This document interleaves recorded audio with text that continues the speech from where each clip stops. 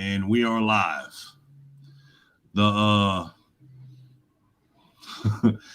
Peanuts in the chat talking about I don't know if you follow Shed Wars. I don't think you're in. Oh yeah.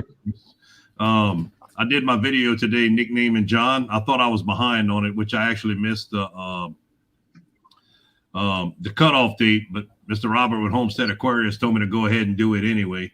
So I did it today, and I called him the Redneck Yankabilly. And oh yeah, I watched that because it was the squeaky door.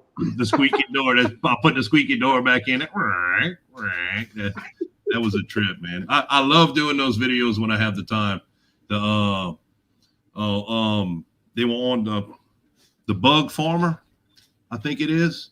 He was on Lions Crest last night. Oh, the Bug Life Family. Yeah, he was on live, and he watched that video, and he was like, "Man, he said I'm laughing so hard right now." He commented. He said the inserts, into it when the video is going on is hilarious. Oh, with Michael Farmer. Dope. The real Mr. Homer. I told him that. I said, I'm gonna put the real Mr. Homer in there. I'm not gonna always put you. I'm just pulling it up so I can follow along a little bit with you. That's fine, man. I know you had some questions and stuff. We're gonna give it, 5-10 minutes. We'll just keep visiting, then we'll start talking about the tomatoes. And if you have any questions or stuff like that, I mean, it don't have to just be about the tomatoes and stuff, visiting too. Well, I'm currently watching your ads because I'm a good supporter.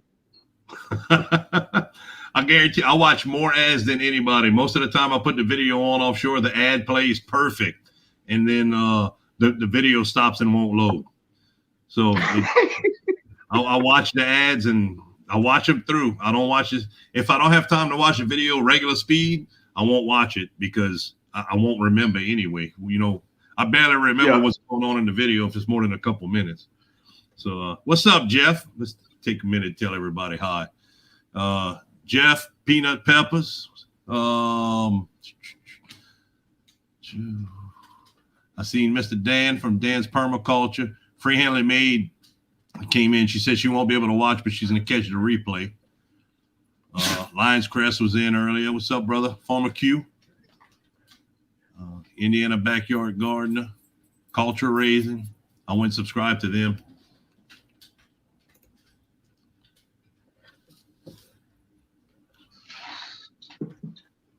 Stuart W., how's it going, brother? Mr. Dan, you back? I'm getting all plugged in and plugged up, and we're gonna wait a few minutes to get started visiting. We were laughing backstage a lot.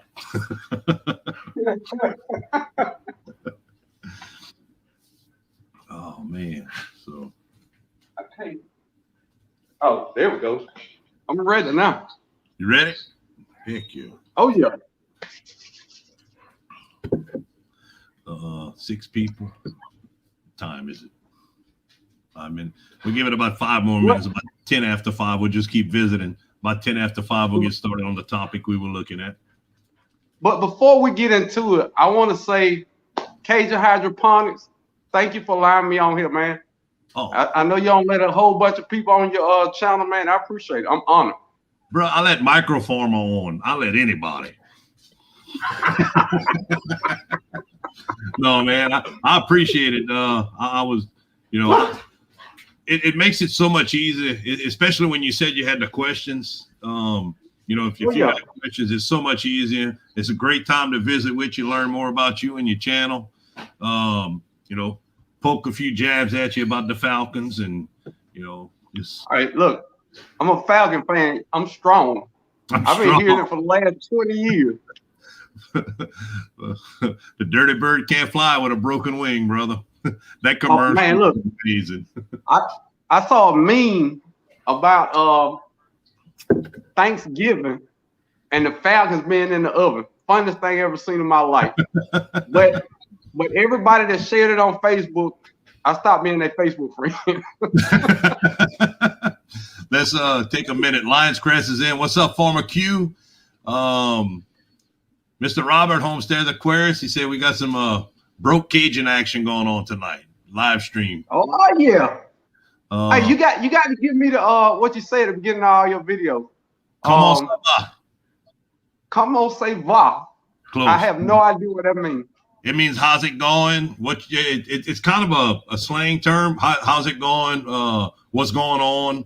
It depends how it's used in the context, but it's mostly how's it going in French, Cajun French comment. Okay. Yeah, come on, ça va, YouTube. Now look, you say I can ask questions. I got them all wrote down. I hope I can answer them all. I hope I can answer them all. Sunday Backyard Farmer, what's up, brother? Mackenzie Lindstrom, how's it going? Go ahead. Best yet, Jeremy. How you doing, best yet? Best yet. Mackenzie Lindstrom. Hey, how you doing? Best yet, Jeremy. Hello to Queen Peanut. Hey, Peanut. Now, Cajun, you know I love to be in the comments in the chat. So I got my laptop so I could chat, talk. I like the full effect of it. I have an issue, and I was saying that the other night. We got about 4 more minutes, and we'll get started on the topic. You know, we'll keep visiting. But I have a bad issue with visiting and talking about what the conversation is, and you know, kind of neglecting the chat. So that would be great. Oh, yeah. You know, if you're following along. Also, you know, after about the first half hour of talking, you know, if we still have more points you want to hit or more questions, we're gonna do it however the flow goes. But you know, at some point, if anyone else has questions or someone else wants to come up on the panel, you know, we'll go ahead and bring them up just to visit. And I mean, we get fried bologna sandwiches. I mean, that's usually what I talk about in my life. I ain't had that in a long time, bro. Tons of pizza. Oh, we got tons of pizza. We got 7 pizzas today for the party, and only about 6 kids showed up.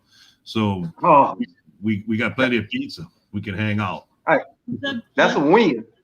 That was not a loss. That was definitely a win. Oh yeah, I'll be eating that for breakfast instead of toast bread. Cat without the hat. What's up, brother? Mackenzie again. Pete's little home said, "Hey Pete, I didn't get to respond to your comment in the video this morning because everybody that typed out the redneck hillbilly, YouTube deleted the comment because I don't know why. I could say it and they don't flag the video, but if you type it out, it automatically deletes the comment. John's nickname, Redneck Hillbilly. Redneck. They're a little more sensitive. So yeah, like Mr. Homer said, they're a little thin skinned. But if we do get to, you know, in depth into some conversation and we're kind of missing some of the questions in the chat, I'll bring up either Mr. Homer said he'd come up and do it, or I'll get Jeff to come up and do it. You know, kind of keep an eye on the chat, and he can stop us at a point where if someone has questions, we can talk about that also. Homestead Aquarius, fried bologna sandwiches. That's exactly how I say it. Sandwiches. Sandwiches. Sandwiches. You can tell he's from the South. Oh yeah. The best thing about YouTube is getting to listen to everybody's accents. Really, I love the accents of everybody. Because the kids watch so much TV and so much YouTube, they're losing the accents of the areas that they're in and picking up the TV accents. And with YouTube, getting to hear everybody's accents is just amazing, dude. I love it. I love the accents, and it's amazing. It's funny to me when I first started making these videos that people caught on to the accent and say you must be from the South. When I don't think that I talk country. Oh yeah. and to you, I can play back, and I'm definitely really country. So, Dan Permaculture Food Forest. What's up, Dan? Before we get started on the topic, why don't you? How's your cups that you did the petroleum jelly on? Is that working to prevent your any bugs or anything like that? I got a bunch of them on it. They got stuck to it. Right. My problem is I'm too lazy because after it rains, you have to redo it. Right. I'm too lazy for that. So it's out there, and it works if I put the Vaseline on it. I'm too lazy to do it. I'm a lazy gardener. That's good. I haven't had any bugs. And hey, that's good. That's good. Yeah. So Canadian proud, get outdoors. What's up, brother? Grow that. Canadian. Now, Cajun, that Canadian proud, get outdoors. He let me call him Canadian. I don't know if he let everybody else call him Canadian, but I mean, he let me call him Canadian. I've called him Canadian, and he ain't fussed. But we'll go ahead. We'll get started. The topic tonight we're going to talk about is tomatoes and pruning tomatoes. Why you should prune them. What varieties you should prune. Stuff like that. The last video that I had, Broke Farmer said he had some questions, and I thought it was a great time to do as close to face as I can with him, and contacted him about doing a live stream and everything. And this is where we ended up today. So everybody, Broke Farmer 76, my brother, even though he's a Falcons fan. We are at 11 minutes and 10 seconds. At 28 minutes and 3 seconds, we're going to pause for a break to let all the Falcons fans know that I'm a Saints fan. And 28-3 is an epic number. So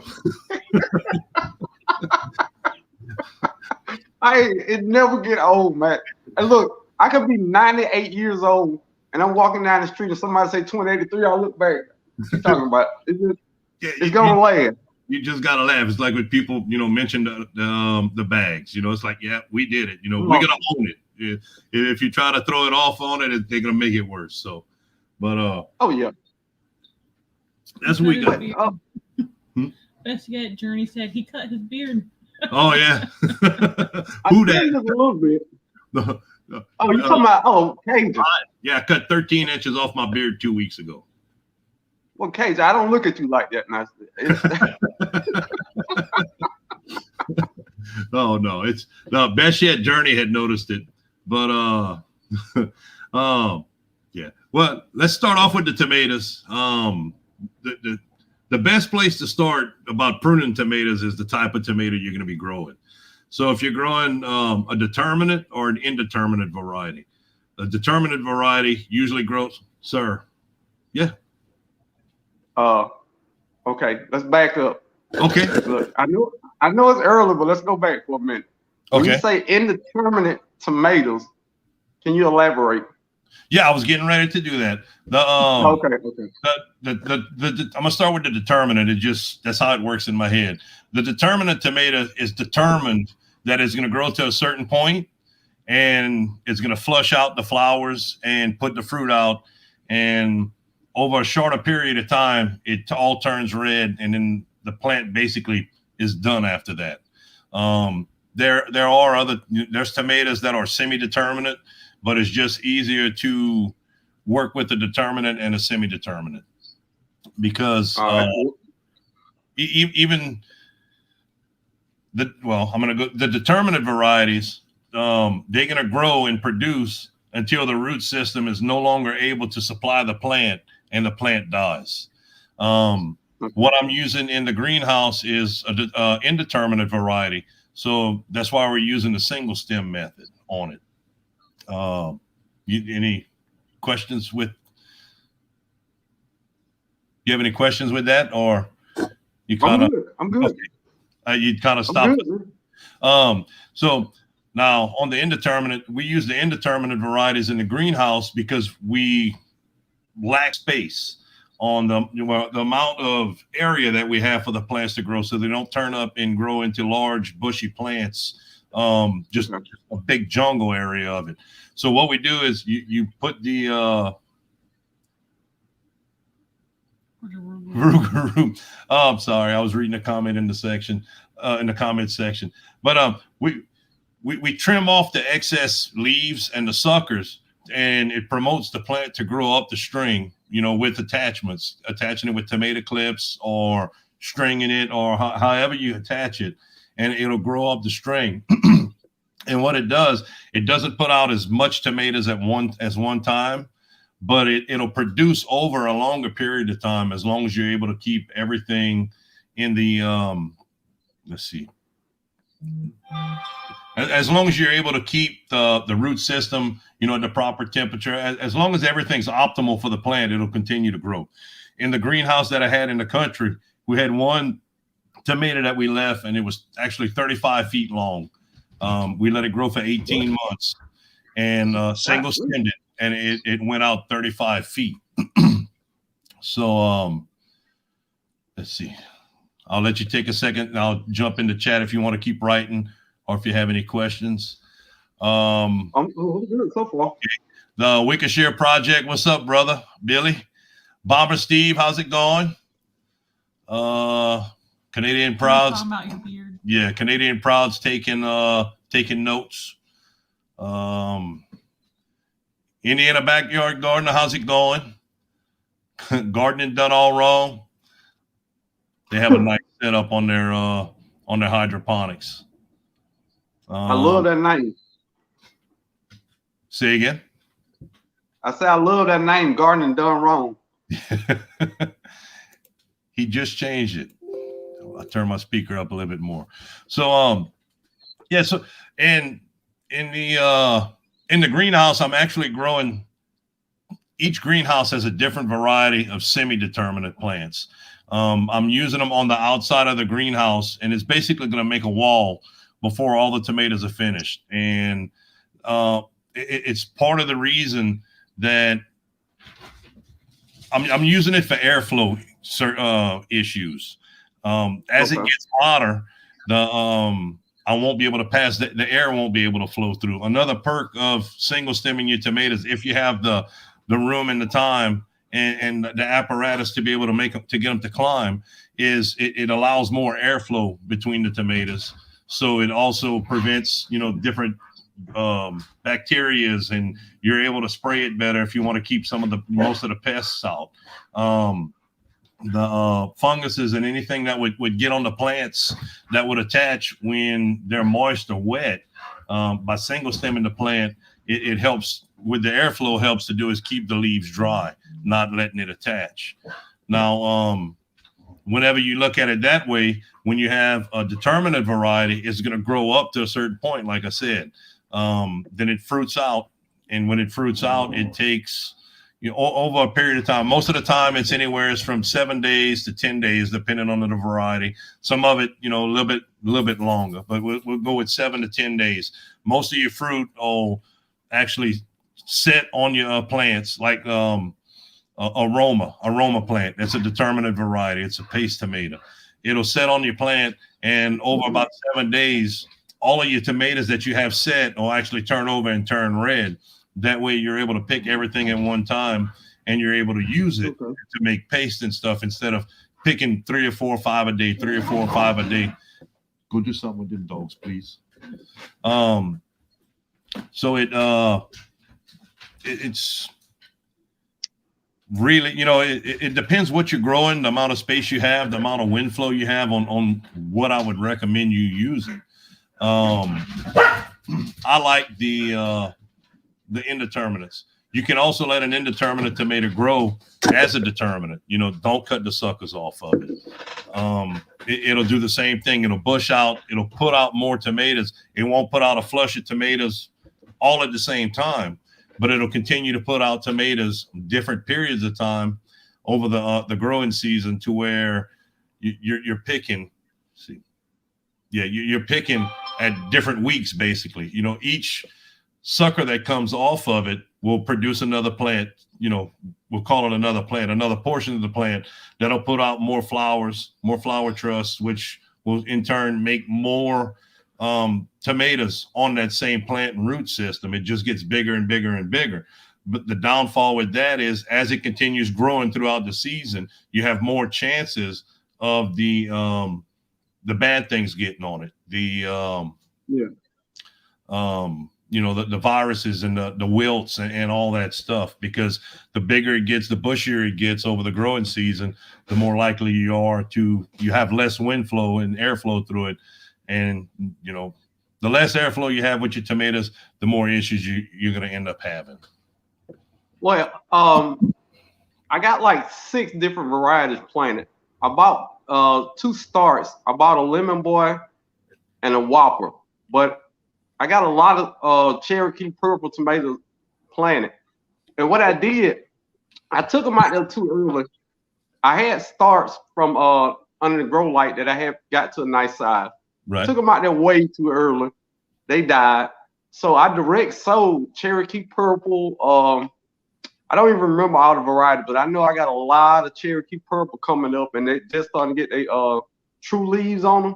Right. So how do I need to approach that? Because when you start saying pruning the suckers off, can't I put the suckers in water and grow them too? You can, as the suckers, get to a certain. If I'm going to put the suckers in water and let them grow to start seeding off to be able to replant, you can actually put them in a garden soil, also a soil container, and it will. Okay. You have to keep it damp but not wet. It's a lot harder if you take it and you put it in the water and let the roots get to about a ½ inch, and then plant it in your soil. And keep it moist but not wet, your plant will take off also. Any sucker you take. Now, my video this morning talked about the hormone. Once your plant starts flowering, it produces a hormone that's in all of the plant. So once that hormone's produced, it speeds up the process for the flower cluster to start coming out. When you start a sucker, you want to make sure that you're starting a sucker from an indeterminate variety. Cherokee purple is an indeterminate variety. If you start a sucker from a determinate variety, if it's already flowered, especially whenever when you plant that, it already has the hormone. So the plant's not going to want to grow up, put out a bunch of suckers and everything on it. It's going to want to grow up, put the flower cluster out quick, and then the plant's going to die. So you're kind of wasting your time with that. Okay. All right. But a Cherokee purple. Go ahead. No, that's good. No, I was picking up my pen. Okay. Yeah. The Cherokee purple is a very good heirloom. I actually have a 2 cuttings I need to go pick up from a friend that has some. But it's an indeterminate variety that will grow. It is also another plant that you want to try to have as much airflow around it as you can, because being an heirloom, it does tend to pick up a lot easier different types of wilts and issues that a hybrid plant wouldn't pick up. What I do in the greenhouse. Go ahead. Yeah, that brings me to my next question. Okay. At what growth stage should you start clipping out the determinate suckers on the determinate? You want to try to take off on a determinate variety. You want to try to take everything off that touches the ground. If you plant small, you don't want to. It's kind of a give and take. What you really want to do is keep the dirt and the splashes from bouncing off onto your plants. So when it's small, you want to try to keep the leaves off the ground any way you can. You can buy small hooks from Amazon. They're cheap. You get like 400 of them for $6 or $8, and you can actually take it. We use them in the greenhouse for tomatoes when the tomato clusters start putting out, it gets heavy, and the stem from the cluster pinches itself off. So the plant can't actually feed the tomatoes anymore. So the tomatoes will turn red before they need to, and you won't get the size to them that you want. You can also use those same little hooks to lift the tomatoes up with the upper branches. You can hook it on the upper branch and hold the lower branches off when the plants are smaller. But you really want to try to keep all your leaves from touching the ground. Normally with a determinate, I try to keep 6 to 8 inches. After the plant gets up 12, 14 inches tall, I try to take everything from 6 to 8 inches off the ground, take all of that off of it. If you have a sucker growing right there, it normally overproduces and slows the plant down because the sucker's pushing. It's one of the early parts of the suckers. So it's going to push out and it's going to want to flower just like the top of it will. Some people say to cut the first set of flowers off of your off of a determinate variety. Excuse me, a determinate variety. Cut the first set of flowers off of it, and it'll keep pushing the plant to put out bigger, more, continue to grow. But my understanding and what I've read, that really all you're doing is cutting off the flowers that's you're going to end up losing, because once the hormone's in there for the plant to put out the flowers, the plant's going to only grow a certain amount more time, put out the flowers it has, set the fruit, and then it's going to, you know, pretty much be done. Now that's a strictly determinate variety. Like I said, there's a semi-determinate variety also, but there's so much difference in each one of the semi-determinate varieties.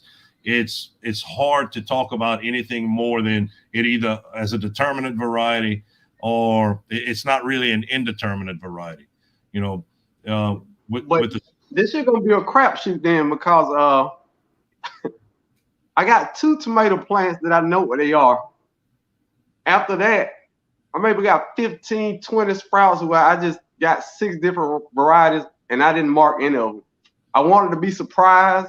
That's before I got this knowledge and this information. And I feel like that was a really bad idea.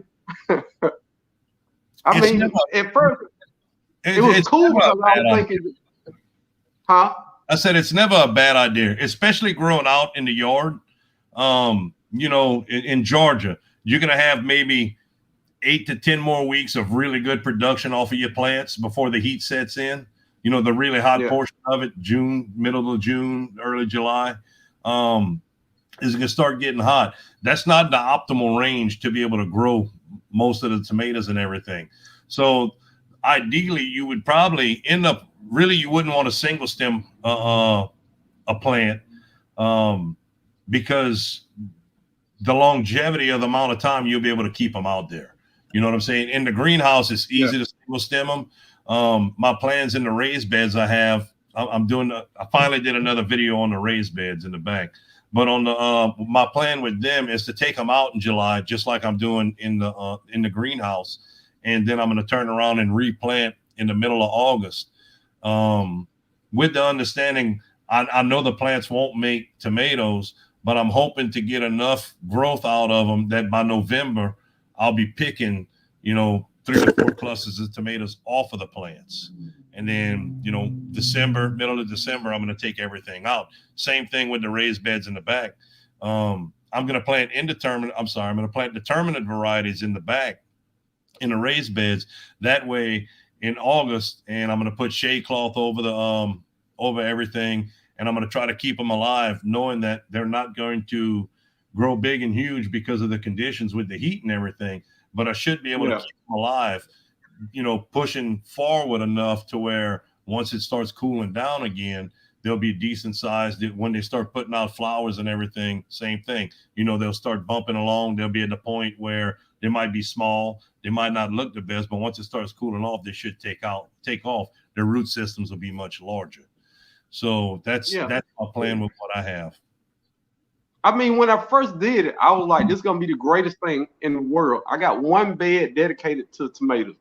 I said, well, I'm going to have an insurance policy and I'm going to buy 2 just to guarantee that I get some tomatoes, because I've never grown them from seed. Right. Last year, and I say that like I've been growing forever. I've been growing like 7-8 months. But last year I bought 1 second. Thanks for stopping by Brainstorm Makers. I'm sorry I hadn't seen you in here. Good luck with your irrigation. I know you're having y'all weather's up and down over there. Thanks for stopping by. Okay, I'm sorry. Go ahead. I just wanted to. I hadn't noticed they were in and they were leaving. I wanted to tell them. Besides fruit trees, we all know I love fruit trees. You know this. Right. But besides that, tomatoes is my favorite thing to grow. So I dedicated a whole raised bed to it. But when they died the first time, I said, well, hell, I took all my tomato seeds I had, sprinkled a little here, a little here. What I didn't figure is that all of them would germinate. So I just got a whole bunch of little tomatoes coming up. Yeah. And it's gonna be fun, and it's gonna be real cool to see what they are, because it's everything from pear tomatoes, Cherokee purple. I even got something called a Mr. Prince. I think it's Mr. Prince or some kind of Prince. Right. Black crimson and all that. So it'll be cool. Black crimson is supposed to be a really good tomato, really good variety. Yeah. With the Cherokee purple, you can dig up the tomatoes before they get too large. If they're not, even if they're on top of each other, if they're 4 to 6 inches, you can dig them up and replant them in different places. You want to be careful digging up around the bases of them. You know, you want to get as far around as you can, pull up the root structures. But the tomatoes are really, if you'd see the abuse I put them through whenever I'm washing the soil off of them to plant them out in the greenhouse, tomatoes are super strong when they're early in their infancy. So you shouldn't have any problems at all. Well, that was one question I had. Okay, we got that one. You say 4 to 6 inches? Yeah, I mean, separated. Yeah, you can do them larger than that or smaller than that. What I do when I plant mine in the house to go out, I put them in a small pan. I get it from the Dollar Tree with the little lids on the top of it. Doggone it, we missed the 28 minutes, 3 second mark. Good. That's it. I'm done with it last time. I buy the little pans at the Dollar Tree, and they have the dome lids on it. The little baking pans or cookie pans. They're about 3-4 inches deep, 12 by 16. And I fill those with dirt, pop a whole bunch of holes in the bottom of it, and then I set them in the Dollar Tree cake pans. You know, they're about 1 inch tall, and they're 16 inches wide, 20 inches long, something like that. But I use the lid. You know, when I water it and everything, instead of buying those high dollar 10-20 trays with the expensive lids that go on them, I just use that. And I'll plant 150, 200 seeds in that small container and let them come up until they get their first, almost their first set of true leaves, depending how my work schedule falls with it. Sometimes they'll have their first set of true leaves, sometimes they won't. But it's amazing how resilient they are whenever you do it. When you pull them up, if you can put them, if they're 4 to 6 inches tall, you can take them and put them in solo cups. You know, like you have some of your other starts you had done. You can put them in the solo cup with dirt, and you want to plant them deep. You know, you could plant them all the way up to the top, you know, half inch, where they still have the two nice leaves on the top. As long as you have that, you could plant them down, and that'll actually promote a bigger root system on the inside of it, because all the little hairs on the vertical part of the stem, all the little hairs you see, that's actually roots. It'll look for roots. When it's really wet and you go ahead. No, I was just gonna say, I just wanted to replant them in the raised bed. Do you think I need to take them out and put them in something? No, I direct sowed into the raised bed. Yeah, you should be able to just take them, move them where you want in the raised bed if that's what you want to do. It shouldn't be an issue at all. It should work great. If they're growing right there, you know, moving them over a little bit shouldn't have any issues with doing that at all. That should do that. I'm sorry. I got down to the. While you looking at that, 1 second, Walsh Farm, how you doing, brother? I'm trying to be, you know, I'm trying to stay on everything tonight in the chat. Oh yeah. Can I hit one of these comments? Yeah, whichever one. Let me know which one it is. I'll bring it up. All right.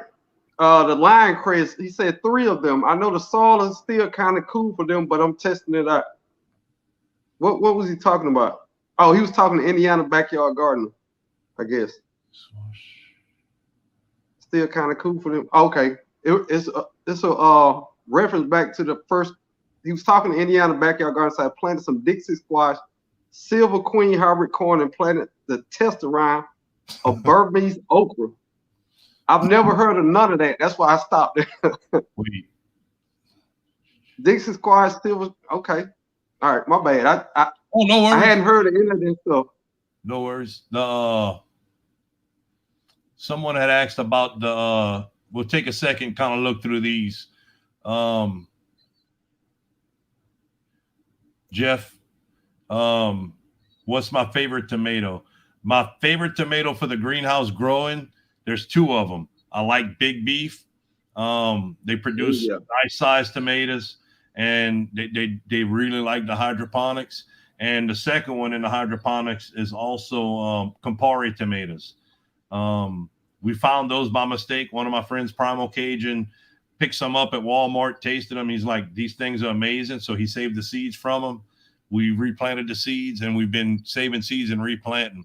Those 2 tomatoes, that's my go-to tomatoes for anything. If I'm looking for a lot of tomatoes with good flavor, those 2 right there. Not looking for 2 and 3 pound tomatoes. I'm gonna hit one more. Go ahead. Gardening done all wrong. Say tomato seedlings tough to kill. Your buy have to be trying to.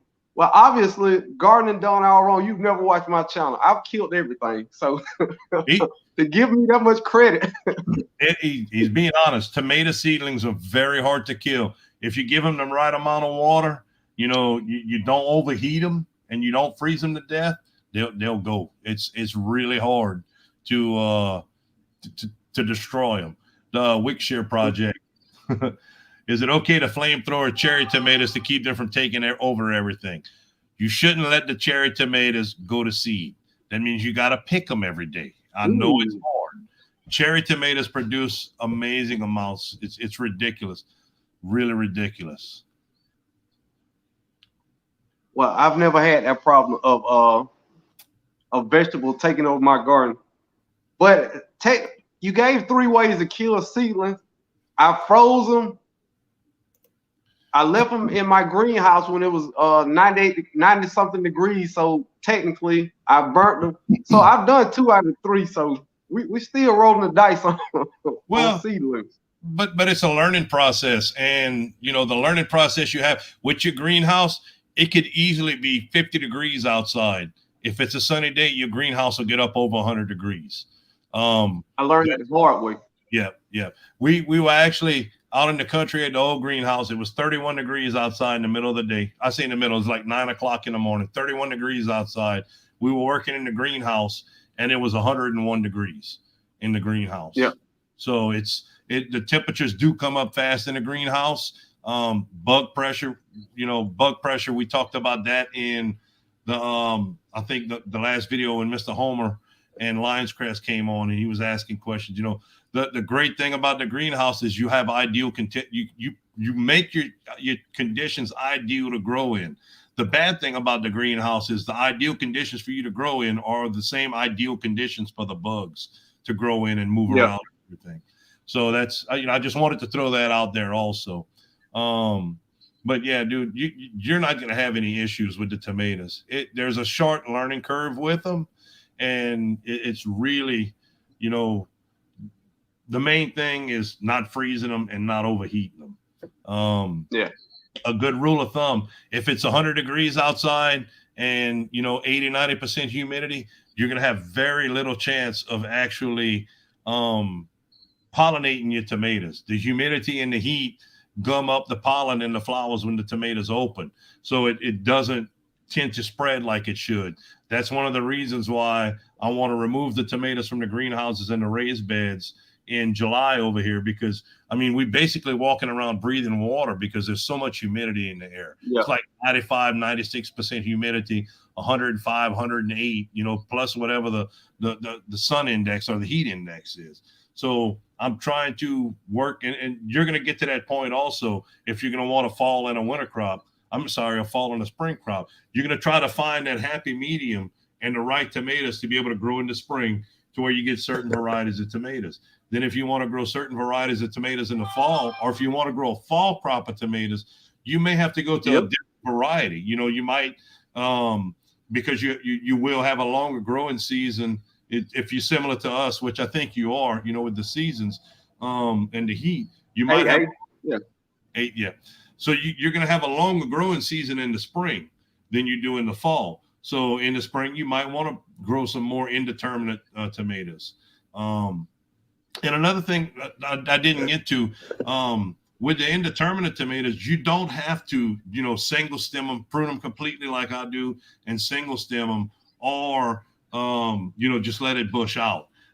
You can actually take them and leave 2, 3, 4 suckers on them if you have the apparatus and let them grow and prune off. You still get your flower clusters as the suckers are growing up, and you could prune off of it. Some greenhouses, I don't have the space in mind or the height to be able to do it. Some greenhouses like Mr. CB actually lets his run with 2, the lowest sucker he has on the plant, he lets it go. So you're feeding basically 2 plants off of 1 root system in 1 bucket in the greenhouse. You can also do that out in your garden. You know, it doesn't have to be either or when you're talking about an indeterminate plant. It can be, you know, you can cut it down. You can have 2, 3, 4 suckers, whatever you want, growing out and bushing out. But then you're managing the rest of the foliage to where it doesn't overburden itself, or you still have wind flow through it and stuff like that. Now, something else about that. I know you can pollinate certain things, hand pollinate. Have you ever tried to hand pollinate your tomatoes? Okay. What I do in the greenhouse, we've been so windy lately, I haven't had to touch them. In the summertime, when it gets really hot, or it's starting like June, we start losing the wind when it's just starting to warm up really good in the mid 80s, the high 90s. And, you know, I just walk through and I tap the strings and it shakes them. And I've never had any issues with pollinating. You can go and take a Q-tip, just like you would a squash plant, you know, go into flower, take the pollen off the flower and go around and pollinate the tomatoes. But, you know, like I said, at that point, when in the season where it's at right there, it's more beneficial to me because of the excess heat we have. The excess heat at that point is going to be causing thicker skins on the plants. The more fertilizer I'm going to have to put, excuse me, additional watering I'm going to have to do because of the heat, the evaporation and stuff like that. It's just a better time for me to step back, clean everything up, take a break, because, you know, basically I've been started. I'm since the middle of January. I'm sorry, since the middle of December, I've either been cleaning the greenhouse or pulling the tomatoes out of the greenhouse from the fall. So I'm trying to break, you know, it's good to have a break, because if you don't have a break, then you end up overburdened and you get burnt out. So my break is in the hottest part of the year is what I'm looking for. Yeah, I see what CB Greenhouse and Garden said, shake G's. Like G's, just shake them. Okay. Shake them babies, they will pollinate. Shake them babies, they will pollinate with no problems. He's exactly right. A little bit of wind, you really don't have a whole bunch of issues with pollinating until your humidity and your temperature start getting up there. You know, Mr. CB's up in North Carolina. So I gotta check his channel out. I've been meaning to get over there. Yeah, he has a lot of great information. He grows hydroponic in a greenhouse like I do, and he also does straw bale gardening. That's pretty neat. Straw bale? Yeah, he takes bales of hay, bales of straw. He preps them and he grows them. He basically takes them and turns the center portions of them into compost over, I think it's a 6-week period of time, by conditioning the bales with different types of fertilizer and stuff. He plants in them and it grows well. It grows amazing. Okay, I got to check them out. In the backyard, gotta spank them. Gotta spank them. Gotta spank them. Yep. Go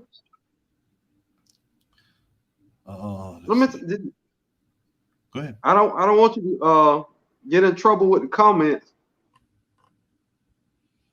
I'm trying to. It was a good spot when he said that about shaking them, so I'm trying to take some time and look through them to see. Yep. Vineyard chicks also. They're starting some straw bales this weekend also. Yeah, everybody's saying the same thing. Shake them, baby. Britain Farms said, "Hey, how y'all doing? I'm sorry I missed y'all."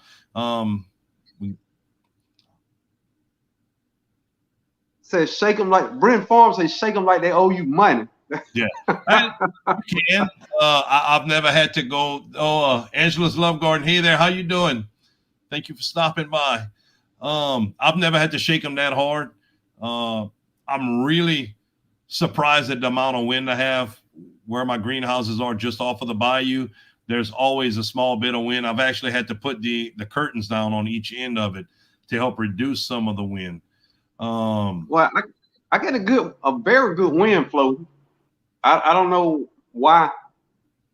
I mean, I'm not close to water or anything, but I always get a good wind going through there. The wind is amazing. Wind is your friend. Not hurricane wind, but wind is your friend, especially with tomatoes. You know, Wickshire project. That's a good question with the hydroponics. There's really when you're growing hydroponics, it's up to you what you want to put in them. You got to look at the amount of space it takes up, the amount of time it takes to produce versus the amount of fruit or poundage of fruit, edible fruit that you're going to get off of it. My main thing I grow in the hydroponics is tomatoes because I get the most bang for the space with the tomatoes. I am trying an eggplant and it does seem to be doing well with it. I'm not sure what the fruit's going to produce off of it, but that's the biggest thing. During the wintertime, I don't want to plant broccoli or cabbage in the greenhouses because it's basically one and done. By the time I'm able to pick the broccoli in the greenhouse, I could have produced 10, 15 pounds of tomatoes over that same period of time, or, possibly. Yeah. So, and I mean, the broccoli grows well out here during the fall. We can't grow it in the spring, but it grows well in the fall outside in raised beds, dirt, whatever it is. So it's kind of a give and take. It all depends on what you want to grow. I'd love to try zucchini. I'm not going to do it this year. I'm not ready to set up or deal with it. I also have a couple dragon fruit cuttings that's rooted that I want to try putting in there. I don't think they're going to work well. Go ahead. Yeah, that's what I was going to ask. Dragon fruit. What is your zone? Kill all the dragon fruit dead. I'm 9B where I'm at. Bottom 9B. Well, you might be able to do it. Well, I am able to do it. And we were doing really well with them until that Arctic front that passed through. I was at work, not able to get home and put the heater in because of the cold weather. I was stuck staying there, and I lost a lot. That's another video I need to do. I just haven't got around. It's disheartening that I've lost so many plants off of it. It looks like probably 15 out of the 35 plants that I had, I've lost. The only thing that last one that came through, the only thing that died in my one of my raised beds was the rattlesnake bean. And I if you watch a Homestead Aquarius video long enough, at some point you're gonna try to grow them rattlesnake beans. And I was so pumped to grow them and they died. So I'm gonna replant them, but wait. Yeah, that bothered me. Tongue. I have some rattlesnakes somewhere. I thought that was a rattlesnakes. I missed I missed my point to be able to grow beans this year. It's not. I probably could, but with everything else going on, it's just not. I'm not pushing to try to get it. I'm late by probably 4 weeks, 3-4 weeks, and it's just not. I'm not pushing for it. I am trying to look for some yard long beans. If I can find some yard long beans, it's a more heat tolerant. They really like the heat, similar to what oak is, from what I understand. So, if I can find some of those, I will plant them. Jason Abrams, what's up, brother? Boom Child. Boom Am I Child. pronouncing that right? Yep. Oh, yeah. She's another Shed Wars. All right, now for everybody in here that's for Team Will It Grow, I'm woodcutters over here. Just what it is. I watch more people's videos as woodcutter. Homestead Aquarius, Arkansas woodcutter, you. So I guess I'm a woodcutter. I guess. It's team It Won't Grow, team It Grows Slow, or team It May Snow. It may snow.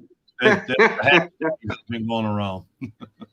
But and I like Shed Wars, and it's something that I'm really interested in. But it's two problems with Shed Wars. Y'all got rules, and I don't grow enough. So once I get to a little better, I'm gonna stop you before you go further. It's not that you don't grow enough. They have people that's actually growing on patios or balconies out of apartments in a couple buckets. It's the grand scheme of Shed Wars is to share how you grow, show people how you grow with your tips and everything with it. It doesn't matter how much you grow. There's always somebody that's gonna be watching and looking that might have the same amount of space or the same idea for a setup as you. So what Shed Wars is, they just put a bunch of teams together they picked teams to where it's kind of even, and I say kind of even. They pick teams, but everybody's growing different. Not everybody's growing on 100 by 50, section. A lot of people are growing in raised beds. It's really not where you have to grow this or you have to grow that. It's just about showing how you grow. What you're doing, Okay. how you're doing it, giving you tips, giving you techniques. Even if it's not working, show it. Look, this is what I tried. This is what's going on. You'll have people that'll be able to, might not be people that's watching your channel right now. Somebody else might. I've had that problem before. Try this, or you're helping someone else down the road be able to prevent that from happening. So there's a whole bunch of good things about Shed Wars. It's not just about how much you can grow, and it looks fun. I ain't gonna lie. I like the trash talking. I like the trash talking. And the good thing about it, the people that trash talk the people that trash talk. You know what I'm saying? Yeah. If somebody's not trash talking, they don't just pick a name out of the Shed Wars of the other team and start making fun of them. So it's back and forth with the people that want to be the back and forth. Team, let's go. Hey, Homestead Aquarius got in here. We can talk, brother. I may have a place in the crew for you. Shh. Don't let the angry little man hear us talk. That's John, the angry little man, Roundup Johnny, the squeaky door. And he got all kind of names. So what you call him, the up north redneck? What was that? The redneck Yankabilly. Yeah, I remember that. Yep. So do you have any another question? I do. And this is gonna round out the list, I think. All right. Fertilizers. Now, I'm cheap. I don't like spending a lot of money. So is it okay to use coffee grinds? Because I put my coffee grinds on everything. I get them free from Starbucks. And what's another good fertilizer for tomatoes? Man, that's a hard question. The coffee part's easy. Coffee makes great compost. So if you have any type of compost piles or anything, you can put the coffee grinds in there, let them compost for a while. Put that Atlanta cup up. Go Falcons. Falcons. The coffee grinds are great. You can kind of rinse them a little bit more and put them directly in your raised beds. I don't think it would hurt. I really don't think after it's been heated and the coffee's been made that it would cause any issues. Some things of what I've read have said, it may change the acidity of your soil. I've used it before. Straight 5-gallon bucket of it from the local coffee shop, put it in the raised beds, didn't have any issues. I don't want to tell you you're going to have the same luck with it. But yeah, coffee grinds are great. They're supposed to be high in nitrogen, and worms enjoy them, mixing it in with the compost, and there's a whole bunch of benefits for it.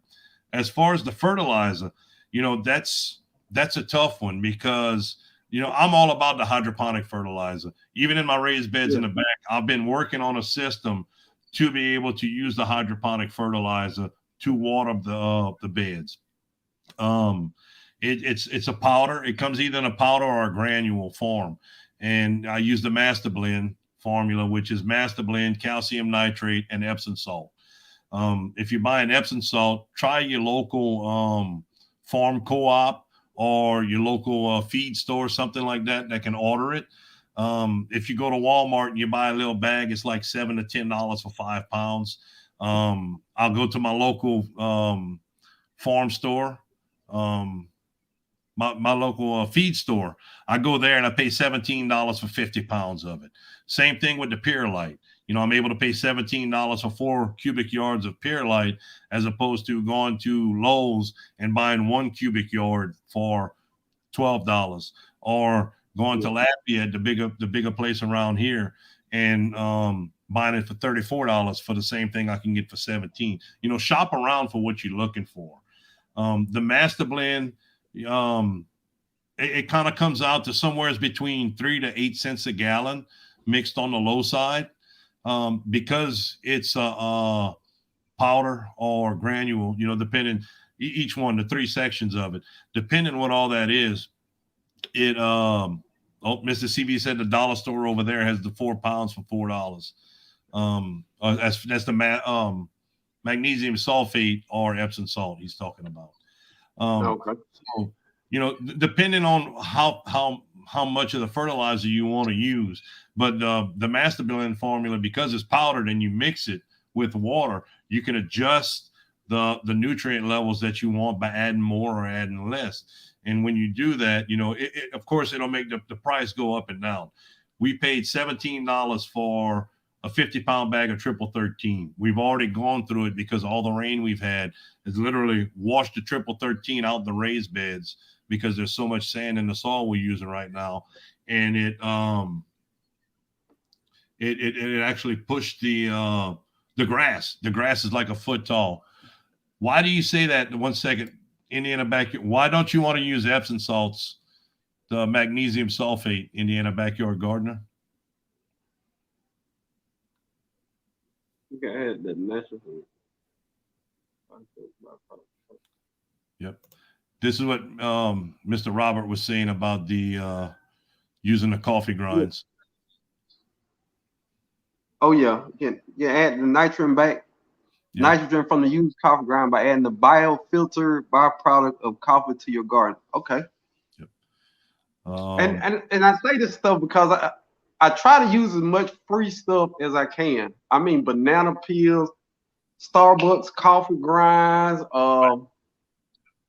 Yeah, I just any old fruit and vegetable scrap, I blend it up and put it around my fruit trees. Yep. I mean, I feed them everything.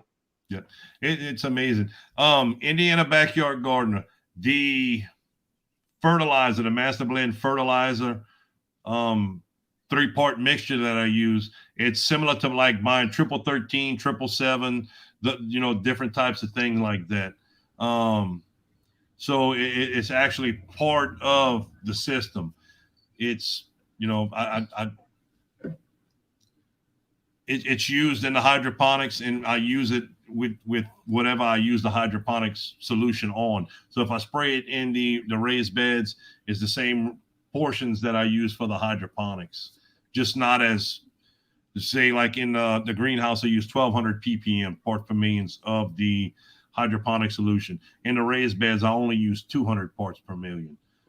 Similar to what Lions Crest was talking about last night. I don't want to overuse it. I want the plants to be able to use what they're using. So, wow, we got 25. I'm gonna go ahead and put the link up, brother. See if anyone else wants to come up and talk. If anyone has any questions, wants to come up and talk, we can go ahead and take care of all that. And where's Microfarm at tonight? Oh, he's probably taking a nap, or his queen probably put him in check. He been on that computer too much the last couple of days. She was probably watching last night when he said that was his computer. She probably took it away. She showed him, that's not your computer. You were borrowing that. Look, all the days when he up on your channel, he talking trash. Well, the one day I got to talk trash back to him, he ain't in the chat. Any other time he in there. I just put the link. If anybody would like to come up and join, y'all are more than welcome. If you have questions, the Wickshire project. Do you flush out the water frequently? How often in your hydroponics? This is the first year that I'm actually gonna try to. Well, I'm not gonna try. I'm gonna actually remove the water every 4 weeks from my tanks in the greenhouse. So what that's gonna entail is I'm gonna remove the water, push it out into the raised beds. I don't want to just dump it and not use it. So I'm going to take it, put it in a tank, bring it in the back, use it to water out my the raised beds in the backyard. I'm going to go behind that, put 120 gallons in my tank, circulate it for 2 to 3 hours. I'm basically going to monitor it as it's running through the buckets. I'm going to continue to check the ppm and the EC on it just to make sure it's coming up. Once it finishes or it levels out, wherever it levels out at, I'm going to pump that out, go ahead and water in my my raised beds real good, come back with one final flush, with another 120 gallons and run that again until the ppm either gets, I know it's not going to get to zero, but till it levels out again. And I'm hoping at that point that it removes all the salts, all the excess nutrients that are built up inside the perlite and inside the buckets that aren't moving around. And it'll be able to be reused out in the raised beds. Then after all that's done, I'm going to come back with fresh solution, push it in, let it run for 2 periods, whether it's, well, I'm going to let it run for a day. Then I'm going to go back and readjust my nutrients to where the 1200 ppms are in the greenhouse. So if that makes sense, I might have went Cajun and kind of talked myself in a circle. I do that a lot sometimes. That's why. So y'all mean to tell me don't nobody want to come up here and talk to me and Mr. Cajun? I'm so disappointed in the chat right now. I'm going to tell you right now, it's not Mr. at no point. No. No. Mr. Well, look, if I'm on your channel, it's Mr. No, sir. No, sir. We'll bring CB up. Hey, Mr. CB. CB. Howdy, everybody. I'm being bashful. Nobody needs to be bashful. We're all friends on here. So, look, this is my first time meeting you, Mr. CB Greenhouse and Garden. I heard a lot about you. I've seen you in a lot of different lines. No, that was Micro Farmer. No, I was in the chat. Oh. He was in the chat talking. He was asking questions in the chat. He wasn't up with us. Okay, I thought one time you come in. We had Micro Farmer and Lions Crest with us the other day on that chat. Okay. But when I was talking about the tomatoes and the pruning and everything, you have anything to add to that, Mr. CB? I know. I come in late. I think you started 30 minutes early. No, I started. We started at 2 minutes to 6 or 5, my time, and we actually talked till they had 15 people in there. Yeah, but I thought you had it advertised at 6 o'clock your time. It'd been 7 o'clock my time. No, 5 o'clock Central and 6 o'clock Eastern. We got to get this time schedule straight. Yeah, I mean, we were basically talking about the process of single stemming and the pros and cons of determinate and indeterminate. We talked about how you can single stem a determinate, double stem it, or like you do in your greenhouse, you have two stems on it. We just went through all that. We gave the about the indeterminates, how they grow to a certain point. We didn't really get into the semi-determinates because the semi-determinates can vary from variety to variety. So we just kind of basically went with the determinate and the indeterminate to be able to, ease into the conversation. Well, this year I'm just going to single stem them celebrities in the greenhouses. Okay, so you're not letting it go 2 stems like no, that? not this year. Okay. And the bales out there, I'll let 2, even though we got them packed pretty tight. I still pretty much let 2 come on it. But now with the freeze hit, I mean, we've lost so many plants. I'm gonna probably let some pop out so I can use them as starters to regain here. I mean, we lost a bunch of plants out here. How many did you end up losing? I know you said it wasn't the first night. I talked to you before that second night was hitting, and you said it wasn't that horrible. You said you had some tip burn and stuff. We lost 15, 20 plants so far. Wow. Ooh. I mean, all right. If you double stem, like Danny was talking about, if you double stem it, a lot of people, if you watch some of the hydro videos out there, they put 2 plants in a pot. Well, when you do 2 plants in a pot, now you have roots that's fighting against each other. When you can actually just do let a stem come off, have a sucker grow off the thing, and only 1 root base, and it will basically give you 2 plants. Right. That's what we were talking about earlier. And even outside, you can reduce the amount of foliage you have on an indeterminate. You can reduce the amount of foliage, let the wind pass through, and you could put 1, 2, 3, or 4. You don't have to restrict yourself to the 1 or the 2. You can make the plant like you want it with an indeterminate by having different ones. but you by pruning the suckers off of it at certain points, it'll help with the growth of the plant because it's not overburdened on the root system. Plus, again, the main thing with tomatoes, you need to have good wind flow through them. Absolutely, yes. The airflow is critical, inside or out. I mean, in the greenhouse is worse, but you want it outside as well. Yeah, we do some pretty heavy duty pruning every year. Like Danny just showed his the other day, man. We'll have a stack of doggone branches laid out here for long. I didn't prune my indeterminate tomatoes. I only pruned the 6 rows of determinate. I'm sorry. I pruned the 6 rows of indeterminate tomatoes. I didn't prune the 2 outside rows, which are the Amelias. It's a semi-determinate variety. And I had 16 gallons, a 16-gallon trash bag, slap full. I couldn't push any more inside of it. That's about 2 weeks from the last time I had pruned on it.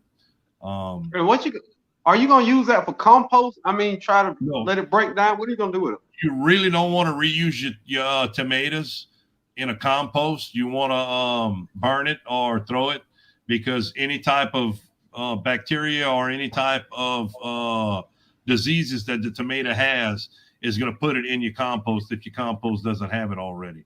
So if you're not going to use it as a sucker right then and there, you really want to discard it. You don't want to put it in compost. Well, I've been throwing it to the chickens, and they've been eating it pretty good. So that's I didn't know that. Yeah. I just got such in a habit of when plants at the end of their lifespan, I just throw it all in the bucket and let it break down. I never even thought about it like that. Some people don't have problems with it.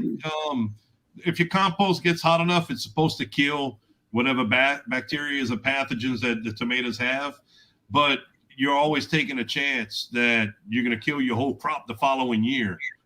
Let me add one thing to that. If your plant has a disease on it while it was growing, you definitely want to trash that or burn that plant. Never put a diseased plant. So if you had any kind of issues with any of your plants, then do not compost it. You want to get rid of them, like Danny was saying. I mean, if you didn't have no problems with them and you had pretty plants the whole year, which that's very, very slim, but then you can compost. Okay. That's some good information. I never even thought about that. I mean, if your plant died early, it's usually died for a reason. That's correct. So I need to just start trashing all those like that. Yeah, for sure. If you see any type of leaf discoloration, spots in your leaves, anything out of the ordinary, which the best thing with a tomato is to burn it or throw it, because you can actually have stuff in your plants that you don't see, that you could be, moving from one place, putting it in another. Then you're going to spread the whole thing across, your raised beds the following year or whatever. Better to be safe than sorry. Yeah. You won't get enough. The amount of compost you get off of composting the tomatoes isn't worth the possibility of, the negative effects from the same little bit of tomato that you're going to be putting in there. Oh, that's good information. I never crossed my mind. Jason Avers. Jason Avers says he throws all his green stuff into a liquid composting system. After 2 to 3 years of brewing in there, any virus in the plants are gone. So that might be something you can look into also. I'm not sure. I've never read into that or really heard of that for that long. Bug Life Farm, how's it going? Thank y'all for stopping by. Cat Without the Hat. And I'm going to take a second and just make sure I didn't miss anybody earlier. It's been a while since we did that. Yeah, I think I've seen a few what flew by there saying hello to me. Hello to everybody. It's kind of hard to see the chat and keep up too. So hello, everybody. Oh, Ed's Crazy Homestead. I don't see him. Oh, yeah. He's up. He's team woodcutter also. John was crying about him this morning on John's video. Oh, we know what Jason's doing with the bodies, huh? Oh, around here it's easier to feed them to the alligators than it is to worry about. That's right. All right. To 2 to 3 years. I don't mean to be so quiet. I'm stuck in the chat. I was looking through it also to see if Wickshare project coming up. Gonna make Billy wait a lot. What's up, Billy? How's it going, brother? Pretty good. It's a thing. There was only 3 of you guys up there, and my OCD, I like 4. So now we're even. We're good. No worries, man. No worries. How was your trip? Y'all had a good trip. I know your back's been hurting you a little bit since, but you enjoyed your little trip? Florida was a change. Beautiful. Love it. Great warm weather. Sun's a little bit too strong if you're not used to it. Yeah. Scottish Irish blood, so I burn, I fry as soon as I step out the door. But the 13-hour drive was terrible going down. When we drove into Georgia, we got to Atlanta at nighttime. It was beautiful. The city's lit up. It was wonderful. It reminded me of Boston a little bit, but Atlanta is much cleaner. I don't know if the crime rate's any better or worse. Who knows? The drive going back up. The kids had school the next day, but we did want to come and visit you. And it just didn't work out, you know. Oh, no worries. No worries, man. It's going to work out someday. Yeah, absolutely. Once we get an RV, once we get our own property, we'll be able to see just about everybody on the panel and get everybody together and do big homestead gatherings and stuff. But I just got to get some unrestricted property and build all my cabins and be able to house hundreds of people and feed hundreds of people. I don't have to worry about that because you're all growers. So I'll say, you know, I can make BYOF, bring your own food. I'll bring the gumbo. Yeah. All right, what part? Well, you just was going to Atlanta? That was the only part of Georgia you stopped at? Oh, no, we drove through. It was 815 miles. We went from Jonesville, Virginia, all the way down to Clearwater, Florida. Just nonstop, 13 hours. Look, anytime you come into Georgia, you have to stop. Get something to eat and enjoy it. You got to enjoy the culture. You just can't drive through Georgia, man. Georgia is a beautiful place to be at. Stop in and get something to eat, man. Get some barbecue. Something. I went to Shoney's and ruined my experience. You know, it's just, hey, look, like going on Applebee's. People who've never been to Georgia, their only idea of Georgia right now is Shoney's, and I think it's like 3 Shoney's left in the world. Yeah, but they're right off the highway. You can't miss them. You know, it's like, I'm gonna stop for food.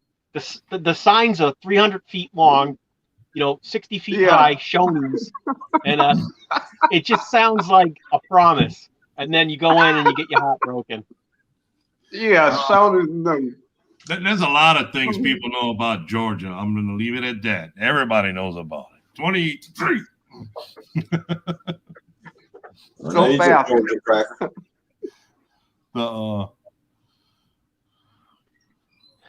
So on hydroponics, right? Hydroponics, we talked about flushing the water out and using it for the garden beds. You don't want to waste it. Right. You mentioned tomatoes can carry disease. You don't want to spread it around. But I thought composting things supposedly kills everything. No, not always. Not right away, no. Yeah, like Mr. CB, not right away for sure.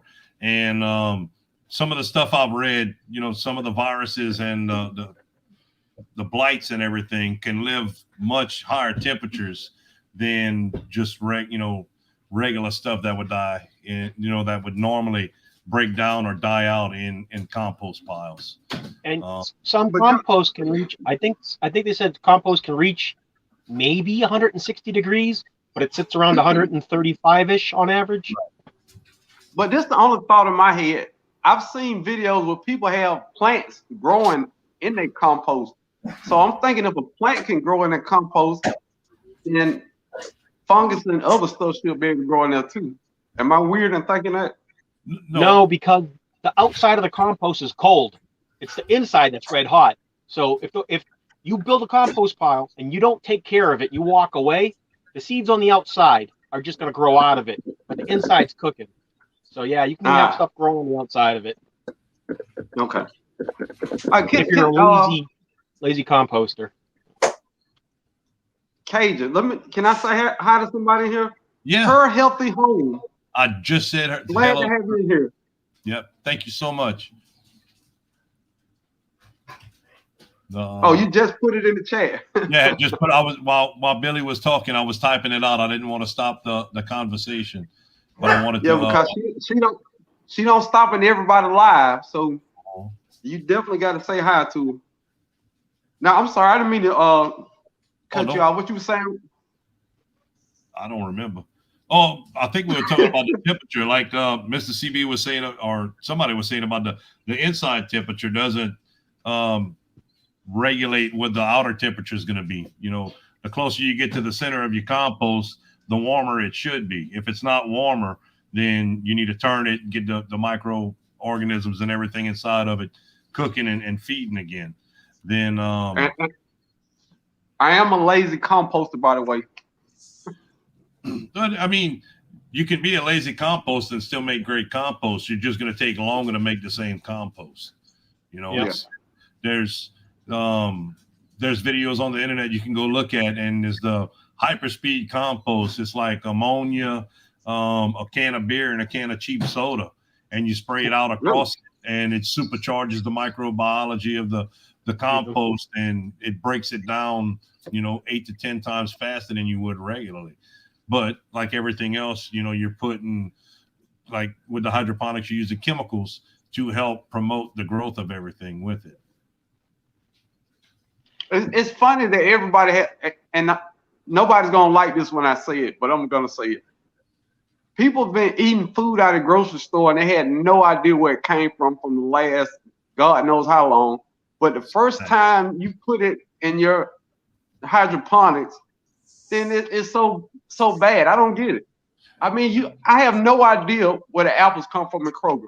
I just know they showed up in the bag and they cost way too much. That's all I know about it. And I eat them. I've been eating them for the last 44 years. So, and all the tomatoes and stuff that's shipped over here are sprayed. Yep. They're not even fully ripened yet from over there, and sprayed them to hold them. And people have no clue to all the chemicals they're eating. That's right. That's right. When they came by, when they came by local vegetables, they're going to complain about what local vegetables cost to start with.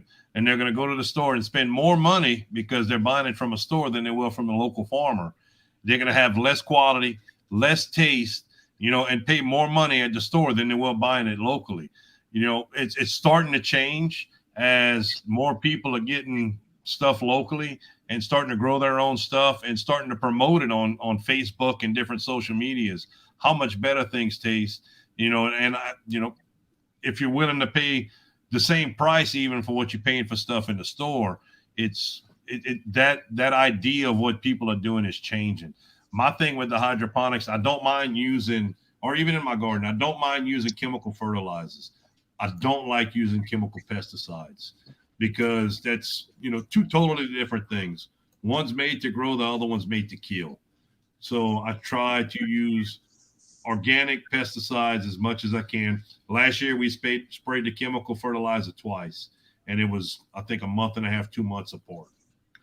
It's crazy. crazy. Ed's Crazy Homestead said he got a question for you, Cajun.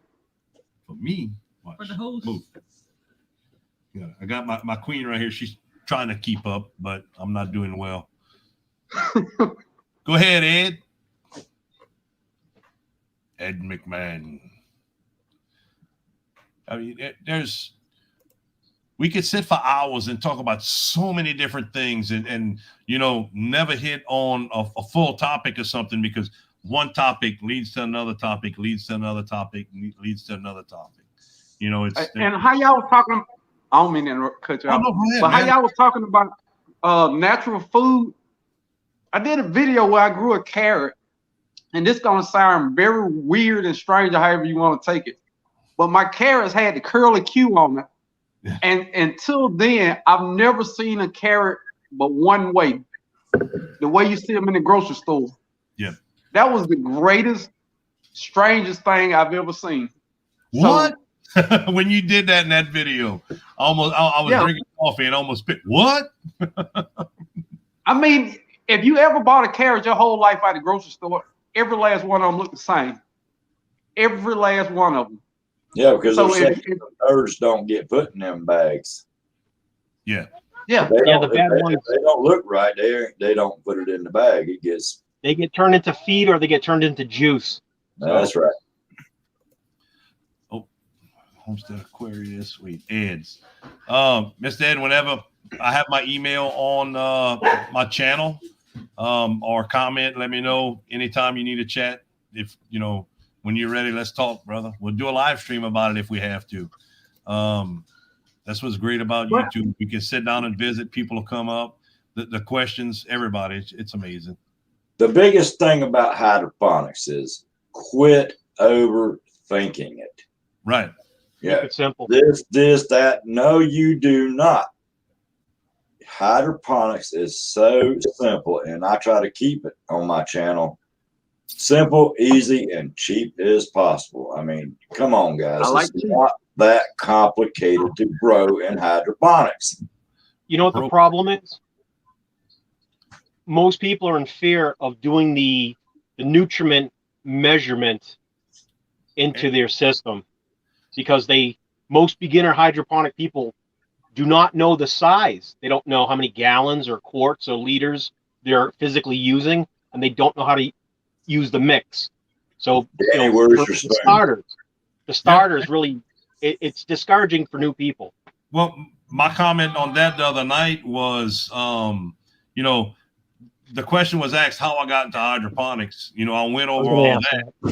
But, the main thing was the reason it took me so long to get doing hydroponics was because everybody I watched, every time I do a search for hydroponic greenhouses, it was all the bigger channels. And all the bigger channels at the time were talking about was, you take this percentage of this percentage of this percentage of this, and then you put this much water, and then you figure out your percentage. When I finally met my partner, Rob, that was before I met Mr. CB, but when I finally met Rob, Rob's like, dude, he said, this spoon right here, Master Blend, shoop, 1 gallon. Yep, 1 gallon right here. Calcium nitrate, same spoon as the Master Blend, shoop, right here, 1 gallon, same gallon. Epsom salt, half the size of the other spoon, shoop, right here, 1 gallon. Now, he said, I think you can take that and figure it out to however many you want to do. He said, you're from Louisiana, but I think you got that. And that's what really kicked me into, hi, I'm from Louisiana. 1 teaspoon equals 1 tablespoon. 1 teaspoon makes 3. Okay? Let's take the grams and all this crap away. That's why look. Spoon. Show them the spoon. That's it. Well, I don't have it. I don't use it by the spoon. I make it by the cup now. Oh, yeah. I use a cup. That's what I'm thinking. Did everybody get an email about having a spoon right at hand reaching, and I didn't get the email? Because I don't have a spoon. I don't have a spoon. Look, I got a cup of coffee. I got a cup. That'll make about 500 gallons of hydroponic solution. I feel so unprepared now. Hold on. Got a Homestead Aquarius. Homestead Aquarius is about nutrients, putting in after you grow your carrots. So it makes them grow weird. Okay. Sunday Backyard Farm. We'll get to you in a second. The Beehead Outdoors. Let's take 1 second and make sure we didn't miss anybody in the chat. Beehead Outdoors, how's it going, brother? Thanks for stopping by. I think that's it. Oh, Impossible Machine. How's it going? That's a new one. Let's see. Someone put out a video about carrots. Make sure that your nutrients are in the soil before planting the seed. Adding a nutrient will cause weird growth. That's pretty cool. I think that adding the seeds, adding the fertilizer after causes larger roots on the carrots, and thus the roots get bigger, and it causes the weird growth and everything. I think that was my video he's talking about. Oh man. What is that? Oh. Black spots on my tomato plants. No, plants. Is it on your tomato plants or your tomatoes? That can make a difference. If it's on your tomatoes, it could be a lot of things. It's on the plant. That's mold. Yeah. Not enough ventilation. Hey, girl, I see you peeking in over there. Her healthy home had a question. Let's see. There she is. There she goes. That's the boss that just passed. That's right. You understand, don't you? Not over here. I'm Yeah, he was talking to me. Yeah. That little boy's the boss. Hey, I've been married to her for 40 years now, so you know. I couldn't have been married to Sheena for 40 years. She's got 7 more years before she hits 40. Well, I've been married 10, so Newlyweds. I'm getting up there. Yep, we've been together 9. Married for 5. Oh God, you don't have to remind me. Oh, one more, Cajun. Sifting some soil 55. Glad to have you in here. I don't see them. She got a question too. Drop down one right there. You just Yeah. She asked, "Can you use?" I don't. Let's see. Oh, you already got one up. I'm trying. Well, I'm trying to find it again. I had just seen it. The chat's moving way too fast for this old Cajun. Okay. We'll get back to you in a second, Sunday Backyard Farmer. Can you use the same solution for a wicking tub as you did for hydroponics? I've seen people use it. Mr. CV might be able to talk on this a little bit also. The people that I've seen use it have had issues with blossom end rot and a few other things. It's not recommended. It's not recommended. The only time they had good success with it was, initially when they would pour it in from the top. They wouldn't try to pour it and fill up the wicking portion on the bottom with the soil. They just add a little bit, cup or so, in around the plant to where, they still had their regular water and fertilizer in it, and they put a little bit across the top of the soil. Like Mr. CV says, it's not really recommended for that. That's not the best. Just side dress with it if you're going to. I mean, right. That's you got something, Billy? Yeah. Do you use aeration stones in your solution? Do you aerate your water? Mr. CB does. I'm not right now because I haven't run I have to run PVC pipe.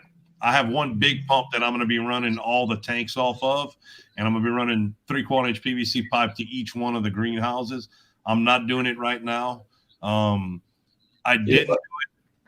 I have air stone in everyone in all my in the tanks and my freshwater top off tank as well. I aerate the water as much as I can. But when you're aerating, now see, here's another thing about aeration when people, especially when it comes like DWC. I see so many people when they lift that lid and that water sitting there just rolling, you're depleting oxygen doing that.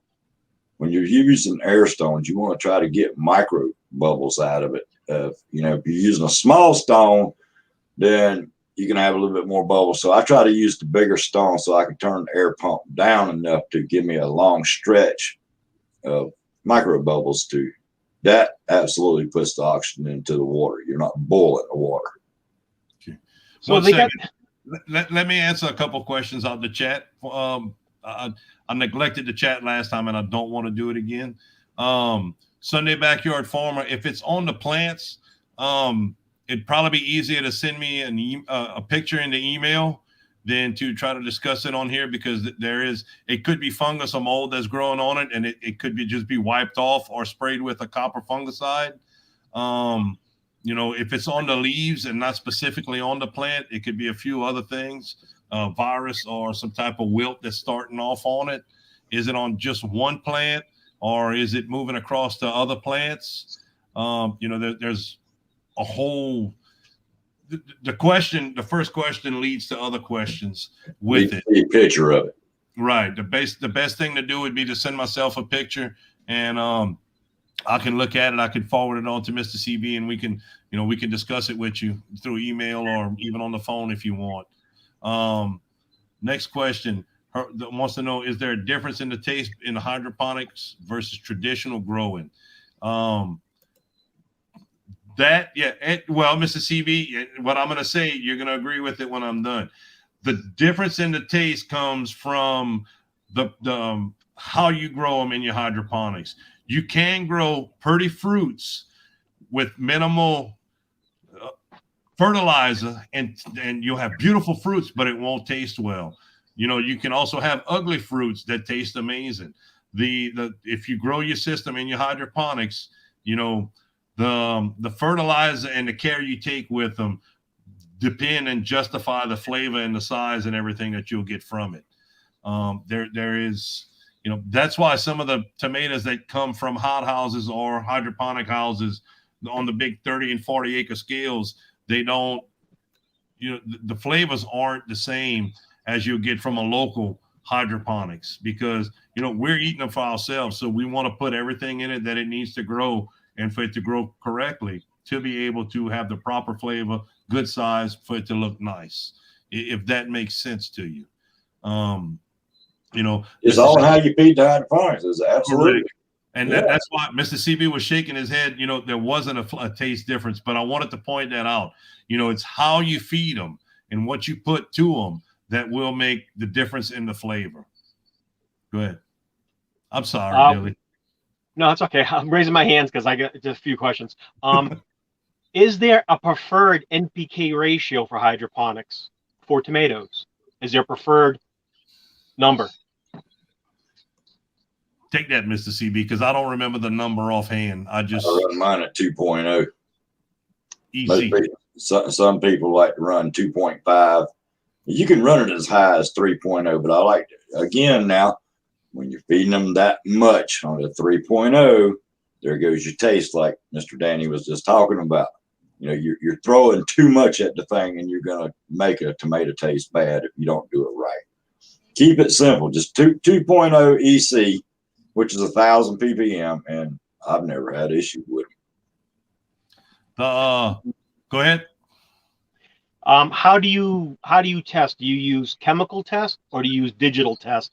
Like digital meter, HM digital meters is what I use. I got tons of videos on this explaining every bit of it for years and years of videos out here on this stuff. The whole track. Is there a preferred temperature? Yes. Can it be too cold or too hot? Yes. Yeah. You want to try to keep your temperature in your reservoir around 65, 68 degrees if possible. Like soil. Yeah. It's chillers are very expensive. Like Danny, if he's trying to cool his down, good Lord, he would have to have a big chiller to do his. And again, I have videos that are showing how I do mine. I just freeze a 2-gallon bucket of nutrient water and I put it in. I got a little freezer and I stack them up in that. And every day when I get home, I drop a block of it into the tank, and it keeps it cool down. We're going to be doing the same thing here. Yep. Well, it's not ice cubes; it's some blocks. A block, yeah, 2-gallon block. Yeah, 2-gallon block. Set the bucket down in there in the solution just for about 2-3 seconds. It'll break free from the bucket, turn it over, and there's a block. Yeah.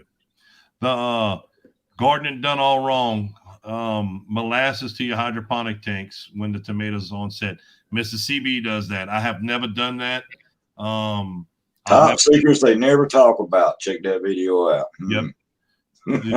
Exactly. Mr. CB's, he just named the name of the video that he has it in. Check it out. It works. It does work. And I know was that? I'm sorry. I thought you finished. No. I just noticed that microfarmer stepped in the building. I didn't know. We're not paying attention to him right now because he's late. So we're gonna act to him like he acted to us. We're gonna make him wait. You know. Go ahead. Mr. I love it. I love it. To finish that molasses right there, make sure it's black strap molasses. Unsulfured. Unsalted. Unsulfured. Sulfured. I'm sorry. Sulfured. Okay. Back to Sunday Backyard Farm. I had stepped out for a minute. Just go ahead, and my email's in the in my channel description. Just send me a picture. It's much easier to figure out with a picture. We can get into hours and hours of discussion trying to figure out what it is. You know, by discussing it without looking at a picture, we really won't have an idea to move forward with. But you can send me a picture. I have my email on there. You know, and I'll get with Mr. CB and a couple others, and we'll discuss it. We can get with you. We'll put you in the email chain with it, and if they all want, and we will go ahead and we'll get you helped out, man. That's the hard thing about tomatoes. There's so many different things that can start out looking like one thing, and blossom out into something else. Microformer. It's okay. I've been waiting my whole life. Go ahead. Do you have any plans for going with aquaponics sometime in the future and giving that a run? I gave it up a long time ago. Yeah. My thing with the aquaponics, the kids want some fish and stuff outside. So I have a couple of old ICB totes that we could use for it. And Building with Todd, he does aquaponics. It's a guy I've been watching. I think he was my 3rd subscriber, actually. And he has a little setup that runs off of a solar. He has a 250-gallon ICB tote, and he has the pump runs off of a solar panel. It only runs during the day. But he uses that section of it just to feed. He grows leafy greens to feed his fish. He doesn't feed his fish anything more than the leafy greens. So he has a smaller fish that feed the bigger fish that he eats off of it. So we do want to try to grow something like that. It'd be more to feed the leafy greens to the chickens than to eat. We could in an emergency, but we're trying to find something that we can also use to feed the, something supplemental for the chickens. So that's what we're looking for with that. And the kids want fish. Every kid wants a fish. No matter how many they kill, they want a fish. Aquaponics is a pain in the butt to keep up with. Let's keep it easy, simple, and cheap as possible. It is. It's not cheap. It's not. You have to monitor your water. Your pH in your water has to be monitored way more than you do in a hydroponics setup, because your fish are constantly pushing out ammonia. Yeah. And you can never break the nitrogen cycle, or you'll lose all your fish. Correct. The weekend show. Go ahead, Casey. No, I was waiting for somebody to say something, so I hadn't told the Weekend Garden Show hi, so I brought, posted her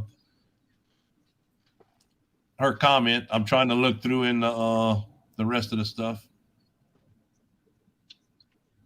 Canadians. Take it easy. Get outdoors. Thank you for stopping by. Stuart W said, broke farm. I got out of the local co-op without buying a fruit tree. My neck did a little itchy when I saw they had some pawpaws. The price tag saved me. Now it's just a reference back to how much I love fruit trees. Every time I'm somewhere to sell fruit trees, I get the itching like I got to have one, and I feel their pain. I feel it deep down in my soul every time I go to my nursery. But here's the thing about fruit trees and berries, berry bushes. You can always get clippings from both, and once you purchase and you have enough, you can start propagating on your property if you're there long term. So always think, I might not get anything for the first year or 2 or 3, but I've got these fruits established on my property right now, and in a couple years from now, I'm just going to keep clipping and spreading and clipping and spreading till I have a food forest that'll sustain me. Yeah, I got some clippings from Myers Lemon that I'm trying to get the root. Burbank Plum, I'm trying to get the root. Dude, I'm excited back there. I'm in the lab experiment trying to get stuff. Rooting is not my thing also. But I watched some videos. I think I'm gonna get a couple to make this year. A little exciting for me. We're going to be we're going to, since I quit going to the property, we went from about 110 blackberry bushes to about 15 to 20, and we're going to start reestablishing. Normally around June, the new shoots come out and they start getting long enough, and with blackberries, all I do is take them. I'm pretty sure I was making a comment. I don't think y'all were talking about blackberries and stuff, but with the blackberries, you know, the vines. I don't take it, cut it, and stick it in the bucket. I take it and I bend the vine over the shoot that I want to prune, and I stick it in the plant. I'll stick the tip of it in a gallon bucket, and I tie it off to the side of the bucket. I'll drill a hole, tie it off to the side of the bucket, and I'll leave it in there. And it'll stay in there until August, until you'll see. You'll be able to pull the bottom of the pot off because it'll be root bound. You don't really have to worry about watering because the mother root is still feeding it. So when the when the mother plant, I'm sorry, not the mother root, the mother plant is feeding it. So, you know, if you keep it damp, you can forget it. I did 100 of them 3 years ago. I did 100 pots like that, and we ended up with 98 plants off of them, and they all ended up doing very well. So we're going to do the same thing. We're going to follow the same thing to be able to do it again. That because we want to start putting more back into the same. Cat Without the Hat brings up willow water. I've heard of that too. Willow water works great for cuttings. I've heard of it. I've never used it. I actually had a weeping willow in my yard, and I took it down because it was going to be right up against my my greenhouse, and I didn't. It was a mess. It was broken, and. You mean just the water come leaking out the tree? I mean, once it rains, just I don't understand willow water.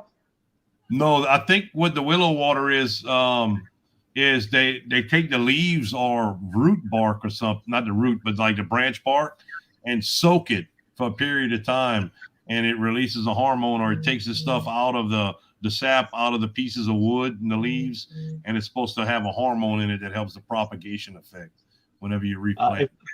If Jason Avers is still in the channel, he can confirm this. Yeah, Jason definitely know. Jason, Jason, you can answer that. I'm just going off of something I read a couple years back. What type of propagation are you talking about? Like starting cutting, starting seeds. There's the hydroponics is super easy to start tomato cuttings. There's great setups that you can find to start lettuce seeds. It's really a good setup. But if you're starting seeds, you really don't want to put hydroponic fertilizer to them from the first 7 to 10 days after they pop. And at that point, you still want to only put just a little bit, very, very small portion of it. Go ahead, Mr. CB. Can you not answer chat in StreamYard? You got to go back to YouTube to answer. No, chat. You should be able to answer the chat. You should see on the okay. Can you see the chat scrolling by? Yeah, I see all the chat over there, but there's nowhere to reply to it. And I've clicked on it. I've done everything. I can't scroll your picture down a little bit. My picture. Yeah, it's all the way at the bottom, though. No, it should say it right below the. I'm blind, so I got my screen blowed up. You know what I'm saying? Oh, it might be too big. You might not be able to see the. Let's see. The portion of it. I got it on my laptop because when I pull up chat, the comments take over the whole screen. Yeah, I'm down to 75%, and I still don't see it. It's going to be just below the chat. If you scroll down all the way to the chat, stop scrolling. I'm at the very bottom. Dang, I'm at 50%. I can't even read that stuff anymore. It's not there. I have no idea. Look. Oops. Am I there? Yeah, we can see it. But that's what it looks like, Mr. CB, what he's showing on the I don't have it. Again, that's my channel, so it'll show me as the Wickershire Project, and it's a chat thing right here. It has a smiley face, and it says 0 to 200, 0 to 200 letters, and then you can use YouTube? the arrow. Are you on YouTube? I'm on YouTube. I'm on YouTube. Well, y'all on a laptop. I think he on a cell phone, ain't he? No, I'm talking about in StreamYard. Yeah, I'm in StreamYard right now, Mr. CB, and I'm looking at it. I'm not having any issues with it. You see what I'm seeing? Yep. I don't know what that is. All the way at the bottom. Go up to the top. All the way at the bottom. Go up to the top. Show. Does it? Oh, I think it's at the top. Comments. I don't know. That's the top, and there's the bottom. Push that scroll all the way up.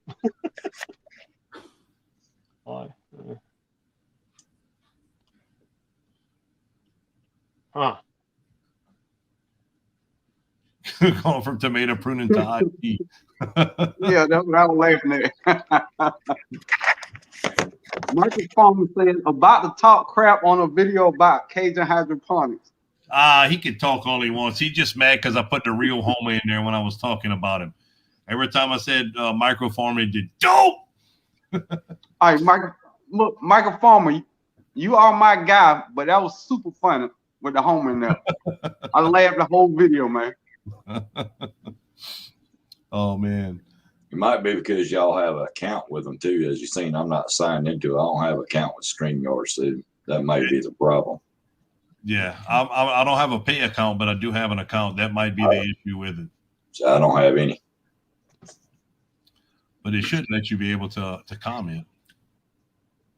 Micro. If I switch back over to YouTube, the lag is tremendous between the two. I hear y'all talking over here on StreamYard, and on YouTube is like way behind. 40 seconds or something, like a minute. Yep. Yeah, it's a little delay. That's because YouTube's AI is filtering. Their little computer that thinks it's thinking is filtering all the crap out, and then when it decides you can talk, it'll post a comment. So they're filtering everything. My big whopping 12 meg speed here in the boonies, Bo. I mean, Won't matter. I've got 3 megabytes. Go ahead. Cat Without the Hat brought up about soaking your cuttings. I mean, is that something y'all do? I mean, do you just soak it in water for a certain period of time, or because I don't soak mine, I just cut them and put them in the dirt and see how it turn out. But I do put rooting hormone on it though. The cuttings for what? You dip them. Citrus, lemon. I've never tried. One I just did recently. Yeah, I couldn't even start to say on that. I have never tried that. Yeah, I just root hormone. I think I said rooting the first time. I think it's the same thing. But the hormone on it, soft, airy soil. I learned that on YouTube. Soft, airy soil with a little perlite and stuff in there. That's a new way I'm trying it. It's Do you know what I've seen for propagating trees? There was a guy on YouTube. He uses just his garden dirt in his backyard. He gets a black garbage bag, and he throws the garden dirt on the bottom of the black garbage bag, and he waters it so it's just slightly moist. He goes and he gets his cuttings and cuts them at a 45-degree angle, you know. And then he just takes those cuttings, puts them in a root hormone, and then he jams them all into the soil. And he ties the top of the black bag, and he throws it in the back of his yard in the middle of the sun. And then he comes back there a few weeks later, and he pulls them out. Let's say he put 20 cuttings inside that bag. He says he gets about 18 of them will have roots and stuff, and then he just plants them in the yard. And that's what I've seen from cutting propagation videos. So Really? Okay. yeah, Because it's searchable. I'm not having that much success. I'm gonna answer Stuart there. I don't use my little dinky cell phone for the internet at all, except for some texting, and that's it. It's too small. I don't do internet on my phone.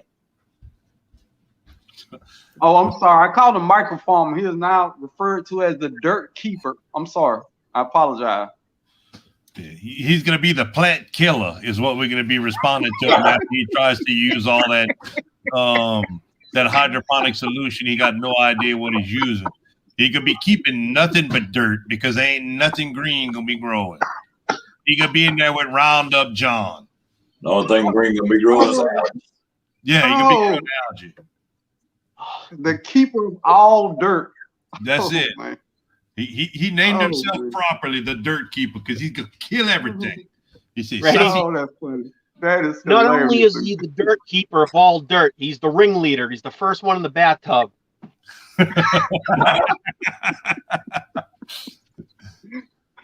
Just part of my big boy tomatoes. Old swamp coat, Danny. I'm gonna show you how I can grow in the dirt like you can grow in hydroponics.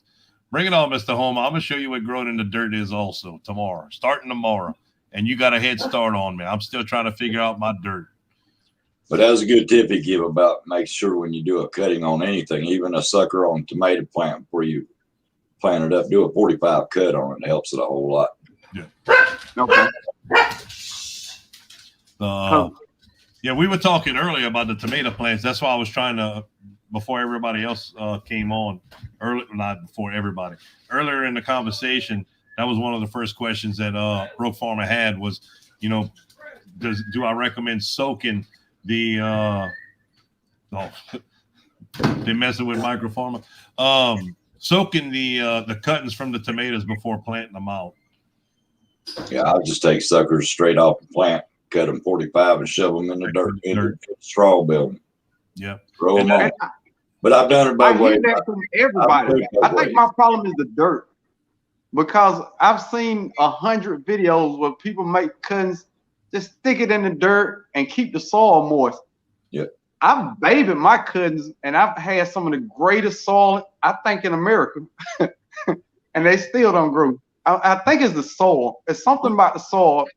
Well, what's the temperature now? If it's super hot out, then yeah, it's gonna be tough on it. If you're trying to do it during the heat of the summer, then you actually need to put it in a little glass of water or nutrient water or whatever and let it root up that way. Yeah. I even showed last year we're doing it in a tote with air stones to show you that way of doing it as well. Yeah. I've shown all three different ways. I mean, CB, you are a genius. Well, I had recommended him putting it in a cup, you know, and letting it get a start of roots. Yeah. Because I've had issues with planting them out. If the roots are too big on a cutting, by the time I put them out, I've had issues with them starting. But a 1/2 inch to 3/4 of an inch of roots growth on the side, they usually take off relatively fast. And, you know, again, the amount of water you have in your soil makes a big difference. You know, if it's too wet or too dry, it can cause a lot of issues. But the best, fastest way is like Danny's saying right there is put it in a glass of water and let it root up, and you're good to go. Go ahead. Because I think it's too hot. I got something from Jason Avers, and it was really cool for him to share with everybody.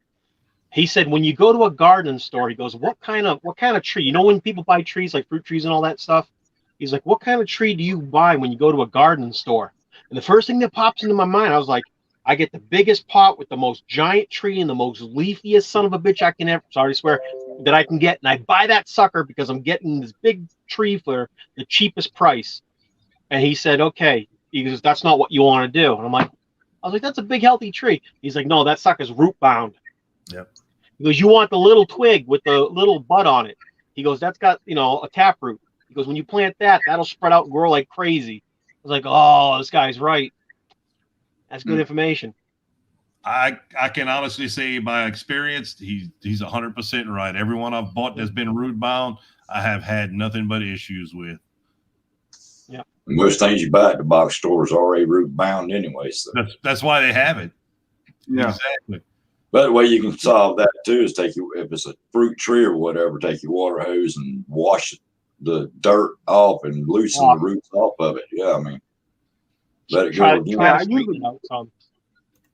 I usually break the roots free and then trim it at the bottom a little bit. Use your water hose better on the roots. I never try to trim the roots on the plants I replant. Yeah, I don't trim the roots. I try to spread them out. You know, I've never had luck. I tried a couple of them trimming the roots on it. I've never had luck with them. The ones that lived was stunted for, you know, a year or two, as opposed to some other ones. And again, the ones I've trimmed have always been root bound when I trimmed them out, the few I have. So let's go through a couple of the comments just to make sure that they don't have any questions. I'm missing something down there. There's a fight going on with Microfarmer. Cat in the Hat, you just keep going. Whatever you're doing's working. Get him on fire. Why is everything in all caps? Because he's yelling. He's yelling. I told him that last night. He's like, I'm not yelling. I just want to be heard. So you're yelling. Okay, here's a question. How do we keep all the worms off our tomatoes? BT or spinoside, how it's pronounced. Spray it once a week, once every 2 weeks. What I do, and I think Mr. CB is similar to it, spray neem oil 1 week and I spray BT the next week. There's other things you can put on it, but if you get on a weekly rotation of neem oil and BT, it will help most of the issues you will have for a good bit. That's both. Yep. There you go. Monterey BT. Mr. CB is probably going to get his cold pressed neem oil. If you get on a rotation of that will help you out with so much of the prevention of the bugs. The thing about the BT, when you spray it, it doesn't kill the bugs initially. They have to eat more once it's on the plant. So, I'm sorry, not the bugs. Any of the bugs that use it, it doesn't kill them by spraying on it. The bugs have to still eat the stuff. It gets in their gut and they're unable to eat after they digest some of that BT. So you want to get it on and prevent the larger caterpillars from getting on there, or worms. So you want to start, relatively early into the season and, spray under the leaves because that's where they eat. You want to try to spray as much under the leaves as you can. And a weekly rotation, 1 week neem oil, 1 week BT or spinoside. And Mr. CB, show us your cold pressed neem oil. Well, yeah, I do use cold pressed neem oil, but that ain't what I'm fixing to show you. Do you want me to show you how to keep all the worms off your plants? Yeah. Off your tomatoes? Sure. Caterpillar killer. I have some of those too. Garden Safe is the brand. I have that exact. BT. See, it says BT. Yep. Worm and garden caterpillar killer. There you go. Yep. Use that with cold pressed neem oil. See, the thing is, now I know he's talking about that neem oil. You don't want to buy neem oil out of the box store because it's so cut down. You want to get cold pressed neem oil, and you have to order that off the internet. Right. Yeah, I got mine on Amazon. Yeah. Okay, so you have the neem oil. You got the caterpillar worm killer. Is that mixed with water, diluted and sprayed on and under the plants? Water sprayed all over the plant. Yeah. Water. Mine don't have to be diluted. It's straight. It's ready to spray. Yes, yeah. I always buy a concentrate. I do not buy already mixed up stuff. You'll end up paying much more buying it pre-mixed than you will buying it concentrate, over the course of the year, because it's going to take a lot. If you figure if you got 6 tomato plants that are 5 feet tall and slightly bushy, you're gonna spray one time with that, and it's gonna be empty. But that's what they want him to do. That's what they want you to do. It's like buying Roundup, Roundup John. It's like buying Roundup in a spray bottle like that. If you're gonna, or any type of grass killer, you have no idea what the consistency of it is. They tell you it's what you need, but you don't really know what it is. So you really want to try to purchase the condensed version of it to where you can mix it with water yourself and spray it out. I think it's like $7 or $10 for a bottle of regular neem oil. The cold pressed neem oil was like $16 or $17, and it'll make somewhere around 60 to 80 gallons of of the neem oil. Go ahead. I've never used it. I just had it in case. Yeah. I mean, the only thing I ever had a problem with in my garden is aphids, and I take the water hose and just spray those out. Right. And the aphids, the neem oil is really good for the aphids. You're never going to get rid of all the aphids. If you got the time to wash and spray the aphids off, it works well. You think you got a problem with aphids in the grow beds? Where do you get a greenhouse with sweet peppers by? Well, he has a small greenhouse, but he's not growing the peppers in them. He just started put some sweet peppers in that greenhouse, by God, and see what happens. It's crazy. What happens? I'm not going to do it now. Well, no, he's not telling you not to do it. What he's telling you is you're going to have to be prepared. Once you see the aphids in your greenhouse, if you haven't already started spraying, it's too late. Because once you see them, they are overpopulated already. You know, it's going to take days and days and days back to back of work to get it out. Because there's eggs. Yep. You got to deal with the eggs. And people like, oh, I killed all the aphids. I was like, yeah, but you didn't kill the eggs. You still got to keep working at it. And the hatch rate on them is like 3 to 4 days. You know, so it's constant. They lay thousands of eggs every time. So it's a constant fight. And people run out to the store there and buy that box store neem oil, and they're saying it's not enough. It's not strong enough. It's too cut down. You got to use cold pressed neem oil and make it strong. I mean, I got several videos out there showing how I battle aphids every year, and you're talking about a mass of aphids. But I show exactly that. I use the cold pressed neem oil, and I go in there with a spray hose, and I wash the plants down thoroughly, and then let it dry for a day, and then I hit it with cold pressed neem oil. I keep them under control. He does. Like I said, you get them in the greenhouse now. You be prepared for a fight. I've never been able to maintain it with the schedule I have with work. Yeah, I can understand that. Yeah. There's no way you can. Indiana Backyard Garden, if you're still here, I know you said you were getting out. Thank you so much for stopping by. It's great to see you tonight. Thank you. And I think the only thing I ever used the neem oil for is right before my fruit trees started budding. I sprayed them all down, you know, try to help out with fungus and all that. But that's it. Fingers crossed, I've been doing pretty good with bugs. Just the aphids, and I can live with those.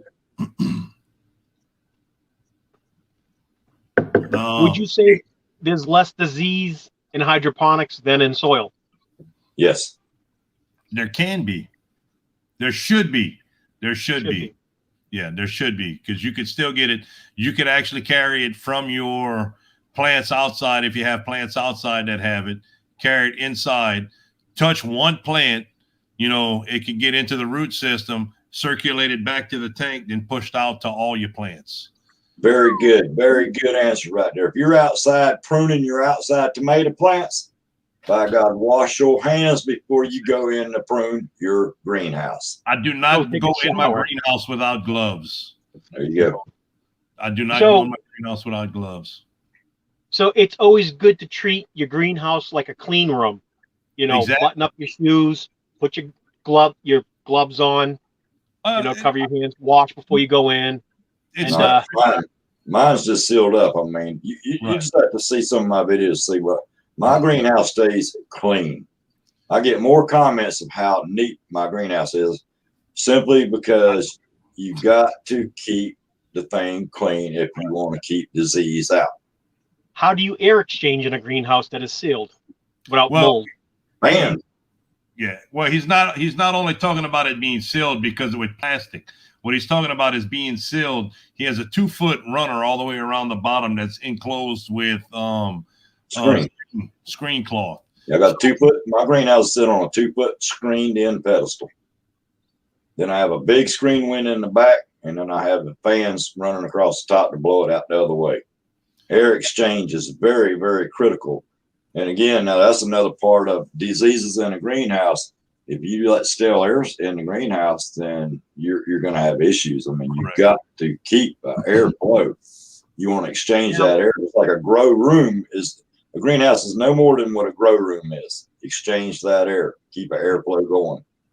So NASA, if NASA is listening, did you just hear that? You can't grow on Mars in a sealed environment. You guys are in trouble. No, that's not what he said. That's not at all what he said.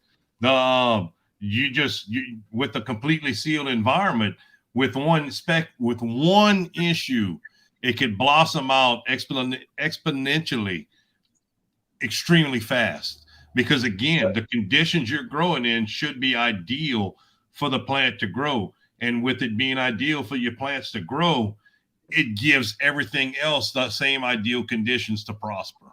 So you get one speck of mold that goes up there with you on a piece of clothing or something that's detrimental to whatever you're growing, and it somehow finds itself into that growing area, it's going to grow just as fast or faster than anything else you're growing. Let me answer this question. Voon, I grew for 2 years in the greenhouse out at the property. It's some family land I have or I'm part of. I had a 18 by 44 greenhouse with 44 buckets and a couple troughs that we built. My stepdad actually, he's still growing in it. I didn't want to take it down when I stopped growing over there. He's growing in it, and I am planning on doing a video. But basically, I've got 2 years before and whatever I've grown so far this year. I've never stopped. I started reading and learning about greenhouses when I was working in Ohio. And, so I probably did about 1.5 years, 2 years of research on it and watched videos before I got to the point of growing. Grew for 2 years, skipped about 18 months, and then I'm back at it now. But you didn't ask me that question. Mr. CB has been growing hydroponically since the waters receded from the big flood and Noah's Ark sat back on the ground. I ain't quite that old now. Come on. Oh, come on. You were had a birthday last week. I mean, come on. You were a deckhand on Noah's Ark, Mr. CB. Come on. No, go ahead, brother. I wanted to say that I was in the middle of age, but I don't know. I think I'm older than both of y'all, Cajun and Wickershire. CB, you might have me. Well, I'm 44. Let's start there. You're a young man. So I'm old. I know I'm older than you, Wickershire. I've been hydroponic growing than you are old. What? oh. Okay, I see that. Okay. That's why I shaved mine off. Yeah, I shave mine once a month whether it needs it or not, and it always needs it. In a couple of years, I'll be 50. I'll be 47 this year. Okay, wait. CB, I'm not gonna ask your age. I was just wondering. I just turned 60. Huh? I just turned 60 last Wednesday. The 60. That's not bad. You don't look a day over 55, CB. No, not a day over 55. Voon, honestly, once your greenhouse or whatever you're doing to run your hydroponic systems, once it's set up and built, the ease of growing it is actually easier than fish tanks.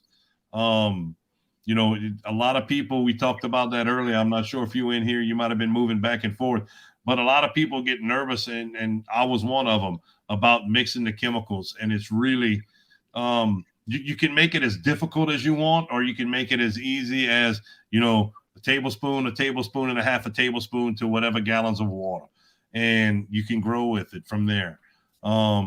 It's super simple. There's a lot of videos that you can watch. Growing lettuce is something super easy to do. You can grow it in your home with hydroponics, and you can grow a lot. It really, it's a lot more simple than it looks.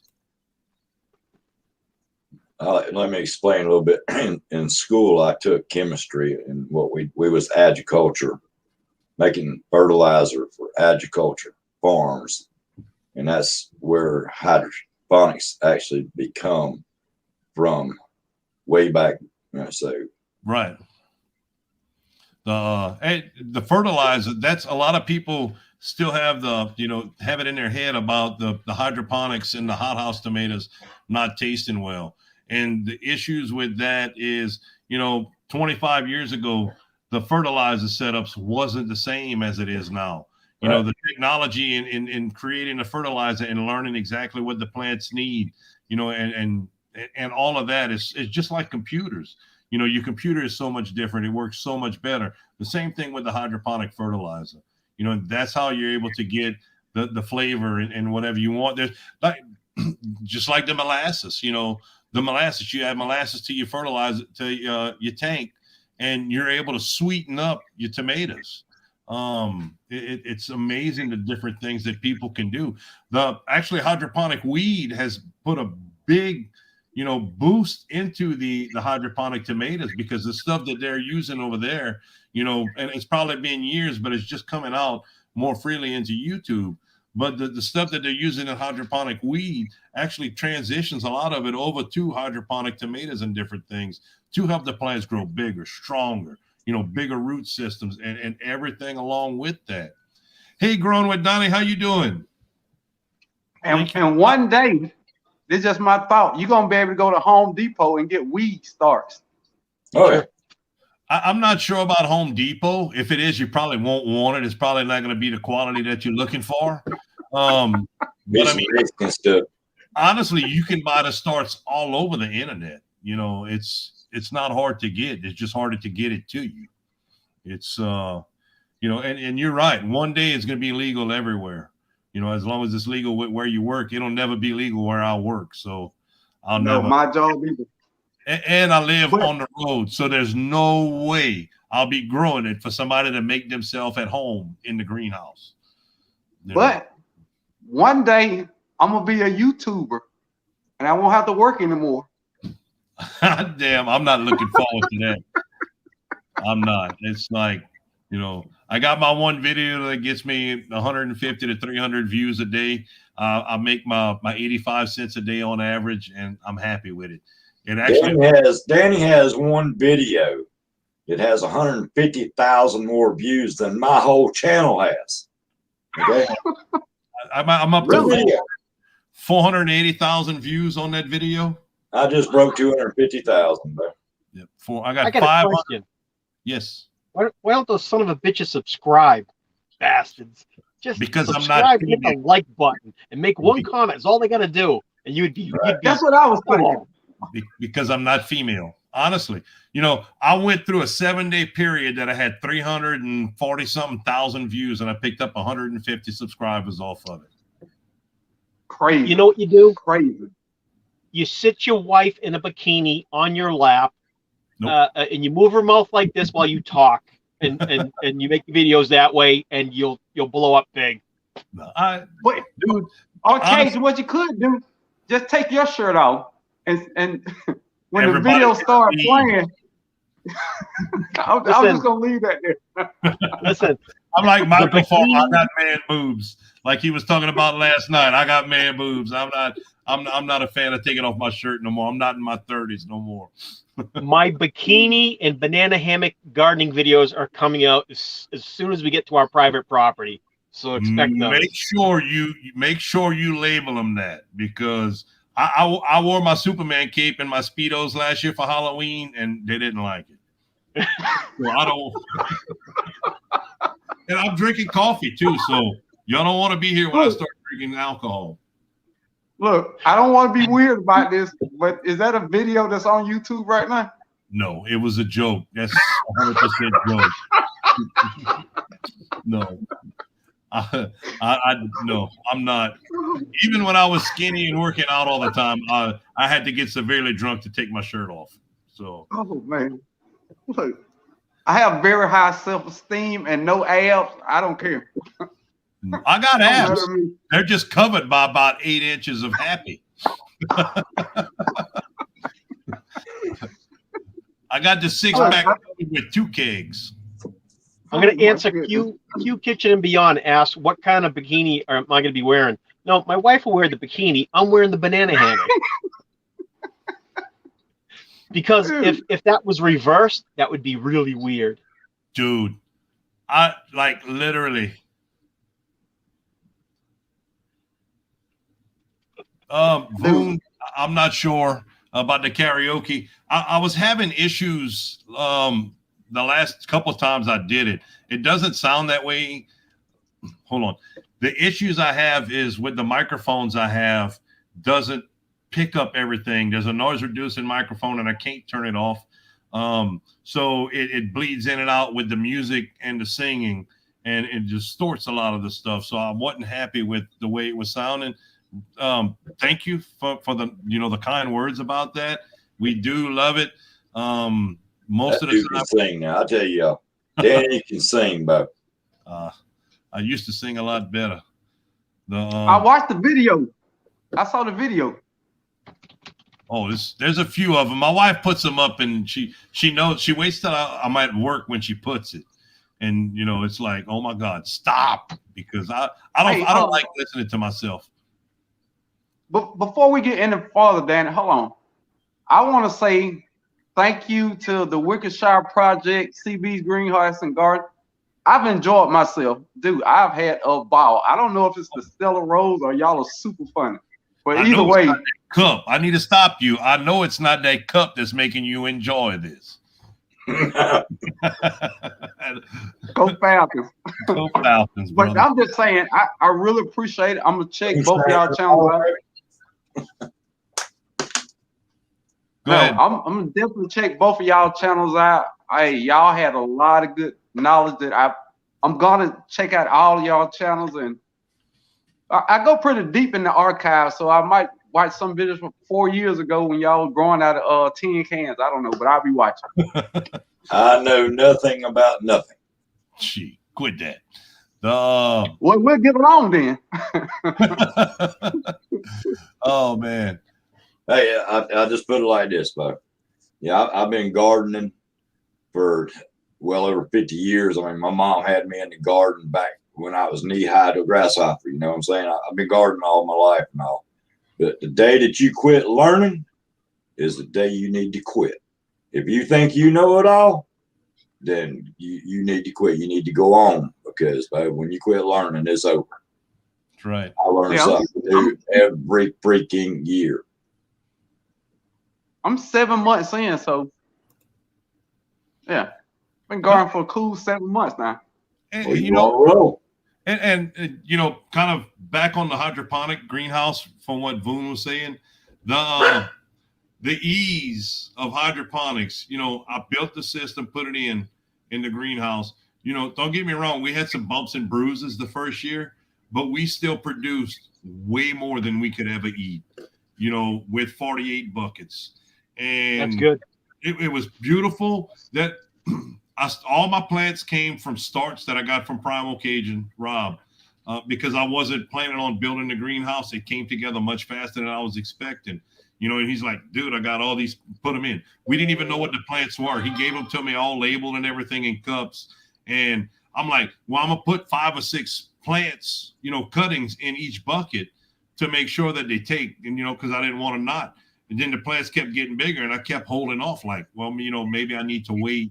You know, one of them's gonna die, 2 of them's gonna die. I'm only end up with 1. Next thing I know, the plants are like 9 feet tall, growing up. I'm pruning them. They're slap full of tomatoes. Buckets are busting. The main thing about, you know, in a greenhouse, you have to prune and you have to be diligent, and you can't put 10 plants in one bucket because it makes a mess. Oh my God, does it make a mess? Let me answer another thing, talking about the taste of the tomatoes, because I sell all of our tomatoes at my shop. I'm self-employed, so I sell our produce every year at my shop, and we have a huge, huge demand. And people always talk junk about, oh man, I'll never eat a hydroponic tomato. They taste so nasty and all that. And they're buying the hell out of the ones from me. Yeah. They're saying that this is the best tomato I ever tasted.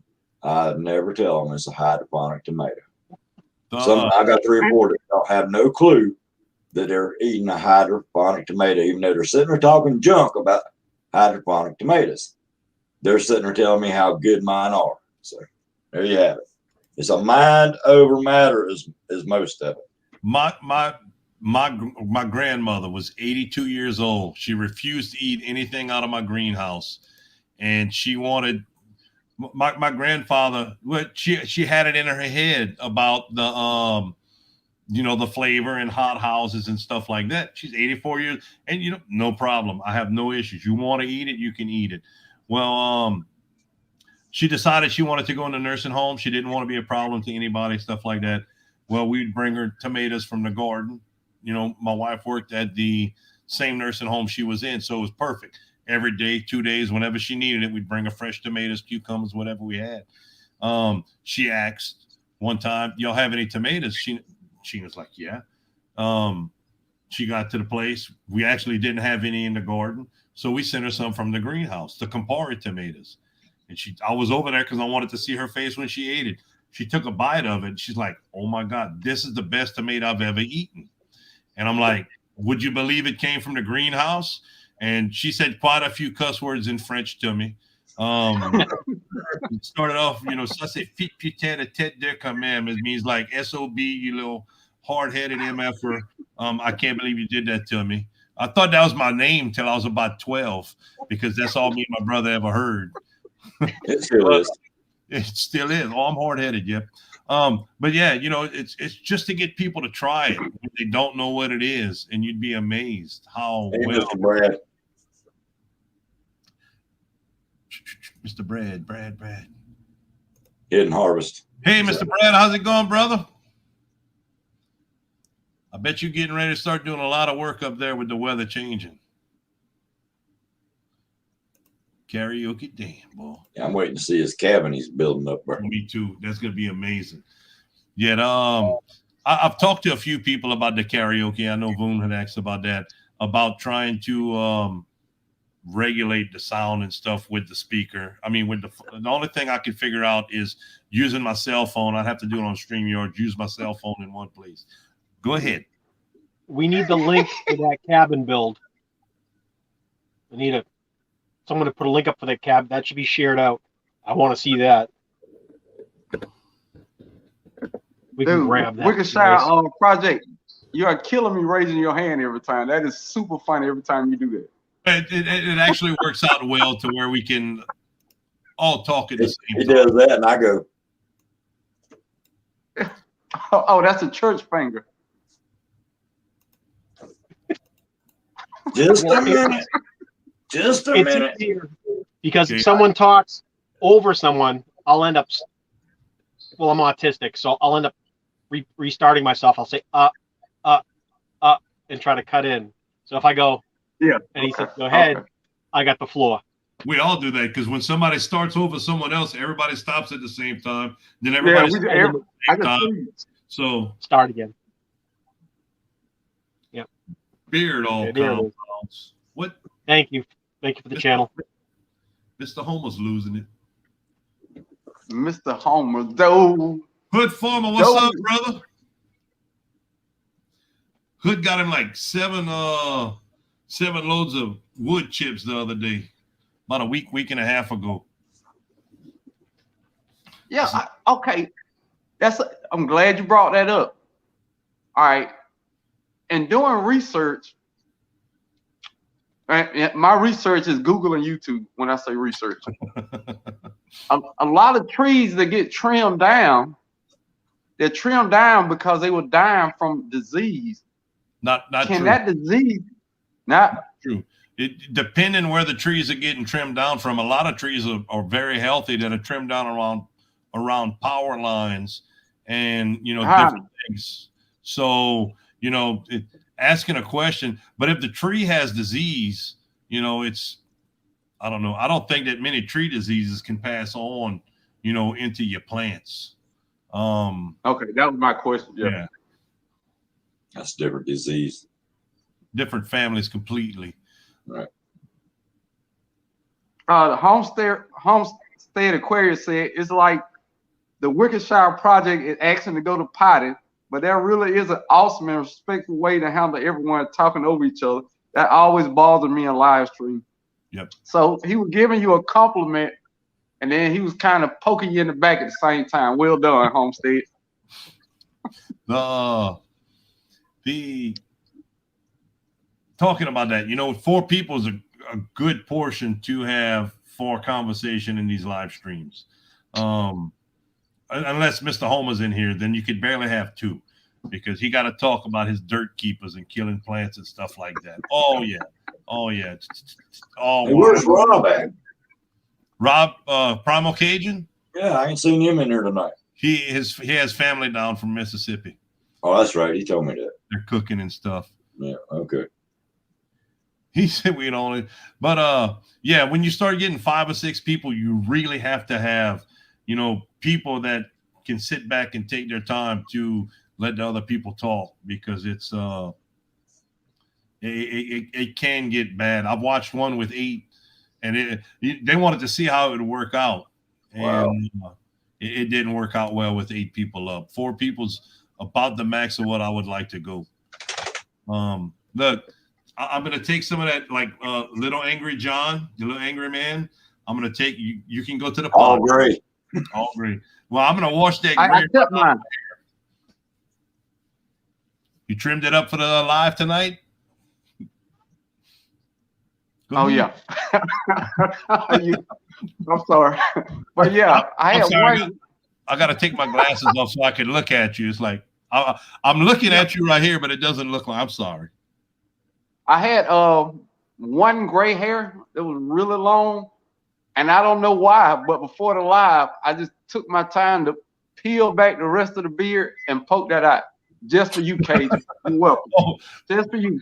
brother, you can have all the gray hair you want because I got gray hair. It's either turning gray or turning loose. That's it. The only hair I got growing back is down the back of my neck. Yeah. Hey, Broke Farmer, let me add into you talking about your Google search and YouTube and all that. You just tell everybody you are YouTube certified. Oh, so I had a whole conversation on one of my video comments. Somebody said they went to YouTube University, and I told them I got a doctorate in YouTube University. I've watched thousands of videos. YouTube actually has a program. I think it's called YouTube University. Man, get out of here! I'm telling you, I'm pretty sure they do. Go ahead, Wickershire. So I don't need beard oil, okay? I don't need beard oil.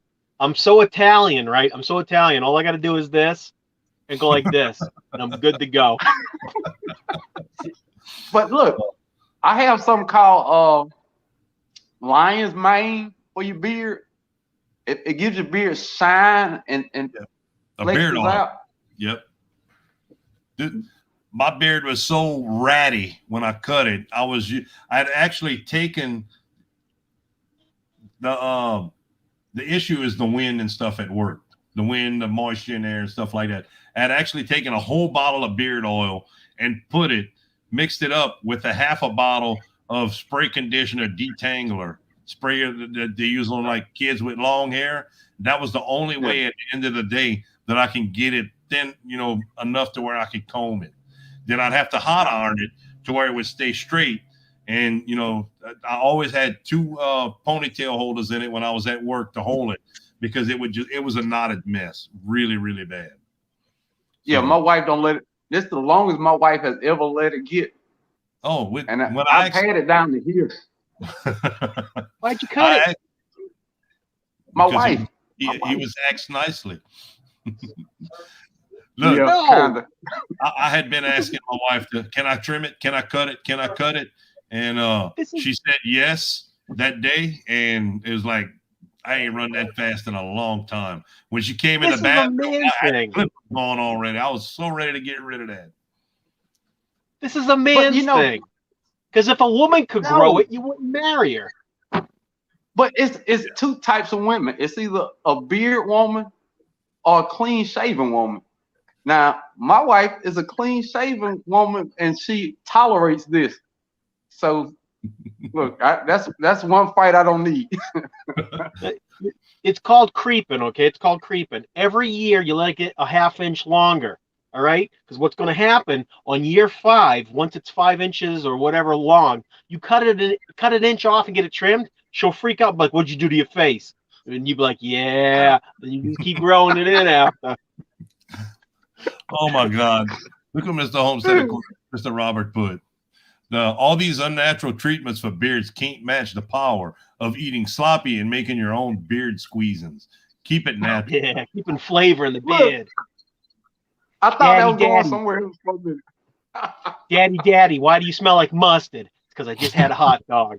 Not mustard, mustard. You got the mustard. Got the mustard out the pots. Oh my goodness. We had a pilot that would fly us offshore from time to time. Just a quick story. And he calls one day. He's from Boston. He calls one day and he's like, got a box of pots upstairs. I'm like, you had the wrong platform. We didn't order no pots. We can't have pots. He's like, no, not pots, pots. I'm like, dude, I don't care. You can't holler it no different. We didn't order any pots. And he shuts the helicopter down, comes downstairs, and he throws the box. I didn't say pots, MFers. I said pots. It was some parts. I'm like, there's an R in that. It's not an O. Yeah, parts. P-A-R-T-S. We'd laugh. Oh man. Oh God. We used to get in so much trouble with that guy picking on him. It's like Bob always gives me when I say allergy and it's allergy. Algae. always corrects me on my videos. Oh, it is allergy? It's allergy, not allergy, but I have a bad habit of saying allergy. Yeah, that's common. He gets me every time. Every time I say allergy in a video, his comment will have, no, it's allergy. No, it's Lion Tamer. That's what the name of my beard oil is. Lion Tamer. Lion Tamer. Yeah. Okay. Hey there, Swafford Homestead. Thanks for stopping by. We kind of off topic about the tomatoes, and Canadian Proud Get Outdoors just pointed that out. We did talk tomatoes for pretty close to 2 hours, and we're opening up to anything. If anybody has questions about tomatoes, right now we're just kind of, BSing along and enjoying ourselves. Renee said we're getting on her nerves. I done been in here for over an hour now, so she wants to come back in and play her games on her computer. And we're getting on her nerves. You better let her play her games, brother. You're gonna be in so much trouble. I hear you. Hey, look, it's good to be in a little trouble. Not a lot of trouble, but just to stay in a little trouble, just to keep it interesting. Dude, when you've been married 40 years, you know the cutoff line immediately. You understand what I'm saying? She knows. Oh. She's gonna give him that eye, and he's gonna be like, "Later, peace out, y'all." Happy wife, happy life. Yep, nothing rhymes with happy. So on that note, y'all have a good weekend. Stay safe out there. Thank you for stopping by. All right, CB. All right, I'll be checking your channel out, buddy. I do. We enjoyed it. Thank you, Mr. CB. So, let's see. We will go ahead, brother. What you got? You don't have to raise both hands. I'm playing Atlas. I got to hold both you guys up here.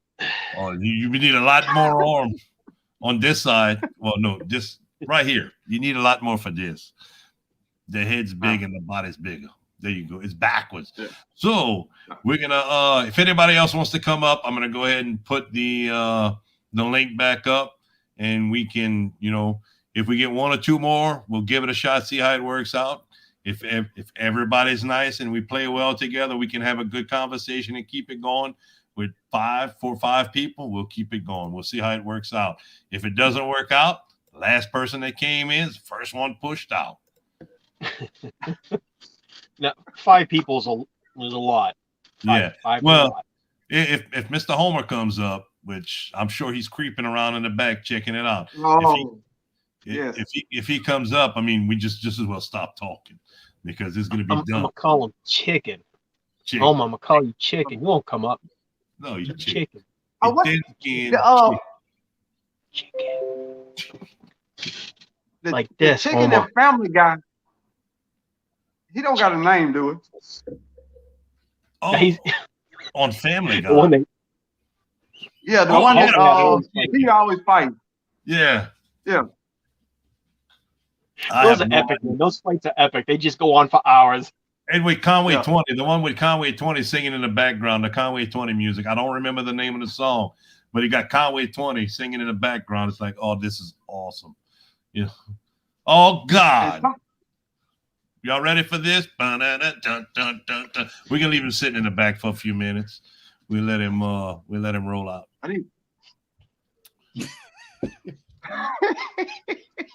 Come on, we're all talked out, Mr. Homer. It's all you. You have the rule right now. I'm gonna be sitting right here minding my business. I doubt that. You can't even do it. You see, you can't even do it. Not even 10 seconds. I'm gonna sit right here and mind my business. Now go ahead, brother. I'm just messing with you. This is the longest timeout I ever been on. Y'all put me on timeout for almost an hour and a half. You're lucky I didn't start cussing when I came up here. Hold on. You were supposed to be here in the chat with us at the beginning to monitor the chat. I'm sorry, up here with us to monitor the chat whenever we started. We talked about that the other day. And he didn't show up for 45 minutes after we started. Okay, first of all, you see what happened was I was making some money. Oh, there you go. So like they say, money over bros any day. No, they don't say that. Farmer, don't go there. Don't go there. I said broke over money over bros. I didn't say hoes. But I said bro. okay. Don't get me going, bro. Anyway, you know I'm being messy. I was trying not to be messy, bro. And you put me being messy off like not even 2 minutes in this live. You got me messy, bro. Oh, man. I see why Nikki call you messy. Messy farmer. Messy booty. Okay. See, nobody else want to talk. Why you don't want to talk? Don't be making like that, yo. It ain't alive without me. I'm just letting you know. I walk this world like the Jolly Green Giant, y'all. Ho ho ho! Be quiet.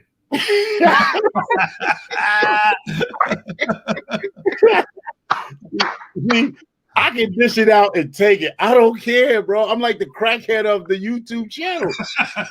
Right. You can't hurt my. That's one thing I love about you. You can dish it out, but you can take it too. That's one thing I like. He got to because he steps his foot in his mouth 10 times more than he makes him funny. He starts talking just like the dirt keepers. I'm the dirt keepers. Hell yeah, you I like the dirt keeper. Yeah, but he could kill everything. That's all he could be keeping is dirt. See, that what makes Michael Farmer who I am. I don't care. I know, brother, and that's what's great about it.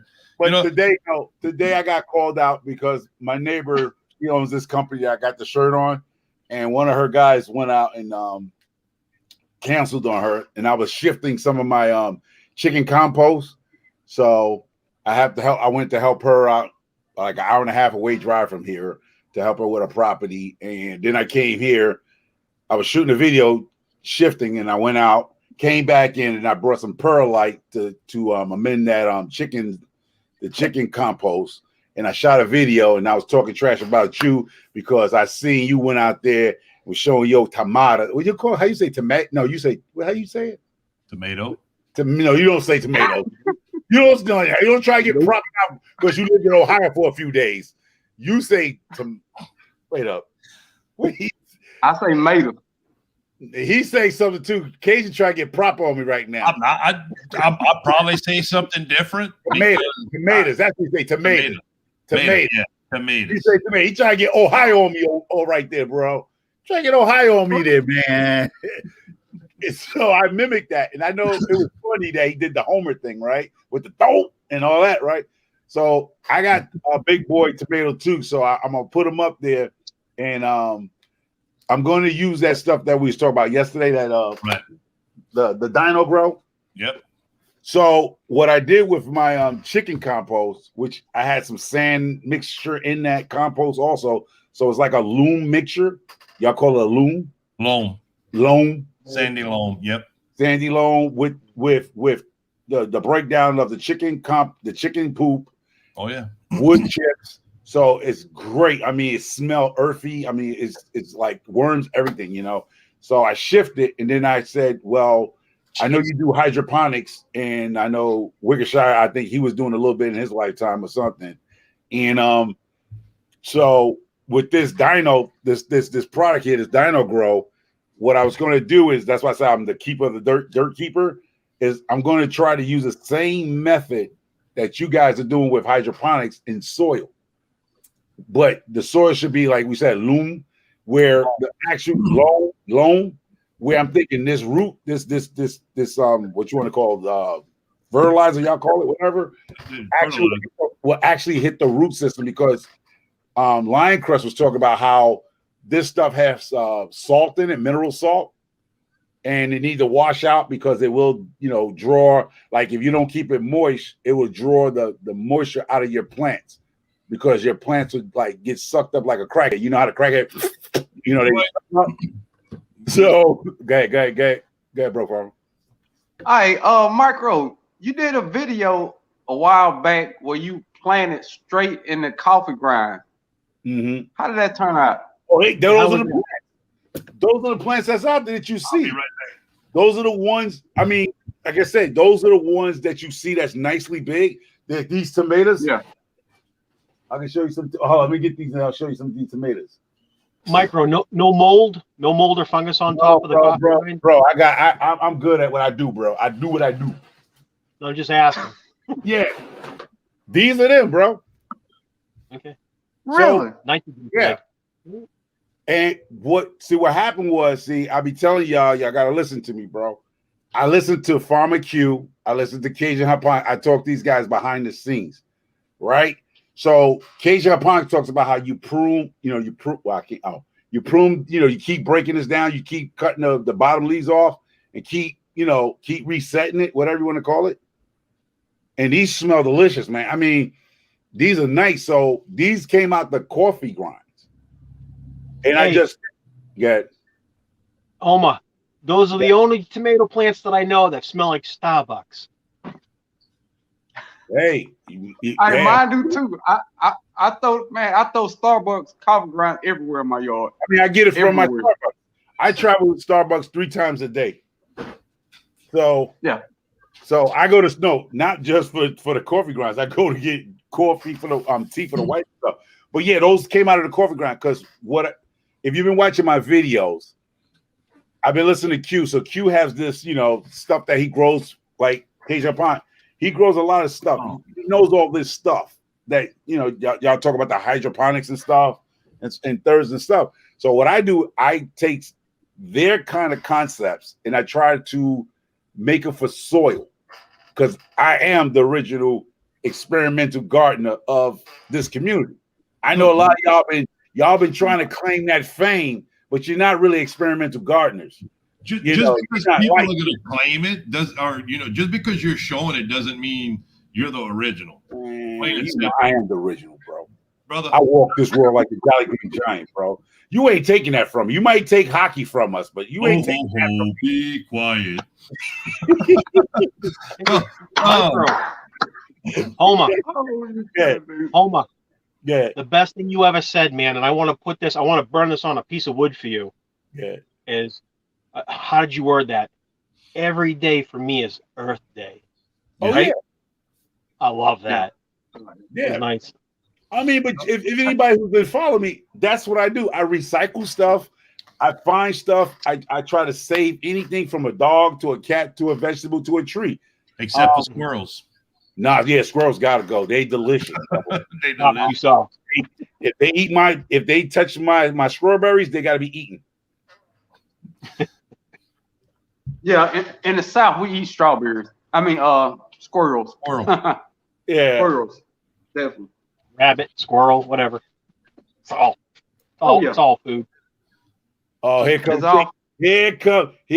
the Canadians. The Canadians want to own something so bad they can't own their own flag. They've been here, boss. Stop. He was here before you were, Micro. Where you been? Canadians been here the whole night. No. Look, we were talking about it. I'm talking about the comment. The comment's about me claiming the experimental gardener thing. That's what I'm saying. Here come the Canadians. You know what they got for barbecue? Canadian barbecue. They own that. They put gravy on everything. It's Canadian barbecue. Barbecue. Did you say gravy? Gravy. They put gravy on everything, like barbecue sauce. Mr. Homer, there's actually, while you're talking about what you're getting ready to do in your raised beds, there's a lot of videos of it. I've actually been trying to do it in my raised beds. If you remember earlier when I started with the raised beds, I was talking about the soil and stuff I had in it. Wasn't going to be real conductive this year to grow in. I saw those videos. I think we talked about behind the scenes. Correct. But I am in the video that I'm putting out tomorrow for it. It's either tomorrow or the day after. I did it today, but I have a little bit of editing to do on it. So I've tried different things to add the fertilizer. We went through 50 pounds of triple 13 already with the amount of rain we've had. It hasn't worked. I purchased a pump last month to be able to pump out of a cut open ICB tote and push it out. The pump worked, but the fertilizer, with the heat and the sun we've been getting in between the rain, the algae just grew too fast on it. And I wasn't able to do it. So what I purchased the last 2 weeks was a Venturi siphon, And I tried to put that yesterday in the comments. I didn't know if you had looked at it. No. I'm not sure how great they work. It's similar to what you're going to be using, but whenever you use yours, what happens is you force that sprayer that you have, it forces water pressure into the backside of it, and you're actually diluting the water that you're pushing back up and out into the system. So when you start off at the beginning, your plants at the beginning are going to be getting a higher ppm of fertilizer than when you get to the end of it. The Venturi siphon, if it works correctly, pulls out of the. You don't actually put this is what you talk about. If anybody don't know what he's talking about, this. Yeah. Yep. This is what I'm going to use. And I mean, listen, see what the thing was. You see when Cajun Hydroponic and these guys talk about it, a lot of the people in this. I'm not saying everybody, but most people in the chat don't know what you're talking about. So they don't have the privilege like I do to talk to you behind the scenes or talk to Farmer Q about these things. That's what I'm saying. For me, I am the backwoods, what you want to call the guy. I'm gonna basics, bro. Basic, fifth grade, sixth grade education status that you can understand what micro's doing. That's what I'm saying. I'm just taking y'all stuff and breaking it. I just wanted to let you know what's going to happen with your mixture solution once you use that. The Venturi siphon actually pulls out. You're going to pre-mix it in a cup or a bucket, and the Venturi siphon actually pulls it out and mixes it as it's going through. There's no extra water that's put in and circulated, so you have a more evenly spread ppm across all your plants instead of having a bunch of it at the beginning and then less of it at the end. I want you to explain to the people what that means. That means that they're going to get a growth rate. You're going to get a awesome growth rate, but at the same token, once you do that, the next watering, you got to watch that, like that said, that salt buildup. No, you're not. What I'm trying to say is with what you have for that application, that sprayer, whenever you turn that hose on for that sprayer and you pull that button, it's going to take some of the water that's going out the hose and injecting it into your sprayer. That's what helps push up the other side for it to be able to do it. Mixes some of that water into it. And initially, if it's like the ones I looked at before, you know, you're going to have higher ppm at the beginning than you will at the end, because you're going to be mixing that, so you might have the ideal ppm at the beginning, or it might be high, but then by the time you get to the end, it's going to be hard for you to tell because it's going to be watered down. You might actually. Yeah, you're right. But that's what I'm saying. I mean, I will have to explain what I'm doing. That's what I'm saying. I'll probably have to stop the process. I'll have to probably do one bed, then do the process over. No, what I was trying to get when I was saying all that is I'd like for you to send me the information, email it to me so I can look at it, because it could be similar to the Venturi siphon. That could be a Venturi siphon connection that you're using instead of a water injection pushed out to it. There's a lot of different things. Chicken Johnny, what's up, brother? This is not a game. This is my this is my besides that part you talk about, the other concern was to try that method was the mineral salt buildup that you can get. Well, and the thing about the mineral salt buildup is when you're doing what you're going to be doing, you want to start off with it. You don't want to take 1200 ppm and spread that across the top of your soil. What I'm doing in my green in the raised beds in the back is I'm going to try to put between 90 and 150 every other day. Every time I water my plants, I want to put out the ppm out to it at about 90 to 100. I don't want it at 1200 like I do my greenhouse. Okay. Right. Because it with the rain, my thing is I want small amounts every other day there for the plants to be able to uptake it. But I also want the plants to dry out in between, trying to get a little bit of the water out. That way, when I pump it out, it takes it in, because the pH of the soil I'm using is not ideal for what I want to be doing. And that's why I say it's going to be a 2 to 3 year project to get everything up and going like I need it going. Let me go ahead and say, Swabber Homestead, I know I said hello to you. Raven Moon's Gardens, how's it going? They grow some peppers. amazing, all kind of hot peppers and stuff, if I'm remembering correctly. Chicken Johnny, dude, I love the clips. I love the clips I'm able to get to insert into videos from Chicken Johnny. It's amazing. Let's see if I missed anyone else. Barnyard Chicken, how you doing? Thanks for stopping by. It's been a while. I think that's it. Did you see Raven Moon Gardens? Yes, I said hello to them. I'm pretty sure they're a pepper.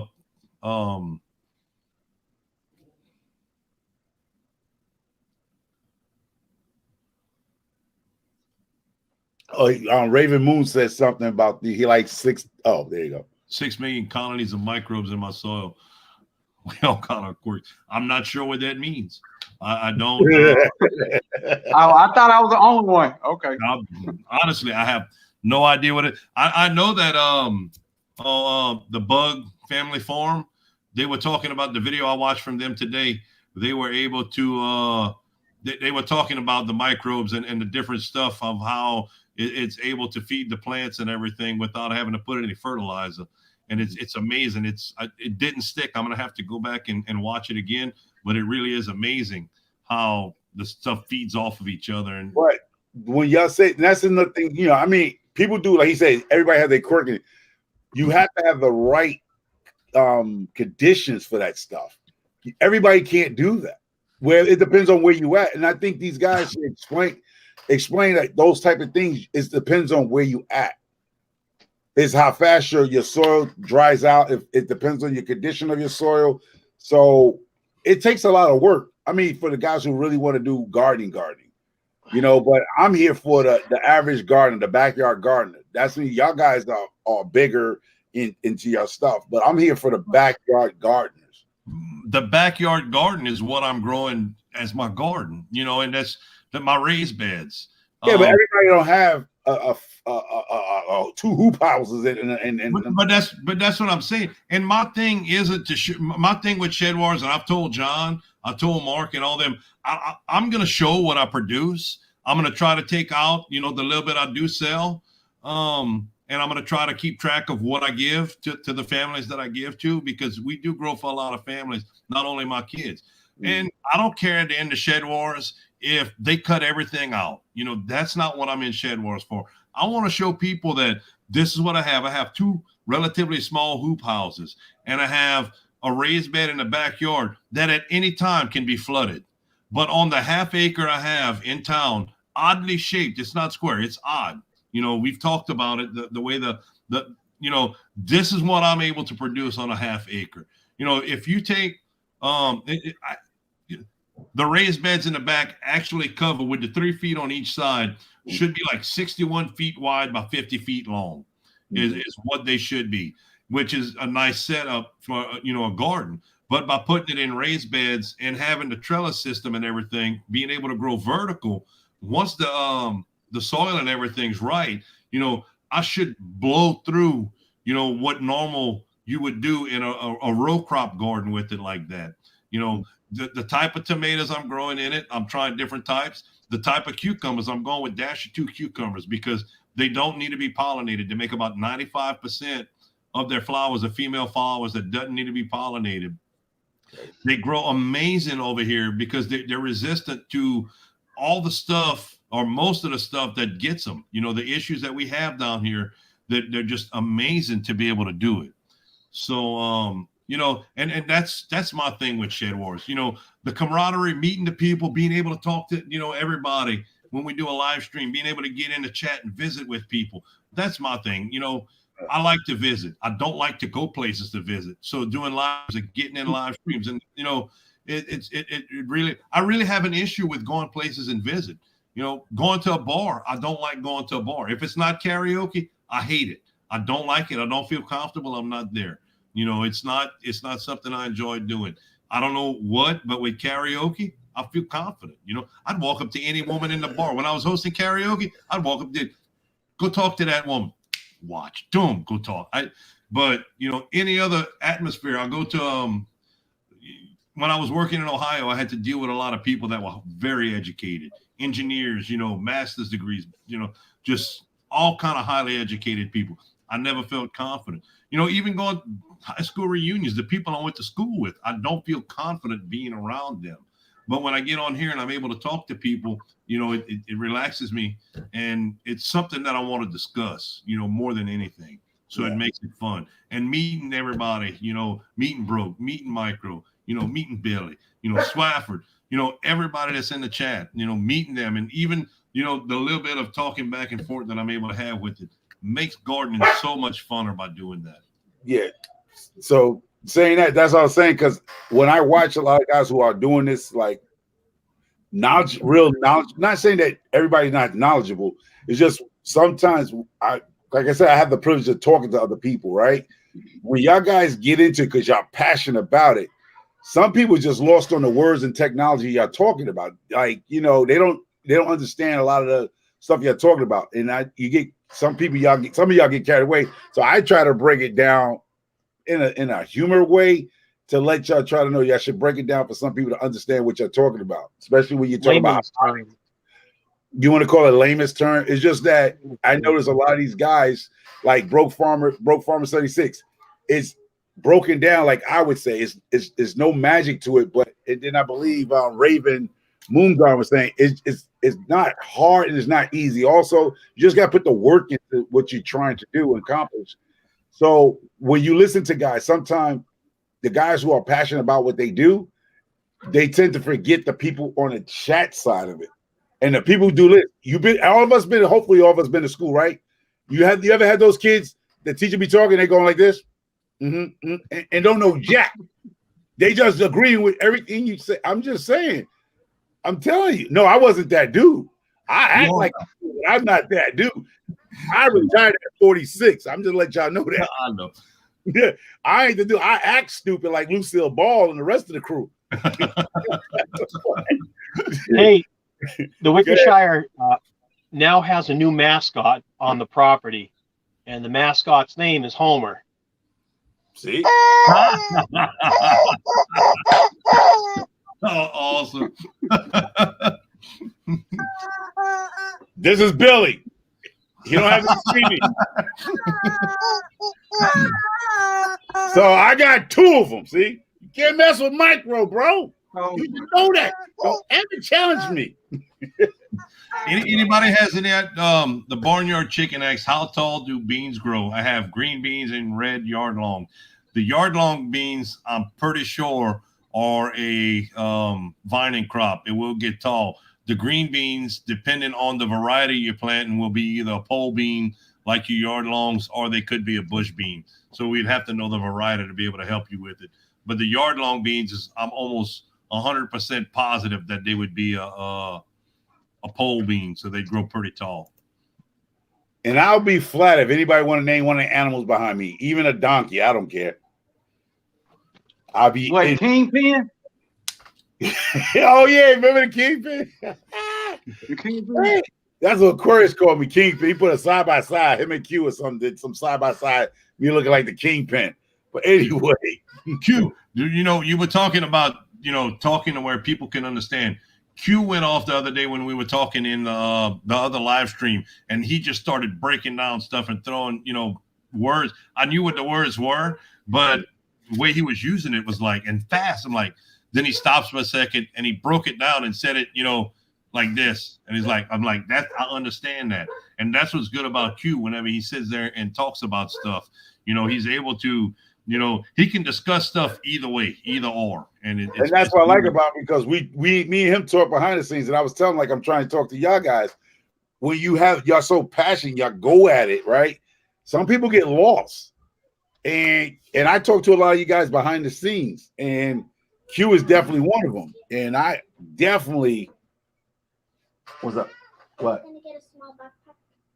Go ahead. I made a shout out for Q.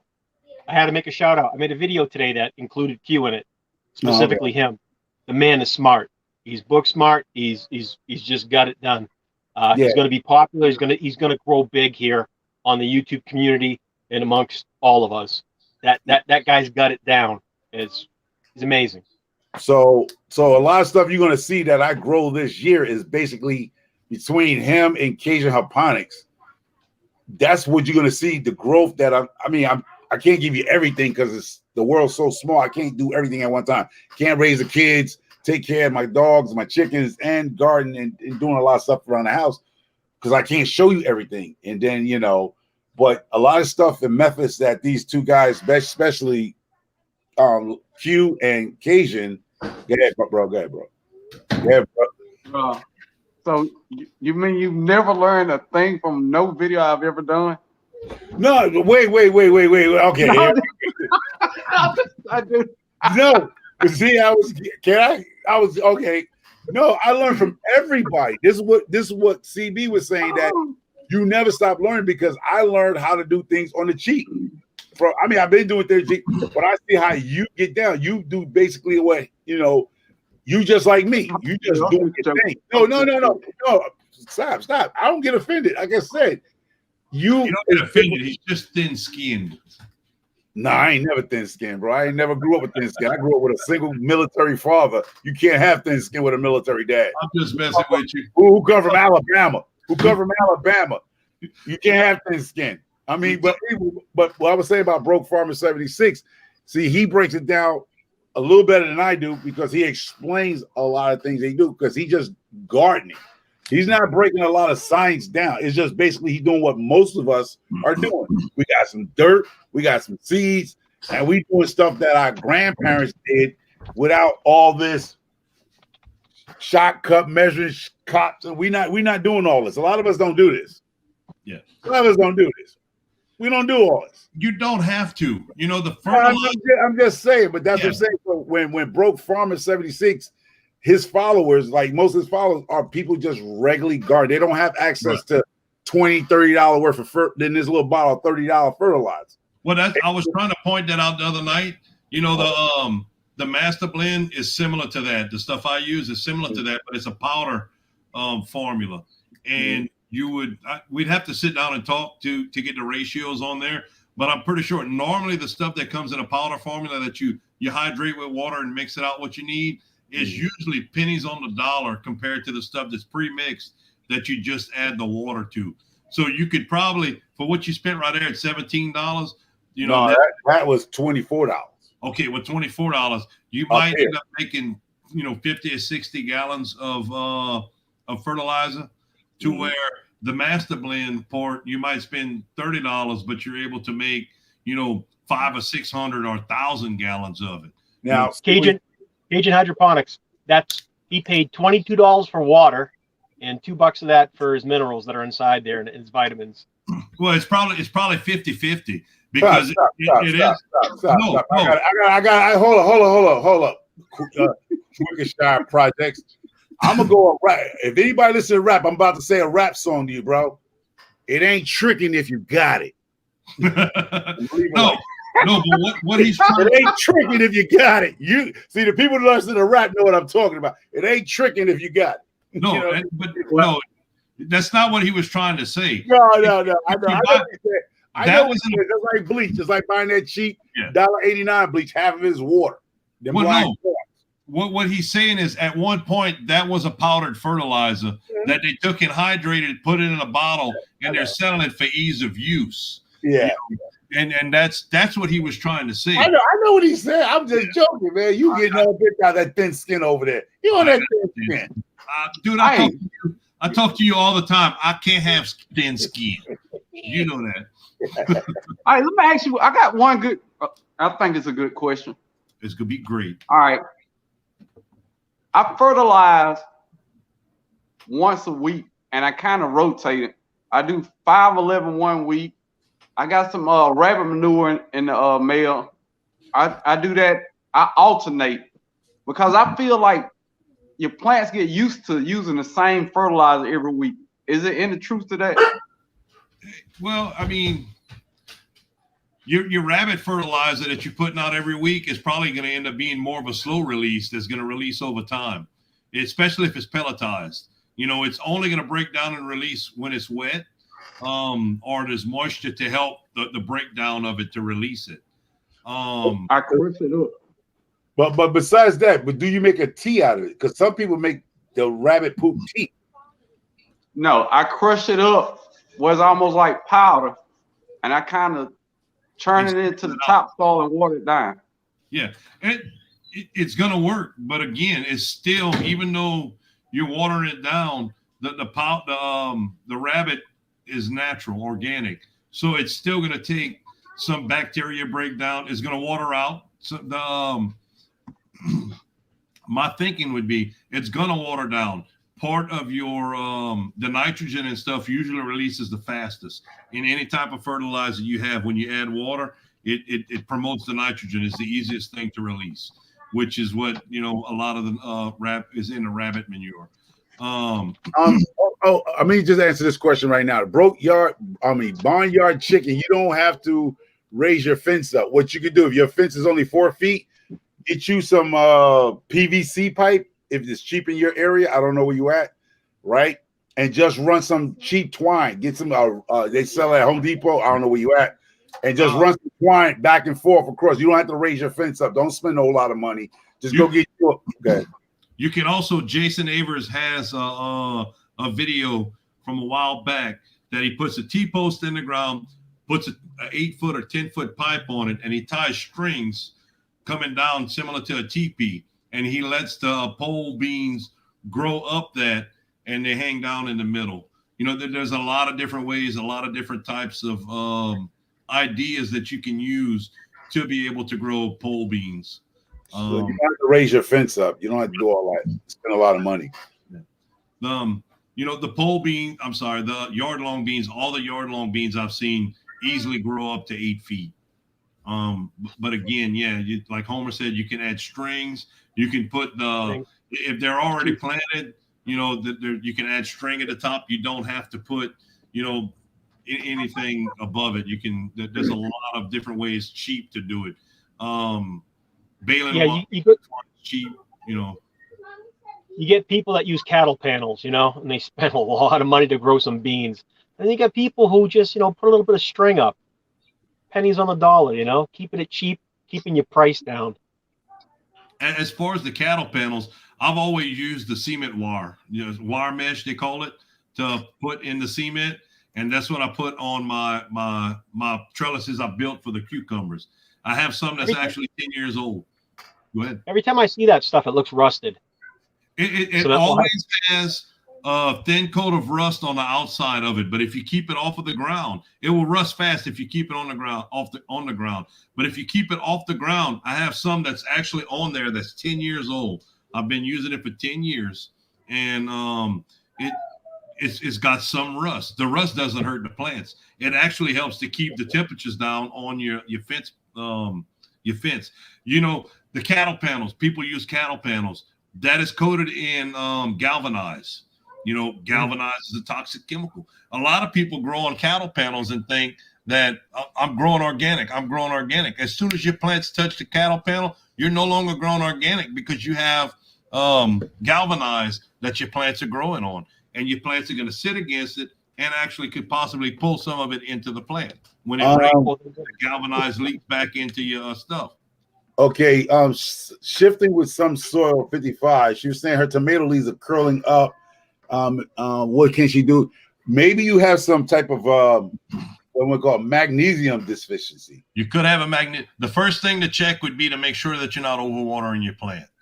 That's the first thing. If your soil's too wet, that will cause nutrient lockup for your tomatoes, especially your tomatoes. Actually, anything you put, if it's overwatered, you're going to have issues with the plants uptaking. You're going to have nutrients. You're going to have plants with you're going to have issues with the plants breathing because, especially with tomatoes, you have air roots and you have feeder roots. If it's overly watered, you won't be able to take up the air that it needs. So you're going to have the leaf curl. You're going to have changes in the color. Go ahead. So we need to know, sifting some soil 55. Are you growing in a container? Are you growing in ground? Because it kind of matters. If you're growing in a container and you don't have the proper soil mixture to drain out, or if you don't have holes in it where it can breathe, and it's sitting in mucky water, you're not. What's the opposite of aerated soil. Oh, I don't remember what it's called, but you have to Yeah, have. we call it compaction. Well, no, you If can it's have not aerated, it's compacted. But I'm just saying. your plants will actually breathe if the soil is compacted. It won't breathe well. But the issue with that is the more your soil compacts, the less water it takes to prevent the plants from breathing. You know. But I got a question. I mean, it was cold a little while ago. Was the plants outside? Because depending on where it could have just got cold. Yeah, I mean, that's what mine did. That video I'm about to put out, challenging on occasion. Mine had some problems because of the cold. It wasn't just the cold. There you go, Rob. So, on that note, Roots and Refuge, she had a cold spell, and all her plants looked like crap. They were all discolored and curled and wilted. You know, the cold wiped out a lot of her plants. Yeah, it was Roots and Refuge. I used to like them. I'm not. Yeah, I don't watch it very often anymore. I like the smaller channels more than you know. You don't like the commercialized stuff. Yeah, I don't like the commercialized stuff. I've moved away from a lot of people that's been commercialized. Well, hold on. I got a question. That's a good question. What is a big channel? Because I hear people say big channel, but what technically is a big channel? Everybody knows them, and they've got like 100,000 plus subscribers. And every time they talk to you, on the bottom of their screen when they put out a video says, when they sell a product, paid promotion. Paid promotion. You'll always see that. Every 5 minutes, you're going to get an ad in the video. Every 5 minutes, you can't watch 10 minutes of their video without seeing an ad. That's them that set that up. I'm able to do that. I'm not a big channel. I'm able to, once you hit the 1,000 subscribers, you're able to do it. I don't put that. No, if the video's 10, I did 3 videos this week and they're right at 10 minutes. I've never done that before. I've been babbling on. I've been excited. I really have been. But have you ever heard of? Go ahead. Oh, sorry. Have you ever heard of like Keeping It Dutch? Yeah. Keeping It Dutch and Orange Family That's Homestead. a big channel. Let's try Justin Rhodes. Have you ever heard of Justin Rhodes? Yeah. And that's big channel. These are super channels. Yeah. My thing, a lot of people, a lot of the smaller channels, a lot of people that's got 50 to 100, 200 subscribers, say that people with over 1,000 are big channels. And that's kind of true. And you'll hear a lot of people fussing that, when they're a big channel, once they reach 1,000 subscribers, they don't talk anymore. And a lot of people, to reach 1,000 subscribers, I have like 1,700 people I'm subscribed to. There's no way I can watch all of them. I try to watch, a lot of the people that, that talk. But my main thing is whatever I'm doing at the time, I try to watch if it comes up. I try to be able to watch those. That'll help me to move forward with it. Jeff, grow something with Jeff's hydroponic. Grow Mr. CB's hydroponic. Those are my main 2 hydroponics. Yeah, it pertains to what I'm doing. But I'm also doing raised beds, and that's Broke Farmer. That's one of the first videos I seen that you had, and there's so much growing in pots, growing in containers, the last 4 months when I've been working 16, 18 hours a day. It's 3 o'clock in the morning. I'm out in the greenhouse working. I got to stop for 2 hours at 6, put the little boy on the bus. So I haven't had the time to really be watching a whole bunch of videos. When I'm working on my shift, when I'm working, it's been even worse than that. We made this rotation was the first time I didn't make 100 hours each week of the 2 weeks on the rotation in 4 months. So my YouTube time really dwindles down. And when I'm on rotation and I'm on location at location during the rotation, the internet's slow. It's like dial-up.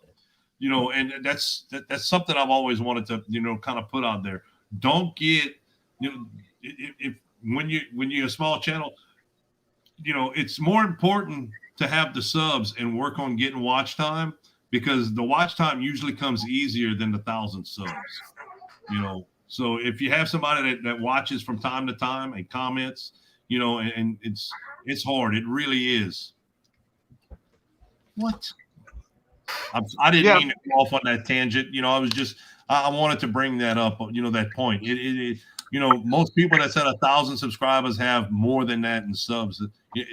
Have more than that they're subscribed to. Trying to keep up with all of it. So for me, at 425 subscribers, I on average get about 100 views on my videos, which is fantastic. Of those 100 views, you know, I'm talking within the first 2 days, I get about 100 views per video. Just 400 subscribers. I'm a little over. Of those 100 subscribers, 50 of them comment on average. Well, it could be 25, could be 50, 60. But on average, I'd say more like 40 people comment. I'm able to reply back to every single one of them. If I was at 1,000 subscribers, which means I got 500 new people, half of them are going to comment, and there are about 250 of them. I'm never going to be able to talk to anybody. I'm going to be a silent YouTuber again. I'll talk to you here, but there's no way I could ever reply to 300 comments. I just don't have the 12 hours of typing it all out and trying to figure out a different response to somebody besides thanks. Got it. You're great. Thanks for watching. Now, cool, man. It's going to be hard. It's going to be hard. Now, I guess I have a lot more free time. My job gives me more freedom. So I respond to 100%.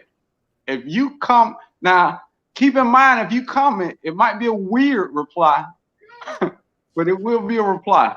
And I don't know. I've always done that. Like you said, right now at 1,000 subscribers, you know, or 1,100, I'm at, you know, I am able to respond back to all of them because my job doesn't allow it. Most of the time it's at night, but that also responding to the 60, 80 comments I get right now, responding to those also takes time away from being able to watch other videos.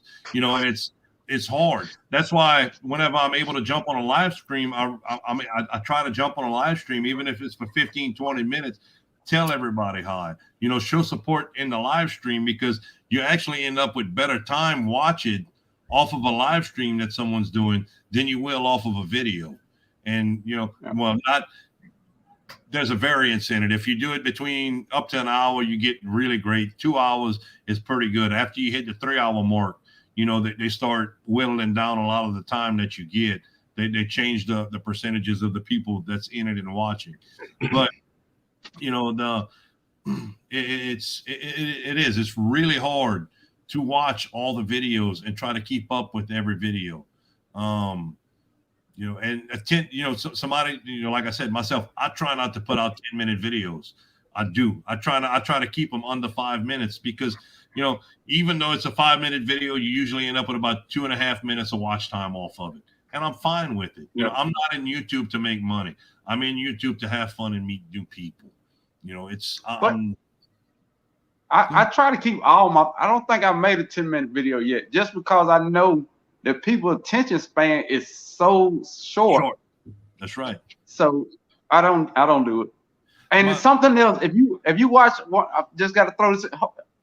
If you watch one of my videos and it got a whole bunch of commercials in it, I didn't know how it worked, so I just went down and checked all the boxes.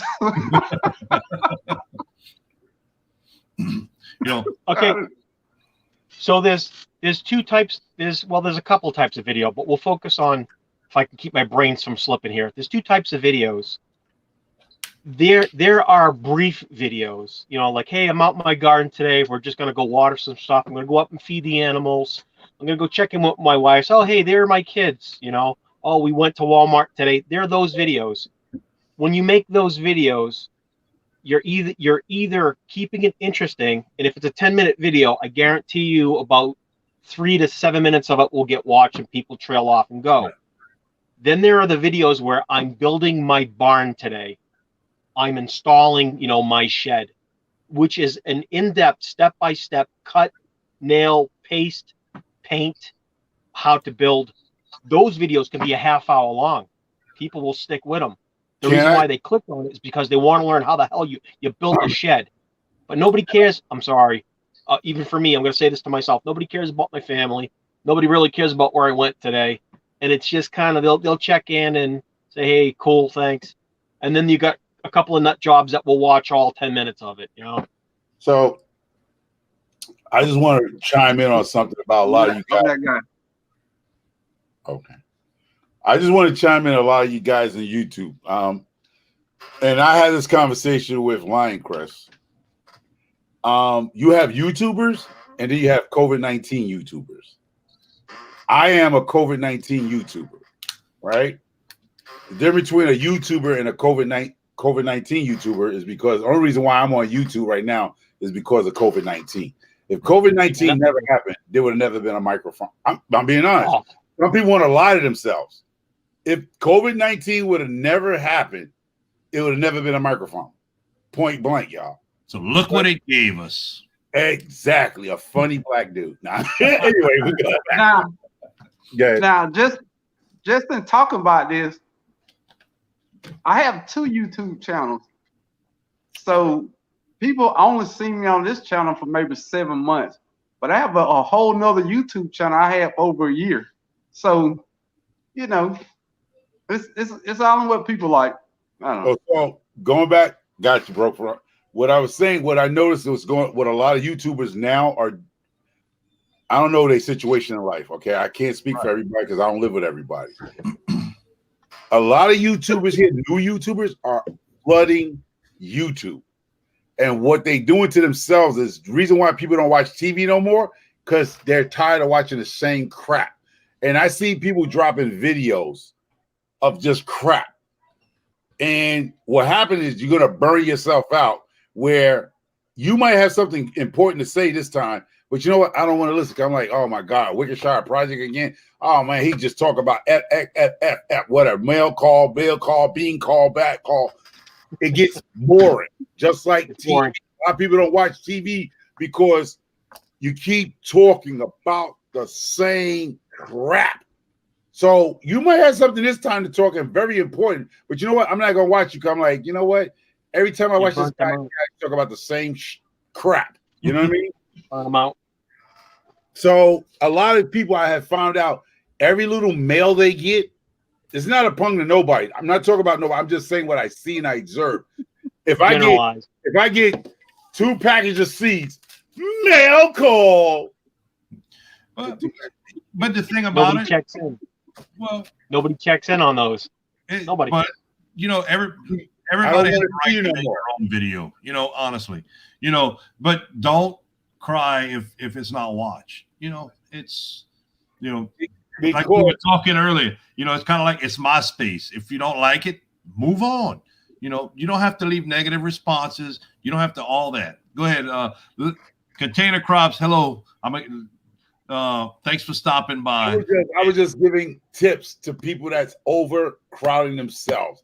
You have new YouTubers that came to the scene and they oversaturating their contents because what happened is they're not letting their contents build to be a content. It seems like if I fart today, I'm gonna tell you I farted today. If I stub my toe, I'm gonna tell you I stubbed my toe today. You're not. It's mundane content. You just every time something happens to you, you're jumping on YouTube and dropping a video. Hold on, Billy. We're gonna let Broke Farmer was about to say something, and Mr. Homer stepped all over him, and then you'll be next. No. The only thing I was gonna say is everybody watch YouTube videos for different things. Some people watch YouTube videos to learn a whole bunch of stuff. I like people's personalities. I like Cajun Hydroponic personality. And I can learn something from them. I like microphone because I think you're funny. So, I mean, everybody watch for different things. And my 4th highest ranked video was a mail call. But you don't do it every year, but you don't drop one every day. No. But you don't drop one every day. Every 3 days. I do a video every 3 days. That's what I was talking about. People want to know what you got because you don't drop mail call videos. Like, what the hell's in the package? What makes you so special? You got something to mail, and they want to know. That's why it got big views because your subscribers said, "What the hell did he get?" he's never gotten anything, and they want to know. So yeah, But you're not pushing out repeated content, you know. right. Like if And I it's hold this also- up every day, I mean, it's funny to bust home his ball with this, you know, it's funny. I could do SmackDown videos every day just on John. Every time John puts out a video, I can go back, clip it up, you know, make a funny video of it every time. You know, it's going to get old. My thing, you know, I think I said it at the beginning. I've got called back to the marshal's office for shed wars. I'm not going to show up again, of course, but you know, I've been called out at the marshal's office. But you know, it's keeping the little bit of stuff I do that's different, you know, not trying to oversaturate it, not trying to overpopulate it. You know, my 10-minute videos I did the last few days, it's more along the lines because I'm so excited to be growing back again after basically 18 months of not growing that it's hard to keep my mind on what I want to say. And a lot of times I forget what I'm really going in to say. And the main thing is the excitement right now. You know, I talk a little bit about what I want, and then I kind of babble on because I'm so excited to be, especially the greenhouses. You know, I'm so excited to be growing back in them. The amount of food they can produce with the amount of space that's actually there. You know, it's really, really something amazing. Yeah. And not to blow my own horn, but I'm gonna blow the shit out of it right now. That you need a micro farmer. You need a micro farmer to help you out. I mean, I tell everybody, if you ain't on a live with micro farmer, you ain't live. I'm just saying. I don't know. Me and Broke did pretty good for the first 2 hours and 25 minutes. Exactly, like you said, the first two, but I'm taking it to the fourth. You know what I mean? And look, something else about that. I saw somebody in the chat. Can I? Growing with Donnie said, LOL, I'm trying to get into more of a routine for posting, but I feel the same. I want to be sure I'm showing something worth watching. All right, Donnie, you wrong. I'm gonna tell you why you're wrong. You don't know what people want to watch. Yeah. My best video is the worst video I've ever did in my life. That video was horrible. I did everything wrong, and it got 4,000 views. Yep. So my best video, the one CB was talking about, we hit on it a little bit. You know, the 300 and something thousand views in 7 days. You know, it was 2.5 years old. One of the big points about you is labeling your videos, hashtags in your videos, and stuff like that. You know, that makes all the difference in the world. Another thing is you never know what's going to pick up. You know, the C19 that Mr. Homo was talking about earlier put a lot of people looking to grow stuff. They had tractors. Yeah. It's a tiller homemade row maker bed shaper video is basically how it's labeled. And what I'm standing on the back of it, you know, my pop's on it, and I'm videoing him passing with it. It's 2 pieces of wood that's bolted to 2 metal pieces that I've welded together. It literally took less than 2 hours and $4 to build. It might have been $2. We had to buy 4 bolts. We drilled a couple holes, put it together, had some old wood, cut it, welded the 2 pieces of angle, where the 2 pieces of metal where we needed, and I did it. Every day, you know, faithfully, it gets 100 views minimum. And just want to say, welcome Lioncrest Outdoors. He was out with his wife today. He's in today. I mean, he just popped in on a live. Popped back in. So, hey, Lioncrest, welcome Lioncrest Outdoors. And exactly, Broke, you never know what's going to take off. And you don't want to share videos that you think is important to other people. You want to share videos that's important to yourself. You know, when you're sharing videos that's important to yourself, other people are going to find it and other people are going to enjoy it. You know, if you're trying my best videos had nothing to do with garden. I was ranting on some bull jack. And those were my best videos, kid you not. I ranted about bull crap in America, and those were my best videos. Had nothing to do with gardening or chickens at all. I was ranting because I was peed off, and those were my best videos. You would think like, wow, I would think nobody would like that. And those were my best ones, ranting. Well, but the reason they were good also was because the time you were posting them. You know, it was we're not going to get into all that. But at the time you were posting them, there was a lot of people looking to listen to different people talking about stuff like that. Like this video about to drop on Yo Chop Chops, bro. Cajun, I'm gonna get at least 300 views on that, bro. Yeah, because I'm in it. You get more views saying I'm in your video than I get on my videos. Because he's in it. Oh man. But go ahead. Maybe my phone's gonna die. I want to say something before I shut this off. My phone's dying. I got 5%. The reason why these videos, for everyone asking, I don't know what to do for a video. People know what you're doing, because when you show compassion about the subject you're talking about, it comes right through. And this is why people are watching. They're watching you to connect with you. That's simply it. If you're passionate about a subject, you're talking about a subject, you're gonna push that out of you. So when you're recording, people can see how genuine you are about what the hell you're doing. So when he says, I'm passionate about, my growing this year is awesome. When he's doing a video, you can see that. You can feel it. All right, I'm going to go. Thanks for having me up here. Yep. Love you guys. I'm going to go charge my phone. I'll be in the chat, okay? I'm going to go make myself some coffee. Thank you. Wicked Shine, I see you in your channel a little while, man. I had a ball with you, buddy. I don't know about that now. Look. It's a girl thing I learned. I don't know. Girls do it. Oh, Mr. Taylor Swift.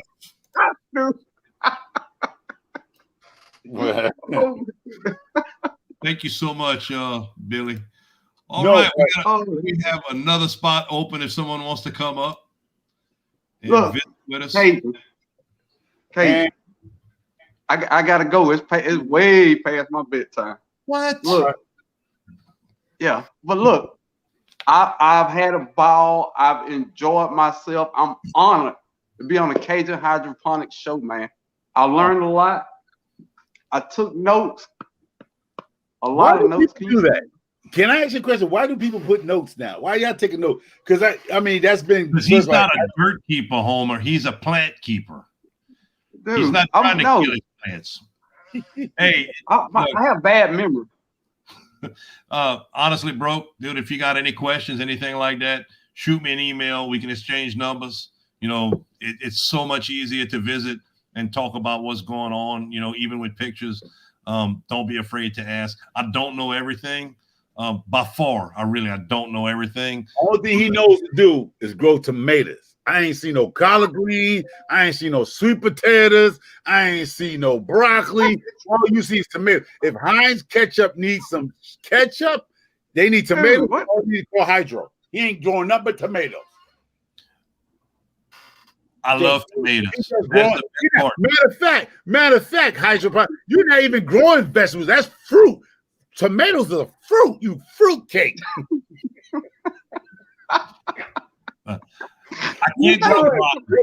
I can't grow broccoli right now. It's not the season. We can only grow and I'm gonna eat the fruit. That's gonna throw me way over.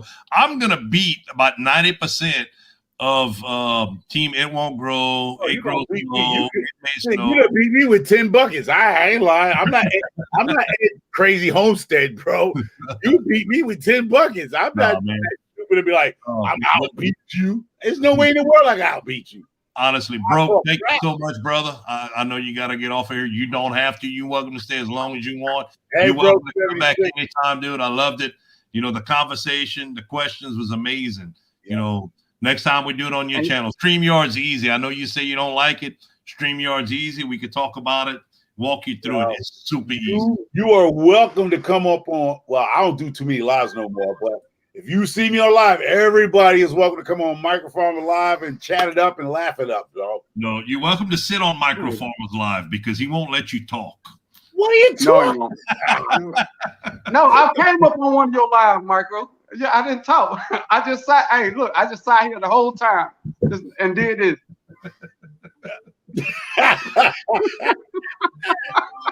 I just nodded a lot. My thing is this: you hang out with Michael, we're gonna laugh and chat it up and cut it up. Now I had a good time. But if true, seriously, now for the people here, if you want to learn real stuff like that, I would say Broke Farmer 76, Cajun Hydroponics, Lion Crest. There's so many people here that y'all can learn from. And I'm just a person that and I know our boy Hands in the Dirt. I literally do what he talks about. I just put it in the dirt. You know, I mean, it is what it is. I tell all of y'all, if you're trying to feed your family from your garden, please do not follow me. This is a public announcement. Do not follow Microfarm if you're trying to feed your family at all. That is not true, Mike. That's not true. You are starting. You got the fever for the garden. You got it last year, and it's going to continue to grow, and you're going to learn. You know, it's not. Look, I'm pulling a John. I'm pointing. I'm sorry, I didn't mean to be doing that. But you know, it's got to grow from somewhere. You know, and it's an addiction. It really is. And you're going to see as you start growing things and it starts getting better. And, you know, wow, look what I did this year. You know, just like last year, you tripled the amount of bed space that you had. Exactly. You know, I'm a new gardener. You could say all you want about not this and not that. You know, you're learning. Every time you throw something in the dirt, you're learning. Every time you do a video, you're teaching someone. You know, it's super easy. You know, it's, again, you know, if you're doing something and you're passionate about it, you're teaching somebody. It might not be right now, you know, you might be learning, but it's still teaching. It's always teaching, you know, no matter what, a failure or a success, you're teaching somebody with your video. That's a fact. I get that a lot in my comments, you know, because of your failure, I didn't try that. So it all works. It all works. Yeah. All right, man. Hey, all right, love y'all. Y'all have a good night, man. Peace, brother. Have a good one. All right. Look, I'll post the link again if someone wants to come up. Y'all are more than welcome. We have 2 spots open. This might be a long one. We started at 5. We still got 22 people in the chat, which is amazing. Wow, that's amazing. Thank y'all so much, everybody that's in the chat. You know, anybody that wants to come up, anybody that has something to talk about, don't be afraid. You know, I'll mute Mr. Homer if he don't let you talk. But no, seriously, I'm coming up to 1 full year, 12 months of actually growing, y'all. That's why I was saying, in the videos I have do my videos to drop tonight or tomorrow. I explain. I'm gonna show you I only had 3 beds last year around, I believe it was around February. Then I got caught up into shed wars, and then I went from 3 beds, raised beds, to now 16 raised beds. I had no fruit trees at all until I talked to Lead Farmer 73, and I now have 10 fruit trees on my small back suburban neighborhood. Yeah, I don't have no acreage.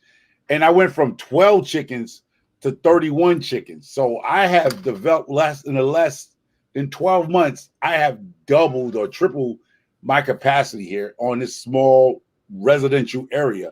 So that's why I tell people, like, I'm learning. And I made some mistakes last year. And also for anybody who's in shed wars, I got disqualified from shed wars last year. So I wasn't safe at all because I jacked up and I messed up big time. And first year shed wars wasn't great for me either because I did so much. And I believe I'm talking to Cajun Hydroponics and Lion Crest. What I did was the same thing. I think what's his name? I think he was in here. What was it? Dan Permaculture. Yeah, I did the same thing he was talking about, where he broadcast his seeds, like his seeds. He just broadcast them. I don't know if y'all should know broadcasting. And I did that. And what happened this year, a lot of that stuff that I probably took my hand and just shook it like it was a dice game, that stuff is coming up this year. What y'all call it, voluntary seeds or voluntary growth. A lot of stuff I'm planting now that I grew inside. As I'm planting these stuff, I'm seeing other stuff just coming up out of the ground. I mean, so I'm assuming those were the seeds that didn't germinate last year for whatever apparent reason. Hey there, sifting some soil. Hey, what's going on? Wait a minute. I'll turn this thing off. You have to turn off YouTube or just turn the volume off of YouTube. Oh, yeah, I got it. Oh, you're freezing. Yeah, I did. We can hear you though.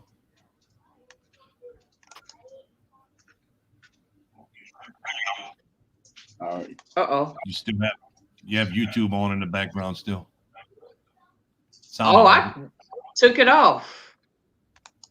Okay, that's fine. Okay. The voice is a little bit behind on the screen, but there's no worries about it. There we go. Okay. How y'all doing? How you doing this evening? Oh, I'm doing good. How about you? I'm tired. Oh I'm tired. They chopped down part of my tree, so I'm over here. I do different things. I'm taking my leaves off the limbs and separating them. So you're using everything. And then I went in my backyard and seen that my tomato leaves are curled, but like you said, it was cold last couple of days, and it rained for a couple of days as well. So okay, that's what it is. So I'm all right now. I know what it is. The cool weather and the I'm sorry. I lost my train of thought. The cool weather and the overwatering could easily do that if it's in a container. Your tomato plants what size bucket is it in? You know, that the larger the bucket, the more root system established. How big are the plants? You know, there's a lot of what, a 17-inch? So it's a large bucket. So oh yeah. Probably a 3-gallon bucket. Probably a 3-gallon bucket. 3 gallon. No. 17-inch is huge. Okay. It's real big. You have one plant in it? Huh? You have one plant in it? One tomato. You still have your YouTube the whole thing. Oh. Huh? You still have your YouTube on in the background. We're getting some feedback from it. It's off. Oh, there go Danny. Food. Hey, what's going on, everybody? What's up, brother? What's up? Okay, that's not me. That might be Mr. Homer. No. Oh, we're gonna blame it on you, Homer. They're always blaming you, Micah Farmer, huh? Exactly. What other stuff? We're gonna get to you in a minute, Dan. What other stuff you have growing besides your tomato plant? I got sweet potato. I was gonna ask you about the potatoes. I have some potatoes, right? And I have potatoes. I have some in a box. I have some in a tote, and I have some in a 17-inch pot. You know, I'm always trying to do something. But what I was thinking, because the one that's in the box I think is too small, because my potatoes is like about 12 inches long, and I think it needs some more dirt. I was thinking about if lines off the box and stick it into a what I was gonna put it in is some laundry basket. You think that'll work? Good. That'll help the plants grow. Do you know the variety of the potatoes you have? Store bought. Store bought. I mean, I don't know if I got these things. I've got these from the Dollar Tree. These are huge. These are $1 from Dollar Tree. I don't know if you have one around. These are big. Yeah, I got one right around the corner. Yeah, so if you can find, if they I gotta go there and see if we got some. So these are huge to grow nice potatoes. Then take the potatoes, carrot, yes, any type of root plant. You can at least get about 4 or 5 in here to work with you. Hold on one second, Mr. Homer, Canadian Proud, Get Outdoors. Thank you so much for stopping by tonight. It was great. Thank you. It was amazing. Now, sifting with some soil, if you can, I mean, it depends on, like I said, I don't count people's pockets, but You know those black long totes they sell at Home Depot? They come with the yellow top on. They usually go for like $19, $20 at Home Depot. The long one's about 4 The feet 25 long. gallon, yeah, the 25-gallon tote. Now, how you can cheat the world on not trying to fill it up with all soil.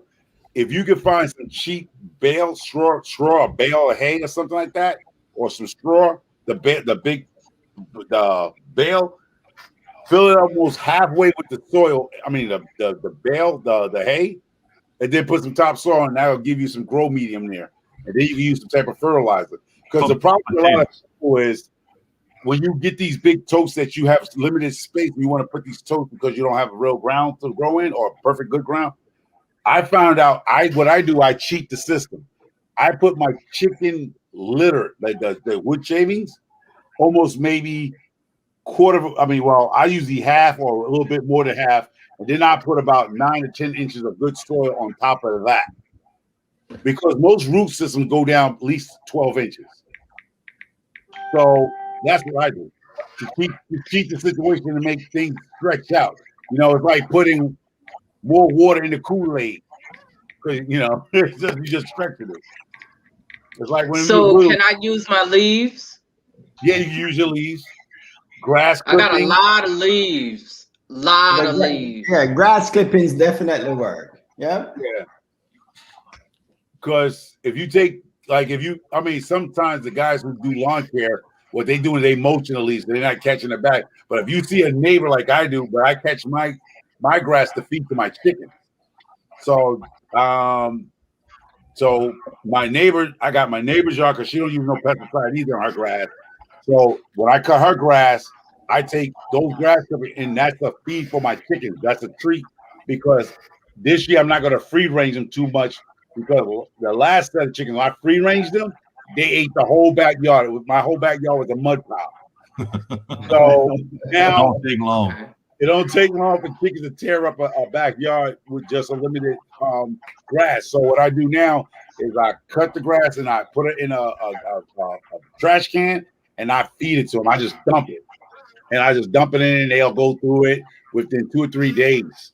So, yeah. So if you've got some grass, some of your neighbors are cutting their own grass, and when you see them, they catch it in the bag, ask them to dump it on your property or the side where you can actually I got leaves. I got more leaves. I got a lot of leaves. I got like 2 garbage bags and 2 garbage cans, and but I got those are old leaves, and now I just got some fresh leaves that I'm getting ready to let sit until next year.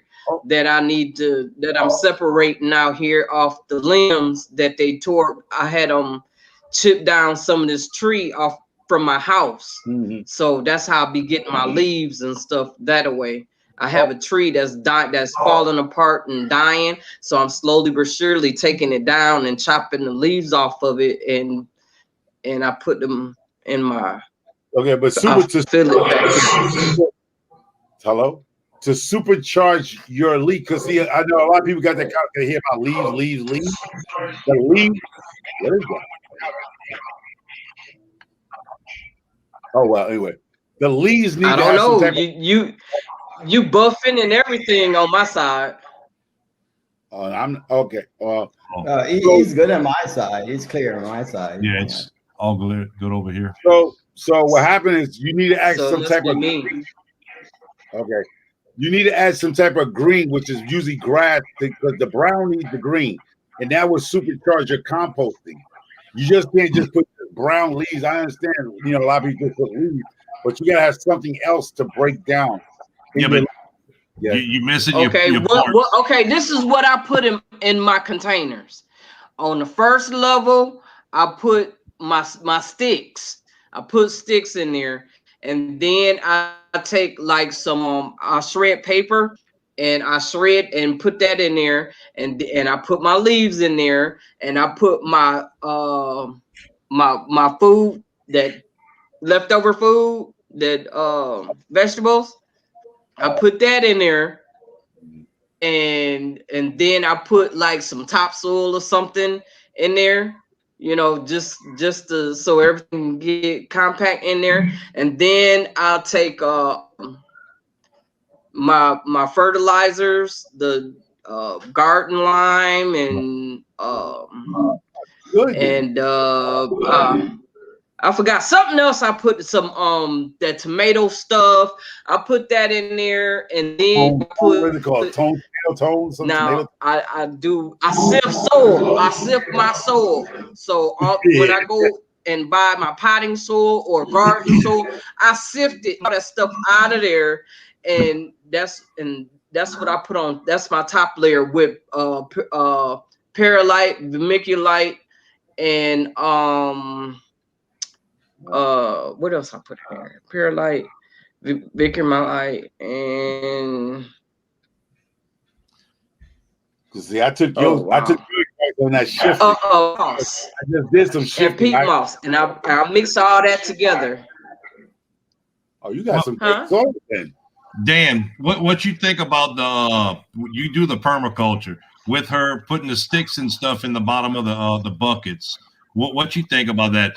To me, first off, your leaves need to be mulched, so you need to pass over them with a lawnmower or something to break it down. Yeah, break it down faster. Yeah, even though you add some type of grass or something with it, you would need it. But what's your thoughts on the sticks and stuff in the bottom? I mean, if it's in a raised bed, it's fine. But to me, putting it in a container or a grow bag, I think it's probably going to develop maybe bacteria in the bottom and start rot. You probably get root rot in the long run. Right.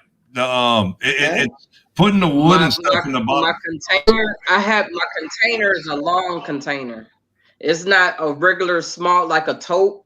It's long, like almost like a raised bed.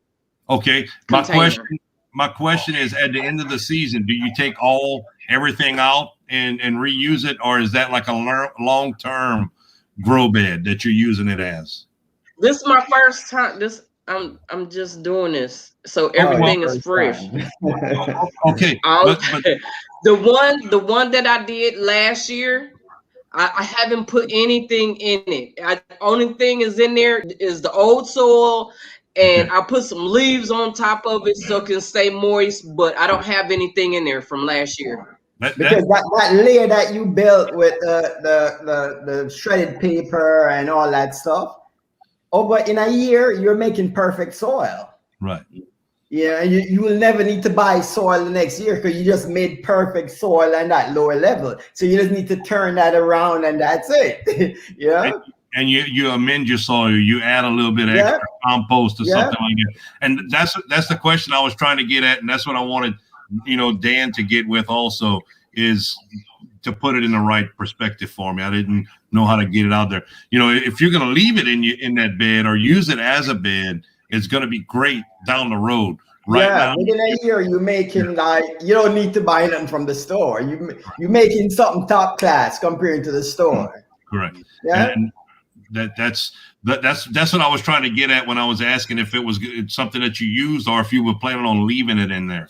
Yeah. If it's something that you're going to rotate every year, move the dirt out of it, then putting the sticks and stuff in the bottom could actually cause more harm in the immediate terms of it. You might not have the best growth this year out of that bed. But that first year, but the second year, if you're going to plant in that year, you're probably going to get a good crop. But the first year, you don't need all that layers because you're actually making compost. The plant needs resources to access right away, especially leafy greens. Well, my leaf greens turned out good. My greens, I harvested my greens 4 times. Well, it could be because you have the fertilizer and stuff you're adding into it. On top, all that fertilizer you put on top layer. The top layer of stuff you have is good enough to where the roots aren't seeping all the way to the bottom to be able to get into the nutrients that would be there. And also by adding that paper, you could be separating. If you put the paper thick enough, you could be making a barrier between your wood at the bottom and your soil and everything at the top that breaks down slow. If that makes sense. The bacteria and everything that's breaking down the wood might still be down there in the wood. Your water's going to seep through and let it work, but the paper's preventing the wood from leaching nutrients that you have in the upper part of your soil. That could be part of what's helping your leafy greens also. I've never heard people putting strips of paper in the bottom of it for anything more than preventing grass and intrusion from the lower parts. Oh, I was checking out Robbie and Gary, and she does the compost in place. That's where I got that from. So I was like, I try everything. If you do it, I'm gonna try it. I'm gonna try it. There you go. That's me. That's me. Compost in place is a great idea, though. Yeah. And I've pretty much got everything I think for the hydroponics. I tried the wicked tub. I tried that, but I really didn't care for that one. So I've been looking at somebody else do some stuff. So I was like, I'm gonna try that. So, but now you guys talking about this hydroponic.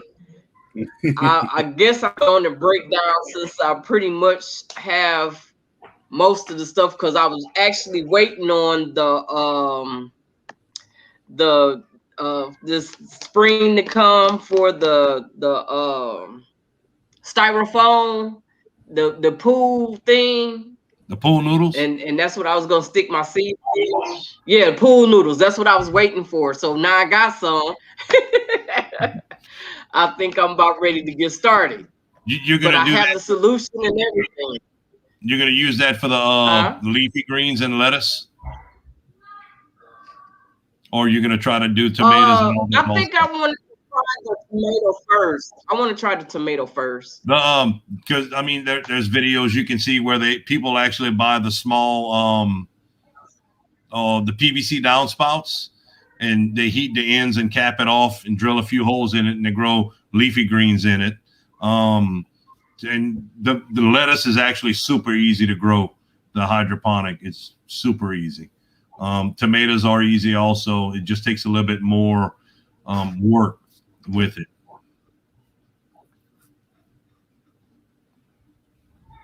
I just found about the channel, so and see what you got going on, and see what I can pick up from you. See what you got going on here. If you're looking to grow cracky, which is a very simple method of hydroponics, it's basically a set it and forget it. Grow something with Jeff was in here earlier. Yeah, Jeff is pretty good with that, man. Yeah. Love Jeff videos, man. Yep. And Mr. CB at CB's Greenhouse and Garden, they each, Jeff does a lot of cracky during the wintertime in his basement. Mr. CB also does it in the wintertime with lettuce and tomatoes. So both of those guys would be something that's a super simple. You mix it, you plant it, and you basically leave it. You monitor, once in a while, make sure you have your solution in the bucket that you're growing in. That's probably the easiest and most effective way to get started in hydroponics without having a pump system and all kind of, return drains and stuff like that. So you say growing something with Jeff, and CB has those systems that she probably can get that information to build one of those for herself? Yeah. Yeah, I mean, with cracky, you can get you a 5-gallon bucket for tomato. You probably want something bigger to where you wouldn't have to add. Usually with a tomato, 25, 30 gallons is what you look for, but you can use a 5-gallon bucket. You fill it up to where the roots are barely touching the solution when you put the plant in the net cup or in the styrofoam holder, and you basically let it grow. You monitor the amount of soil the amount of hydroponic solution you have in it, and it basically grows. You don't need an air stone, you don't need an air pump. You just put it in there and you let it grow. Okay. How's that? Do you need a pH? Or do I put it outside? Do that stay in the house? When you're doing hydroponic, if you put it outside where the rainwater can get to it, you will see nutrient dilution when it rains, because unless you can keep the water out of your bucket, your rainwater is going to get in there. So a lot of people, I do have people that are growing outside, and they're going to send me they have a YouTube channel that they comment, but he does grow, and I'm looking forward to seeing his outside setup for the tomatoes. But yes, the biggest issue with putting a tomato plant outside in cracky is your nutrient solution. With any hydroponic setup, is going to be dilution of your nutrient solution. But I just want to say something, you know, because everybody talks about the hydroponics and stuff, and I'm learning from you guys, and I think somebody out of the hydroponic world should show the things that you need to grow hydroponic. Like Mr. CB does. He has quite a few videos on it. You know, when you grow hydroponics, you're going to need a pH meter and a ppm meter to be able to start, because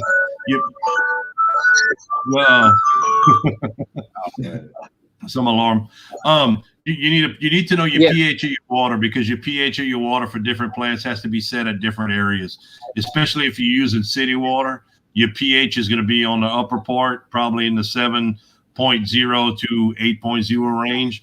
With tomatoes, you want your pH on your water to be somewhere around 5.8 to 6.0 is, you know, the optimum range for it.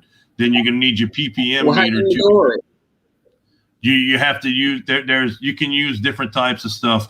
I use pH down, which is about $16-17 a gallon, or it was earlier. Mr. Homer.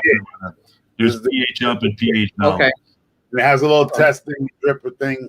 So this was about, well, up here is expensive. That's what I'm saying. You could probably get it online on Amazon cheaper. This was like $19, $18.74 up here. But you probably get it cheaper. The issue, most of the time, you're going to need pH down. It's not often you need pH up because of the water, the way, especially with city water, you're going to need pH down. The best thing to do is prepare before you order a pH meter, find out where your water's at, and just order what you need. When you're operating with pH down, you want to go slow with it and adjust your water slowly to where you don't overcompensate and go below, because it takes a lot more pH up to get your pH back up to where you need it. Now, don't do the mistake I did. I ordered the pH tester, water tester. Later on, I found out they sell both the pH tester and the THC tester for $19 on Amazon. You got somewhere you can buy a THC tester? Yeah, they come together. One ppm, brother. EC, I mean, whatever you call it. THC. I was gonna say THC. That's what you measure the proper weed. I'm like, brother, you got it going on. You done found something nobody knows of yet. Anyway, go ahead. Yeah, that's the dark side. That's the dark side you talk about, Cajun hydroponics. Dark side. Yeah, but you can get the 2-piece for hydroponics. It's they go for $19 on Amazon. I ordered one on my Amazon bucks, and it only cost me $3.82. Danny, quick question. Yes, sir. Yeah. How do you regulate the temperature in those grow tanks that you have your hydroponics set up?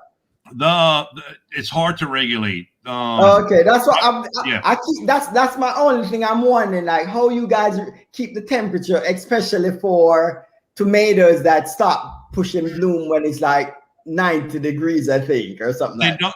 I've never had them stop pushing blooms when the temperature gets up. I have them stop pollinating. And you know, okay. Yeah, we talked about that earlier. But when it hits about 90 to 95 degrees, the pollen, 95 to 90, when the temperature gets up there, it's hard to give a specific point, but your humidity also makes a huge difference. It's not just the temperature. If you had 100 degrees and it's dry, a really dry humidity, you'll be able to still pollinate. But if you had 95 degrees and 95% humidity, the pollen in the flowers gum up and they won't transfer from plant to plant. And what I'm trying to do is find a happy medium, because the plants will still grow at 90 and 100 degrees with shade cloth. If I'm able to move enough air flow through the greenhouses. So what I'm trying to do is find a happy medium of growing from December or middle of December, January, to where in July, I'll be pulling everything out and replanting again. Okay, okay. So that's what I was wondering, because I know it's Louisiana you were in, Right. so it's going to get hot in the summer, Yeah. It gets hot. Like I tell everybody, it gets lava hot, and it feels like we breathe in water, in July and August because of humidity and the heat. Same here in Florida, man. Yeah, Same exactly. here. Exactly. Yeah. Our growing season here in Florida is actually from October, November, December, January, February, and that's it. Yeah. After that, we really can't grow too much leafy greens anymore. And growing something with Jeff. I know you here, right? Yeah, my mind was somewhere else on the dark side of my life. That's all. That came out my mistake.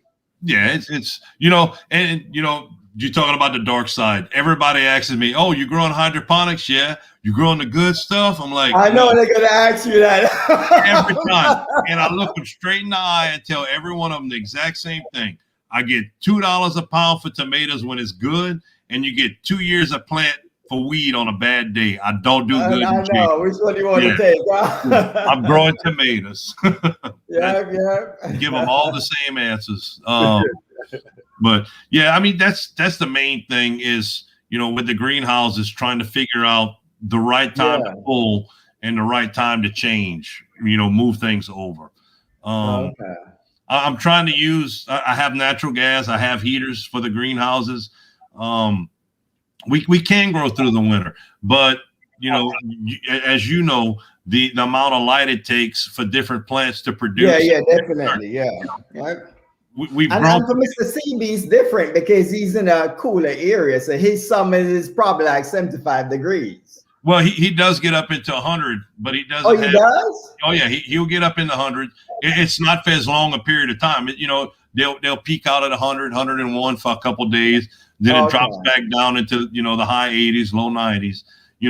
He does see the peaks and valleys, just not as long as we do over here. Okay. Earlier, you were talking about the leafy greens. Micro Farmer was making fun of him. He's like, "You ain't got no broccoli planted. You ain't got no leafy greens." No, we can't grow those stuff, man. I can grow collards this time of year, but I can't grow cabbage. I can't grow broccoli. It's too hot. They go to seeds in like 2 days. Hold up.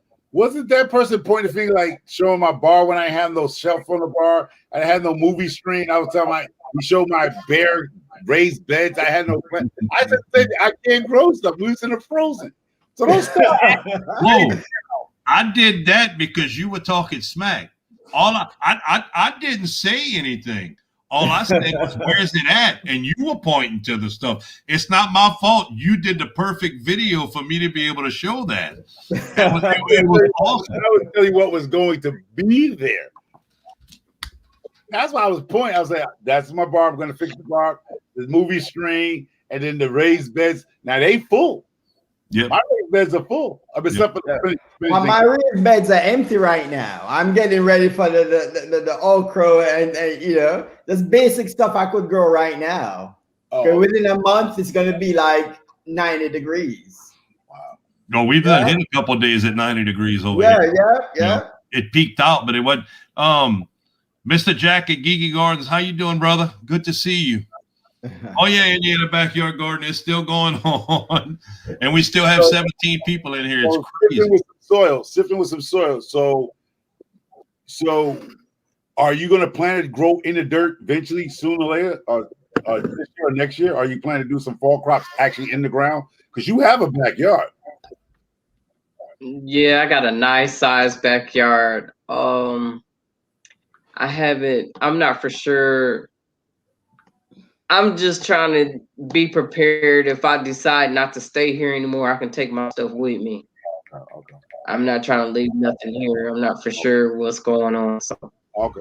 But I don't know if I want to get out there and be digging up stuff. To me, it's easier to do the container. But I'm looking at, I can just take everything and put it on top of the dirt and just let it go. But you don't have to dig. Depends. You don't have to dig because you could do what you was doing. If you say they cut the tree down, those branches that you pull the leaves off, all you gotta do is pile them straight and then drop topsoil or something over that, and that's what they call that no-till raised bed, where there's no digging. So you're not actually digging into your soil on the native soil.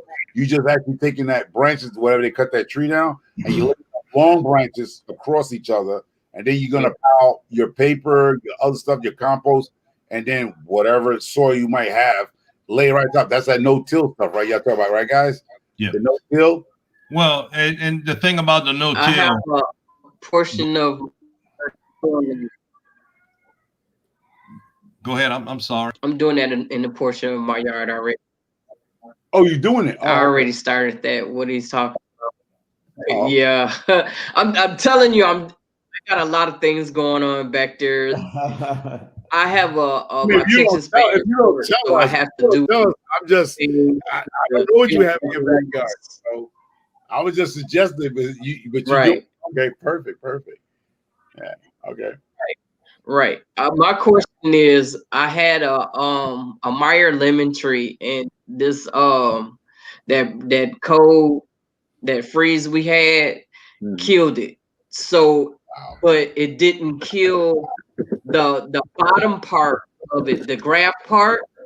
It is still alive. It's a lot of branches coming up from it, and You mean the root stock I hit or the graft? that. Huh? The root stock or the graft itself? What you say? The root stock or the graft or the root? Okay. The bottom part. Oh, that's the bottom root stock. part is still alive. Yeah. Oh, okay, the root stock is still alive. Is still okay, alive. Good. But that might not Right. The top part it's dead. I haven't messed with it yet, but it's dead. It's all dried up and it's dead. But it's a lot of shoots coming up from the root stock. So I'm like, do I take that off and just keep it and graft something onto it? Yeah, because you don't know what that tree is.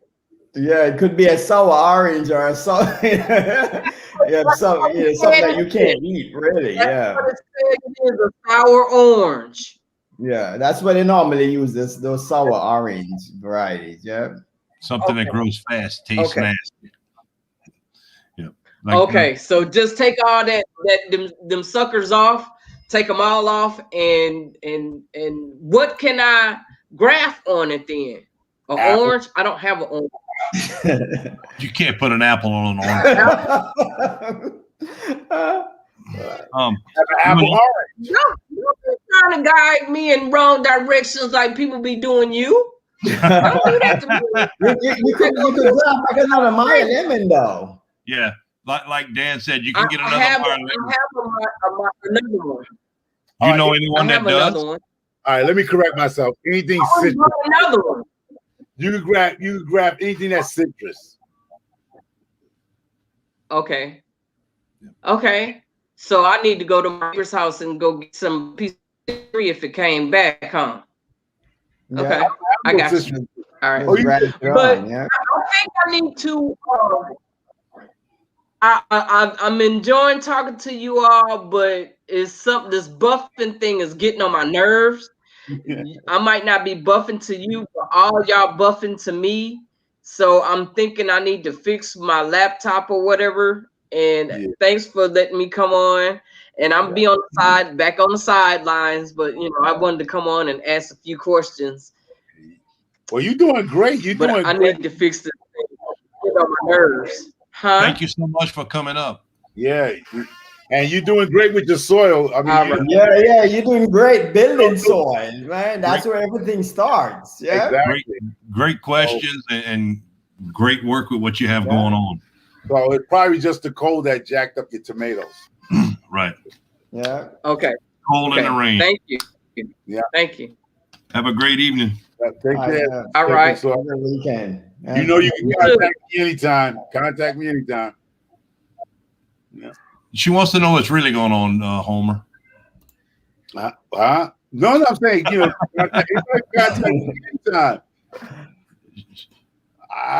If I don't know what's going on, I'll point you in the right direction. Yeah, I know. I'm just gonna throw that out there every time somebody says something and you like contact me. Like they want to know the correct answers. Dan, what's up, brother? How's it going? I'm doing good, man. Just I was enjoying the live stream with with you and Broke Farmer and Micah Farmer. Listen to you guys banter along. It was good. It kind of went downhill after Homer come up. Man, y'all just get at me, man. Yeah. But he takes it good though. He takes it right in the chin and come right back. You got to. Yeah, you can't be weak in this YouTube world. Definitely can't be. Yeah. Everybody do things differently. Like I said, we're from all over, different zones, different countries, different islands, whatever. So you can always learn something from somebody. Yeah. That's the whole part of YouTube that I like. I learn from almost every channel I watch. There's something. It could be a channel that just started you could learn from, or a channel that's been there for 20 years. There's something to learn from. Yeah. And what I do a lot is like I watch a lot of you guys. I watch, and what I'll do is try to take some of the stuff that I see that a lot of you guys do and try to tweak to my own thing. I do the same. That's what I started. I pick from every channel I watch and just create my own and just see if it works or not. If it works, everything is good. Yeah. So that's me. That's what I do. Like I had planted these tomato seeds directly into coffee grinds. Oh, that was interesting. Just to start them on those cells, and then I moved on to cocoa core and other stuff, and it produced. Now, eventually, I don't want to say something that jinx myself. You get what I'm saying? Because a lot of people jump out there and then it fails. They go, "Oh my God," you know what I mean? No, well, the thing about you, Mr. Homer, even when you fail, you show it. And that's the best thing about being a gardening channel. Just because it doesn't work doesn't mean you shouldn't show it, because somebody else is going to do the same thing and have issues with it when they could have watched your videos and known. That's true. Yeah, definitely. Yeah. Everybody knows. Those are the people that. So for the people who haven't followed me in a long time, that's exactly what I do. I will show you that what my mistakes are. I will show you like it just jacked up. So I definitely do that. And for me, gardening is like you're always learning. Yeah. Every day you walk out in the garden, you learning something new. It's a non-stop learning process. Because this year, y'all watch me this year. The people who follow me for a while, the only thing I grew that I know how to grow like decently wise was chicken potato. If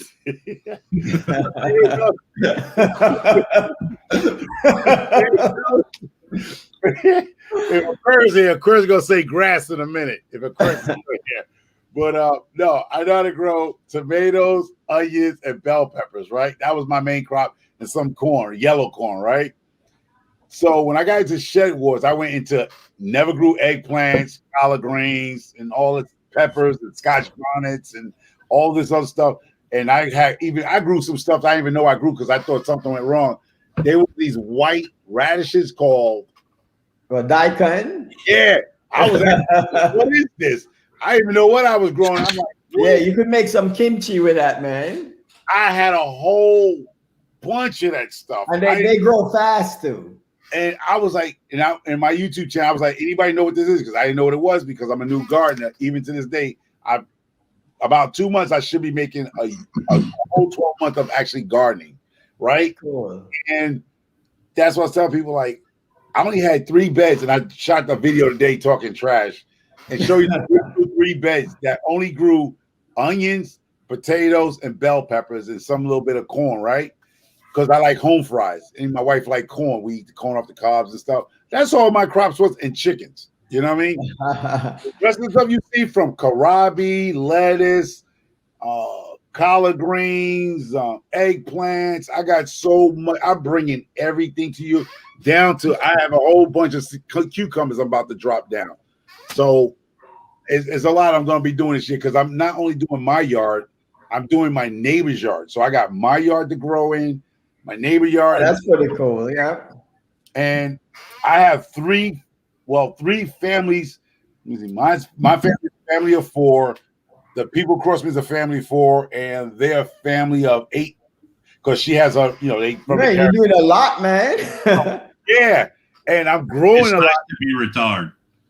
No, you're planting a lot. You're not growing a lot until you got. You done called yourself the dirt keeper, and that really puts a dampener on what you want to be doing. Let's clarify what the dirt keeper means, okay? Because people might take that very seriously here.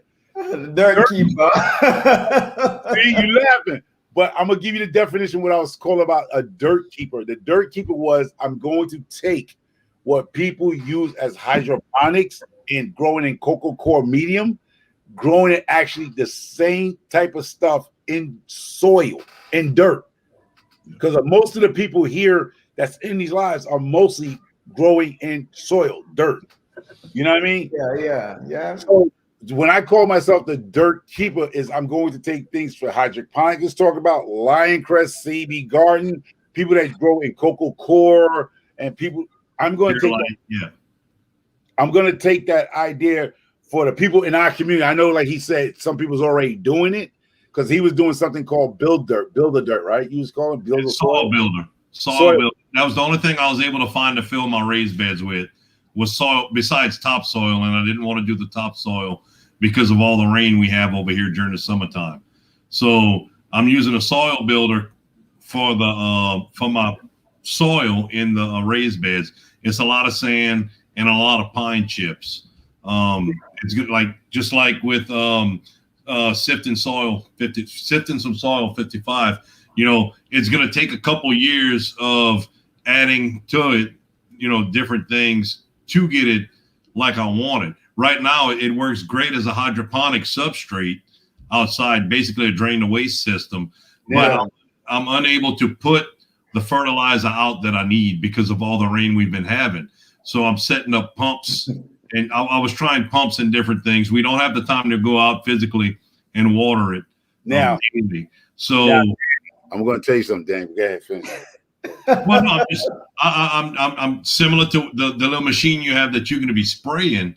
I'm using a Venturi siphon to be able to pull the hydroponic solution out and disperse it into the raised beds on every other day, every 2 days. That's cool. Yeah. Now, Danny, now this is where I talk to him, Lioncrest, and some others, right? What he's talking about, I've been doing it and didn't even know I was doing it. Do you get what I'm saying?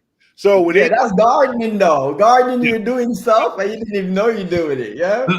I haven't dropped that video. I'm probably gonna get off it. I'm gonna drop these videos tomorrow. You're gonna see my chicken run had sand in it, has wood chips that I got free from last year from the person that cut the tree, and they grind it, and between the chicken poop, right? That's gonna be the fertilizer, right? When I was shifting it, like I said, shifting, I made my own shifter.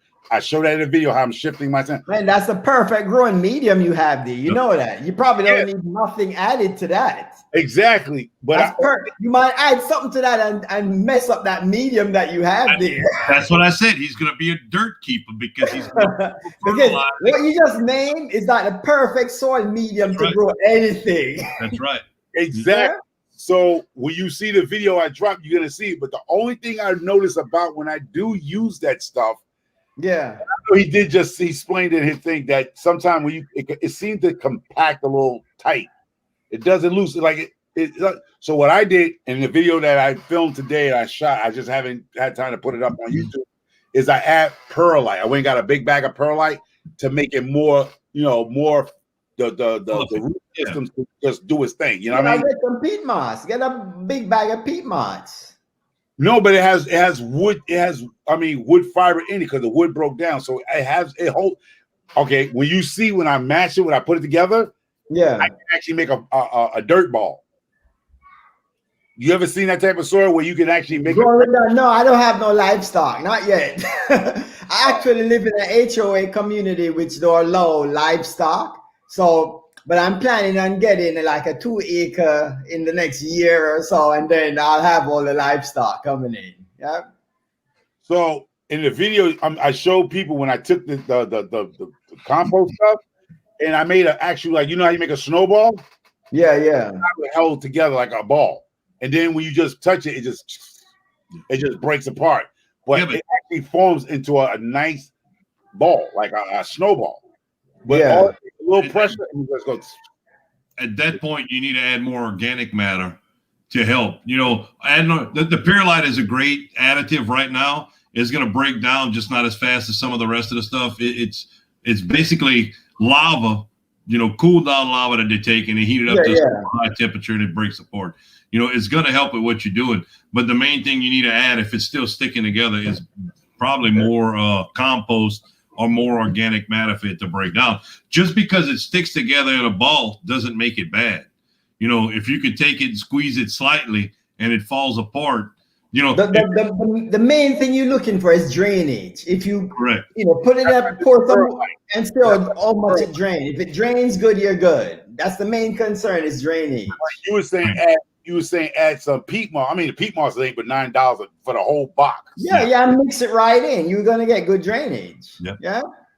It's only gonna hold so much water, and it's gonna, you know, it's gonna release the rest. Yeah, and it also that's helps. what I would do. Just mix it, a big bag of, you know, you have a big soil medium. I'll mend that by tomorrow with peat moss. It's just that I was doing some work for some other people and I rushed to do that video because I got sidetracked to what I was planning to do today. Because Sunday I wanted to chill and relax. But peat moss is $9 for the block. You should do a side experiment where you use everything from your chicken run with the peat moss, and then another area where you add in those other amendments and see the result you get. Yeah. Oh, I do. I have a space to do it. That's my neighbor's yard. Okay, cool. In the video I talk about, I'm probably going to use that to fill up her one of her raised beds, and then I could do the other raised bed like you said. That makes sense. Thank you for the contents. I can do that. Yeah. Well, let me answer this question before we keep going. I'm pretty sure he's talking to me about feeding the beds with waste master blend. I am for a portion.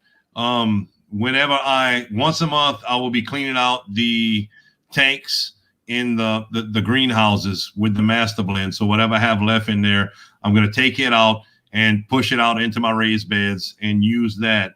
I'm also going to dilute the system, which is add 120 gallons of water and circulate it for a couple of hours until the ppms return into the tank, stabilizes, take it out, push it out to the raised beds, and then finally the third time I'm going to put more fresh water in it, circulate it till the ppm stabilize, pump that water out, then start over with fresh master blend.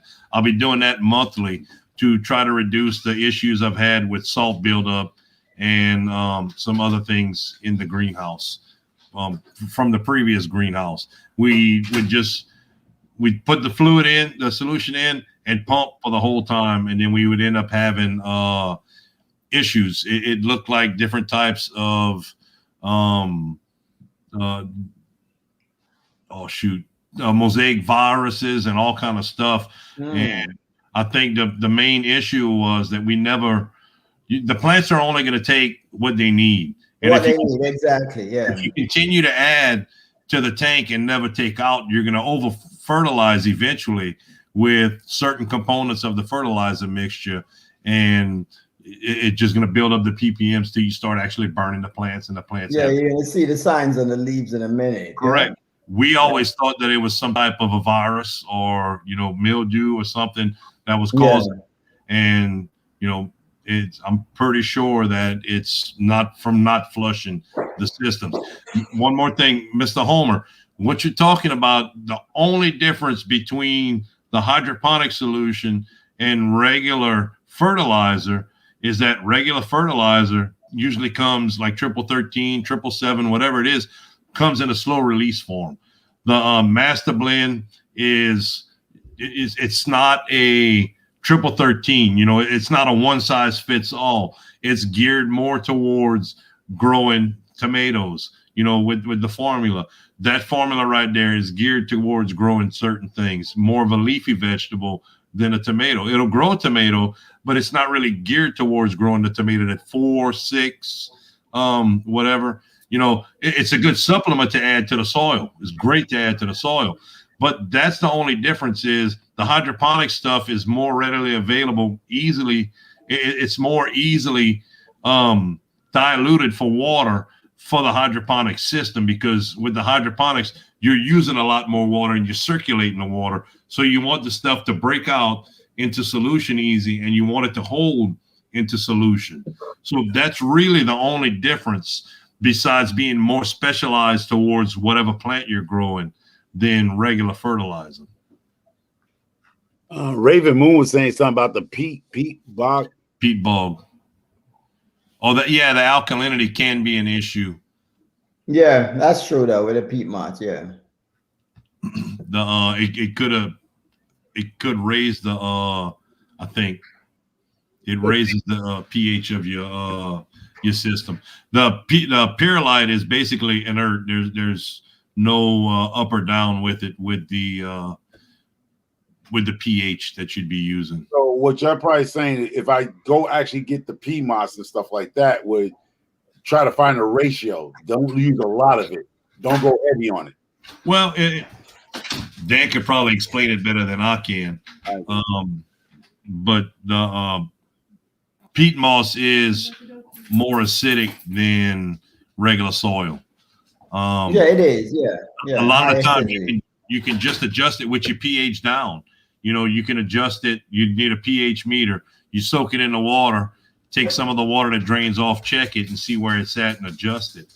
But by putting it outside in a raised bed, I mean, I wouldn't put a whole 3 cubic foot bag in the raised bed. I'd go a little bit at a time, maybe a third of the bag. Yeah, a little bit. Yeah, you know, small increments. Yeah, because you can actually over put it, and then it can retain excess water. Hey, Jeff, what's going on? Hello, Jeff. Hey, Jeff. Darn your speakers on. No, he had some issues with his headphones last time trying to get them to connect. Take your time. You can't hear us, huh? Yep. We've been on here for. Hear me talking? Yes, we can hear you. Yeah, we could hear you, man. Oh my God, the dogs are going crazy. Quit it. Hey, Jeff.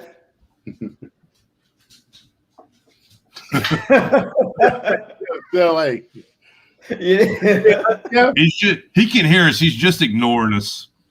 He ignored us. You saw that smile when I said that, huh? He smiled.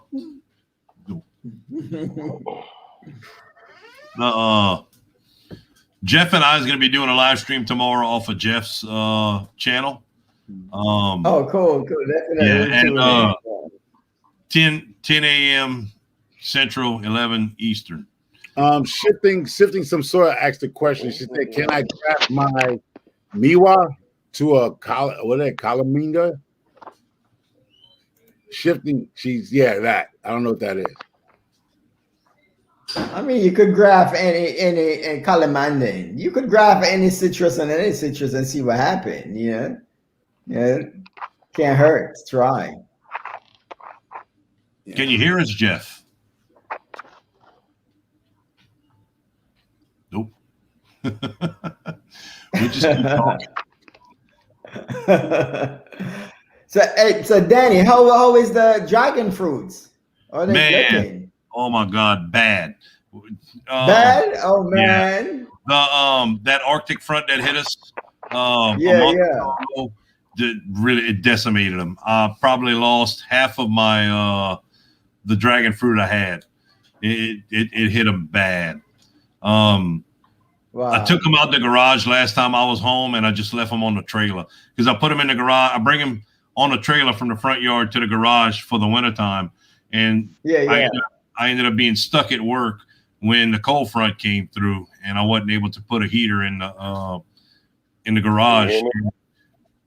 We can hear you. Oh, I couldn't hear nothing. I couldn't say nothing. Nothing was working. Well, get it out of the way now. You gotta get it going for tomorrow. All right, there we go. So I had a lot of issues. I need to do a video on it and show how bad everything is, but I've just been too depressed and disgusted at the same time that I let it get like that, So all the cuttings you gave me are growing really good here. I bet, man. that you're in the ideal place. It's just I have them in 5-gallon containers right now. Right. I'm glad they're working well for you. Really am. I mean, I didn't lose everything. Don't get me wrong. The one that I sent you that I said was a self-pollinator. It has really good fruit also. Nothing happened to that one. That one's perfectly fine. So it doesn't really bother me which ones lived. I'm just happy that, they made it. The ones that made it. But it is good. I could probably send you more cuttings from the ones you gave me within, maybe by the end of the year if you need that. And I was getting ready to say, it really put into perspective last year when I started moving them, and I literally filled up my whole garage with dragon fruit.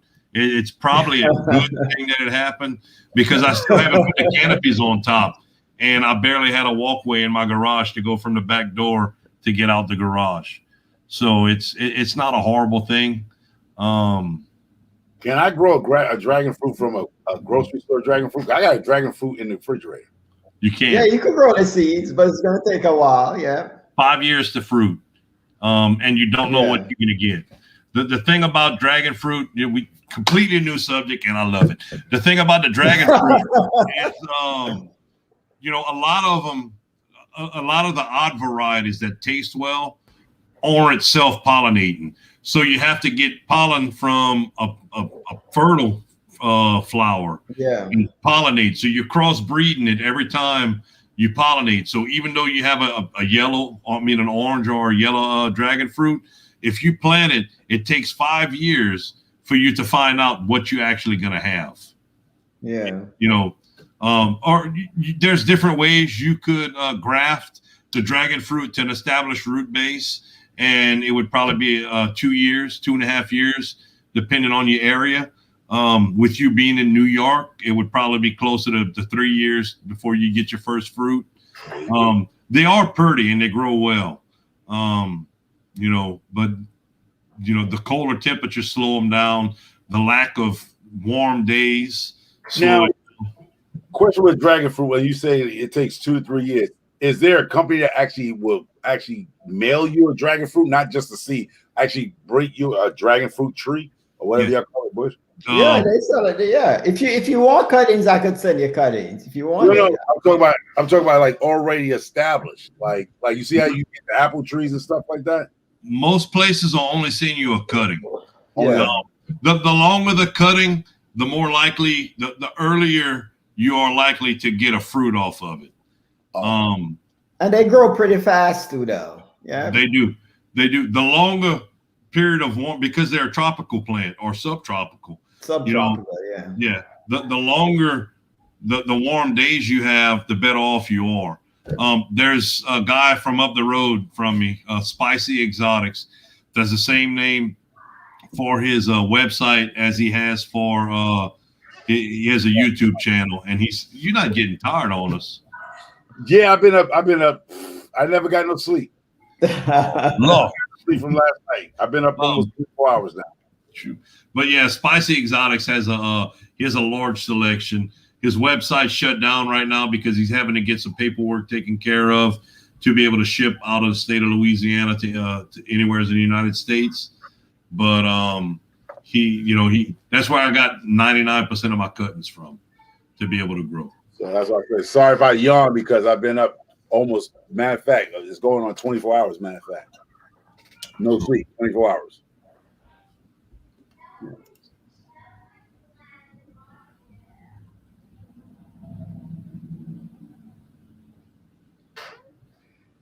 Yeah, Mr. Robert, you know what?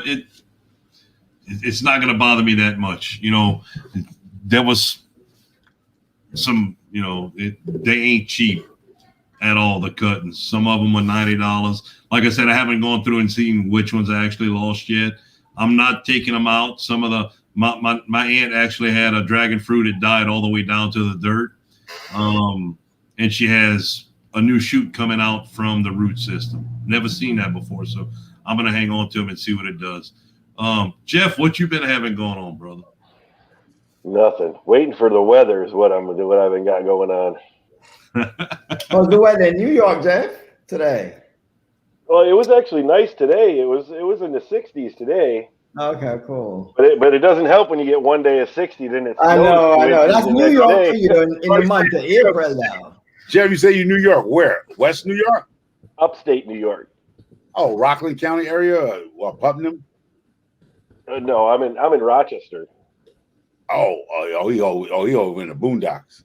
Oh, that's not far. That's right there, man. I'm in the middle. Yeah, that's Man, he about an hour's drive away from Canada. no, definitely not.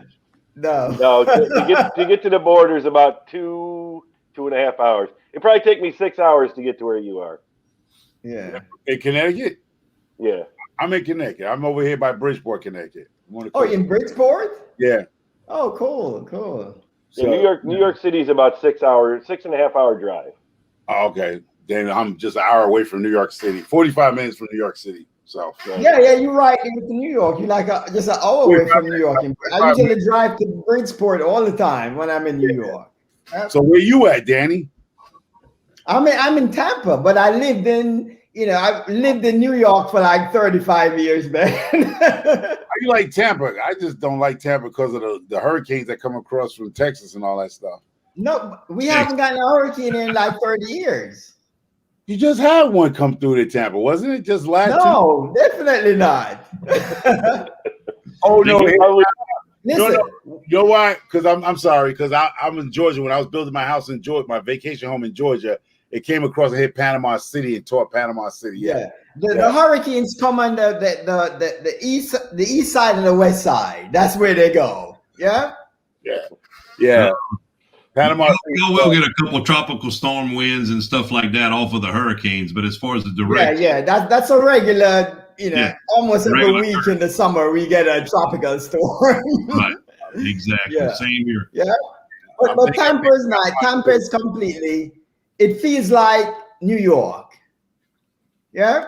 Half the people is from New York, but warm. Yeah, exactly. Half the people is from New York. Yeah. And it's warm. I love Tampa because I usually just go from Tampa all the way over to Orlando to go to Walt Disney and come on back to Tampa. Yeah, it's just an hour up the road, man. Yeah, the party. I go back to Tampa to party.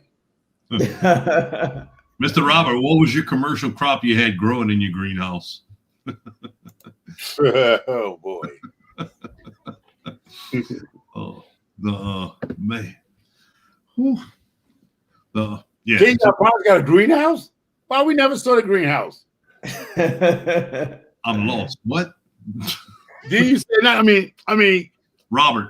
Homestead Aquarius. Who said they had a greenhouse? Mr. Robert, Homestead Aquarius. Have you ever seen it? I never saw a greenhouse. I haven't gone back and watched anything past the last year of his videos, but he has talked about it. Jeff, how's the garlic looking in the containers? Oh, I have it in that new box, so it's growing pretty good. It's got to be probably 10 inches tall now. Good. You probably have a good harvest. Yeah, it went through the snow. It got all covered with snow. Yeah. Yeah. So did my radishes. But everything seems to be okay. Oh, cool. It's more nitrogen from the snow, right? I don't have to amend for nitrogen. I just have to let it snow. Exactly. Yeah. So hold that up, Cajun Pot. He said, I'm not watching. I asked everybody else on this panel, did they ever see a greenhouse with it ain't just me. I never saw a greenhouse. Matter of fact, since we in this chat, have anybody ever seen Homestead Aquarius greenhouse? Don't make it seem like you're not watching channels. No. I don't remember seeing it either. And then Casey gonna put it up there to try to put me on Front Street with your teammate. You a teammate and didn't see that greenhouse. No, I didn't. That's why I'm saying it. I didn't see it. Yeah, I don't remember seeing it. I watch a lot of his videos, so I don't remember ever seeing a greenhouse. I gotta watch people videos. I remember during the wintertime he was putting stuff in his car to seedlings and stuff. I'm serious. And it works to keep them out the weather. He didn't have place to keep them from the cold. And Is that What's that? considered a greenhouse? They had a greenhouse. I think the plastic is going off of it. You look like I'm really messy around here. Barnyard chicken. If you go to Spicy Exotics, he has a YouTube. He has a lot of great information on dragon fruits and what to, how to prepare them. Most of the time, most people only want one shoot that goes up to the top, then it comes over. And once it comes over, that's when you let the side shoots grow. Most of your flowers should grow off of the side shoots, not off of the main shoot of the dragon fruit. Also, what variety is it, if you don't mind? Hold up. I want to speak to Raven Moon Garden. I almost got put out, bro, for that. I threw the bag out. I have the same stuff. I had earthworms. I went to the hydroponic. They had earthworm, kelp, and lobster, like whatever, lobster, crab meal, whatever you got. Man, I put that by the house, and when it started warming up here, my wife yelled and screamed at me, "I get it out of her house." I use it. I try to put it in the bathroom downstairs here. When that stuff warmed up, it's stinking bad. Yeah, it stink bad on the outside. I got it right outside the garage door, and when it heats up over here, it stinks. You can smell that a mile away, man. I ain't never gonna use that again, ever. That stuff with kelp and lobster or crab in it. Oh no, I use that stuff, and it took almost 4 days to get that sent out that bathroom over there, downstairs bathroom. Yeah, man, I'm not using that no more. I thought I was doing something, and I learned that from what it's called Seed the Soul. Seed the Soul is a YouTube channel. They do microgreens. Seed the Soul. Anybody got that channel? I've heard of them. I've never watched them. I followed them, and I got me some of that stuff from the hydroponic store. And I did, man, listen, soon it warmed up. It was a wrap. Never again. So please, people, unless you got an acre or something like that, do not put that in your backyard unless you have a no sensory problem. That stuff stinks when it warms up. So be careful with the kelp and the lobster, the stuff that you talk about. Oh yeah, the dump troll. Oh, fresh cow horse manure. Wow. Next to the back door. Ooh, that gotta stink. Dump truck load. That's a lot. What? During trawling season, they have a couple plants by the house that peel shrimp. And they have to have places to get rid of the peelings. One of my cousins lets him dump it off on one of his properties that he has to grow hay that he uses for his cows. And I was having some issues with the neighbors in the back that, we were friends, then we wasn't, because his dogs killed all my chickens. And I hit him up. I'm like, hey, I can still get some of that shrimp, because he'd always offered it to me. Shrimp peelings are great for plants and stuff. It really is, but it smells like rotten ass whenever it starts to heat up. I plant shrimp peelings around my fruit trees too. Yep. Yeah. So I called him up. He's like, yeah, because it was during trawling season. Yeah, he said, how much you want? 2 or 3 feet of it. So they bring it out there in a little dump trailer, and they brought like 16 dump trailer loads. It was 3 feet of shrimp peelings, probably 100 feet wide by 140 feet long. And I left to go to work for 3 weeks. I didn't get to smell none of it. By the time, needless to say, I didn't have any more issues after that with him. Wow. But yeah, it's horrible, especially in the heat. Them shrimp peelings, and a lot of times they tell you to till it in so it'll break down slower, but you don't get the odor and the aroma. And to throw some lime on top of it, it helps break it down faster and stuff. I think it's called chitogen that they have in it. It's amazing what it does for the plants. Yeah, it does. Yeah. But I tilled it in. Boy, I had some nice plants that year. Oh my, the plants, the fruit, everything was great. But the smell that it produced for 3 weeks was past awful. Yep.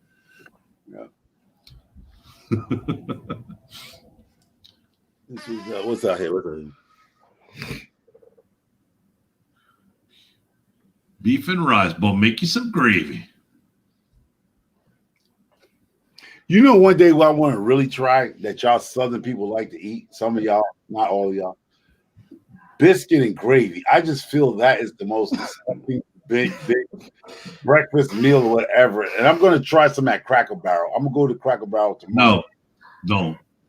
That's the worst place to eat it, man. The worst place to eat it.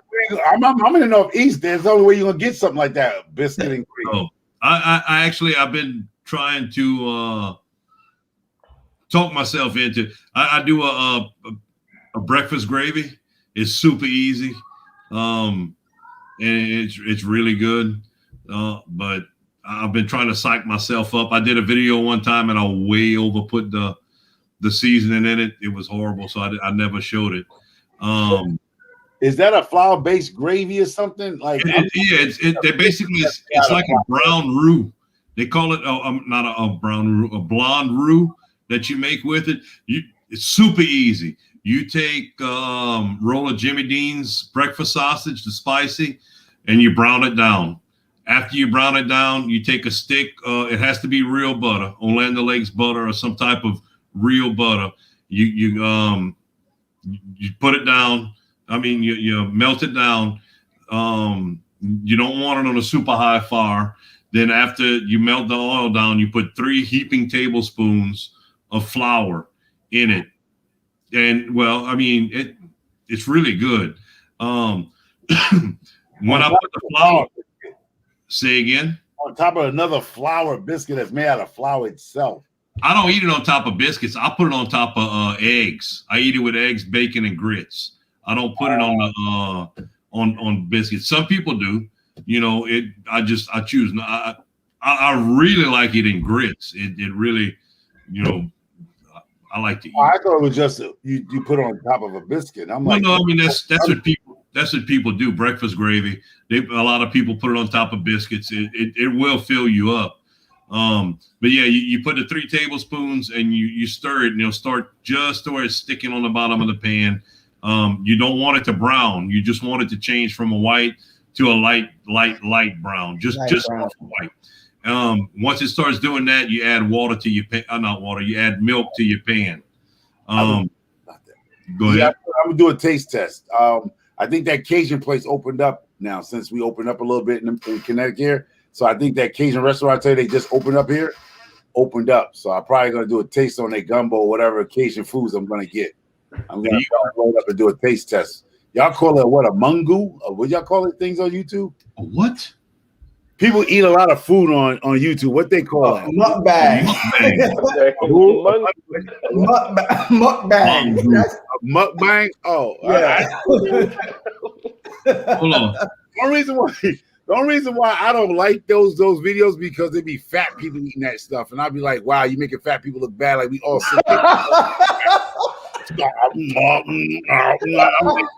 You give big people bad day because all us fat people eat like that. But yeah, I'm gonna do that. I hate those videos, but anyway, I'm probably gonna do something, but I ain't gonna call it a mukbang. Mudbang. Wow. Anyway, right? I'm gonna not try mud, not mud, muck. Muck. M-U-C-K. Not mudbang. Oh, muck. Oh, okay. Yeah, man. Okay, Billy, you have no idea what you're talking about at Wickshire Project. That grits are Southern people who enjoy eating sand. Mm. If it tastes like sand, you haven't cooked them right. Oh yeah, he don't know what he's talking about. Grits, I eat grits. Grits are amazing. I like to take it. I boil them in water.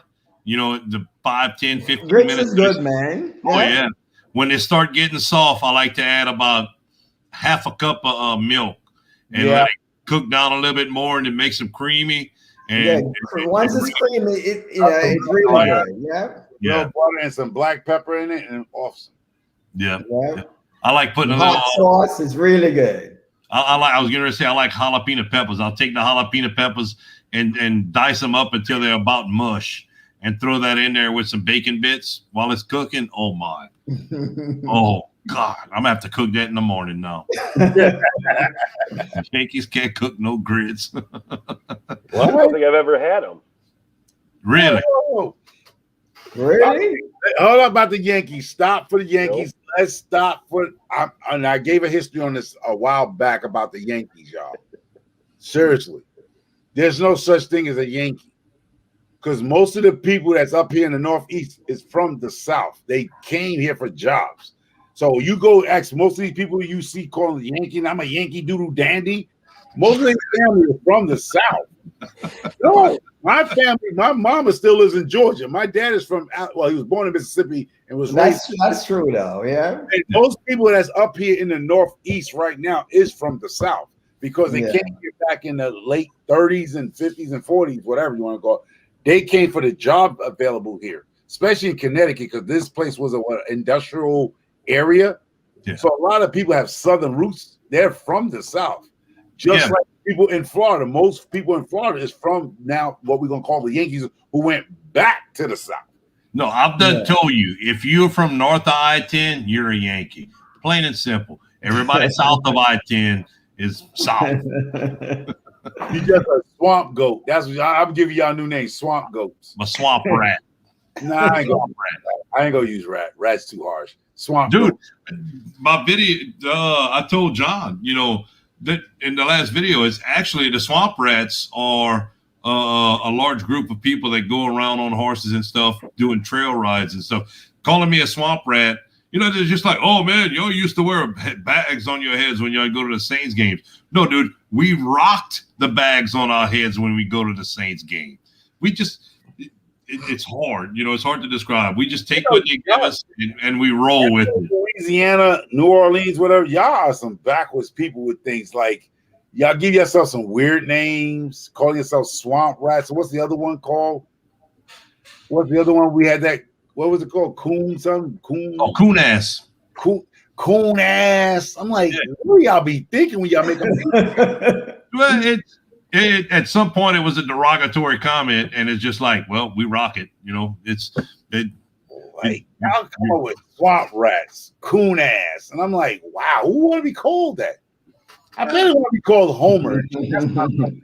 Dope.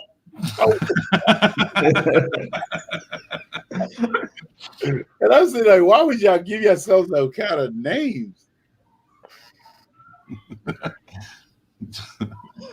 No, and it don't bother me. Whatever John calls me, it's all in fun, and whatever you call me, it's all the intention, so it's nothing. That's why I mean, it's just me personally. I don't feel like doing those. Like he called somebody a kiwi and a kangaroo. I just feel personally for me. I try to use something else. I don't try to do that. I mean, I know it's like people say it's coming from a good spot, but I wouldn't call you a swamp rat. I'll say swamp goat or something. I'd rather be called a swamp rat than a swamp goat. We ain't got goats around here. I wouldn't even know where to start. A swamp goat. Property? God. A mystical creature. It doesn't exist, I mean, we rock it. When you call me a swamp rat, I'm gonna rock it. Well, he called me a muskrat, and I'm like, I'm not a muskrat. I don't even know what a muskrat is. Then he's like, well, you should know what a muskrat is. That's from down in Louisiana. Dude, I know what a muskrat is. It's not from Louisiana, but it is in Louisiana. The muskrat was brought here from overseas because it was to eat the water ice, they brought the lilies. Correct. Or something, Somebody else brought the water lilies over here from overseas because it was pretty. They thought it was dead. They threw it out in the water, and it's taking over the waterways now. So that's what the muskrats were brought over here for. They're not really good animals. They taste good. They're really good. They're in the squirrel family. They're not, they call them a rat because of what they look like. Invasive species now, though. Horribly invasive. Horribly invasive. They destroy everything. Ecosystem. They're not very invasive, because I'm gonna tell you right now, if our government decide to give us seriously $5 for each muskrat you catch, they'll be annihilated. People will come all over the country to kill those doings off. That's not true. At one point, they were giving $4 a tail. You didn't even have to bring in the whole thing. You'd bring $4 a tail to the game wardens, and they give you a check for every for the amount of tails you had, and they're still overpopulated. They're like, they call them rats because of the way they populate. They must have put the application for the projects where I'm from, bro. The projects would have went down out. Hey, not been one muskrat thing. They not from the Bronx. Bronx people would have been lined up to get those things. I'm telling you, bro. They took out the bisons in this country. The bisons went almost on extinction list. Soon they was giving money for them pelts, the bison pelts. Shit, bison almost left this country. But that's a different thing, because the bisons were out on the plains and everything. These guys are out in the marshes, and you can't find them all. They're small animals. They produce rapidly like mice, and it's hard to find. Family anyway. Yeah, So do you think if I came up with a contraption where you put a electrical pole in the ground like they do with worms, would those muskrats come out of it? Because they in a marsh area, right? No, they won't come out. They're smart, but they're not smart. They do tend to stay in groups, but they never stay in groups. They break off in pairs. The groups they stay in is the family, but then once the family gets to a certain point, they break out and they leave. I worked one place, and on the weekends we'd go out there and we'd probably, put down anywhere between 200 and 1,000 a weekend. We were doing that and we didn't know, it's just, they were all over. They were crapping all over our locations and stuff. So we started putting them down, and we were sitting at the bar one day drinking. The people that own the hunt portion of the land that we were working on, the guy comes in, sits down, opens a beer, takes a sip. He's like, man, they got some people out there coming in there and killing all the muskrats on the property. Like, take a sip of beer.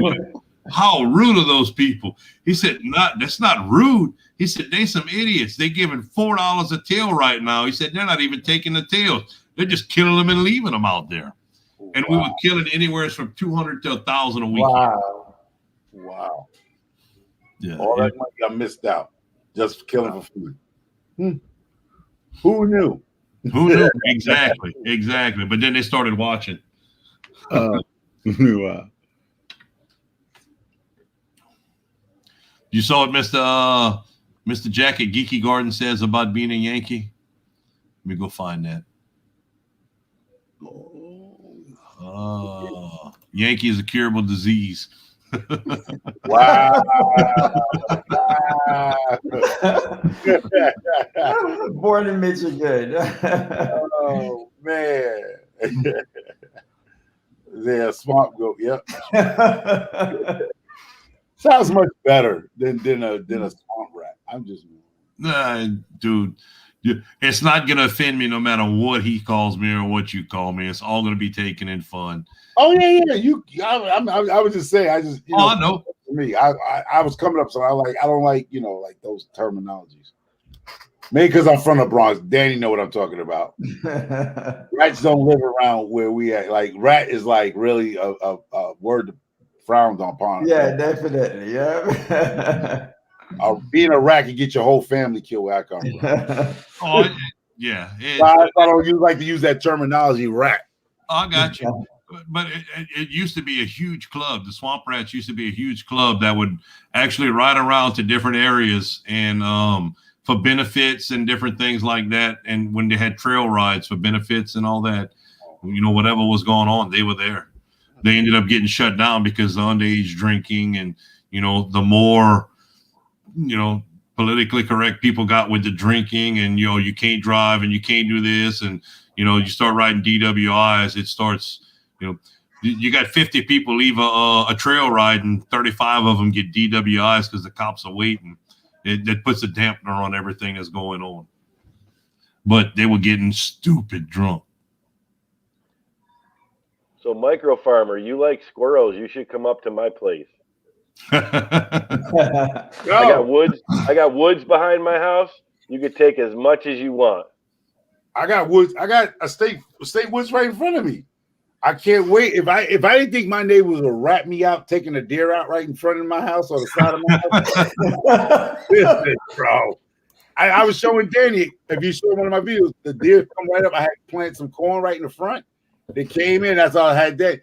The deers come right down here. The coyote walks across, like my dog is barking at the coyote now, comes this way, jumps off the ledge and goes into the woods. The fox comes down about 5 o'clock in the morning. She comes this way.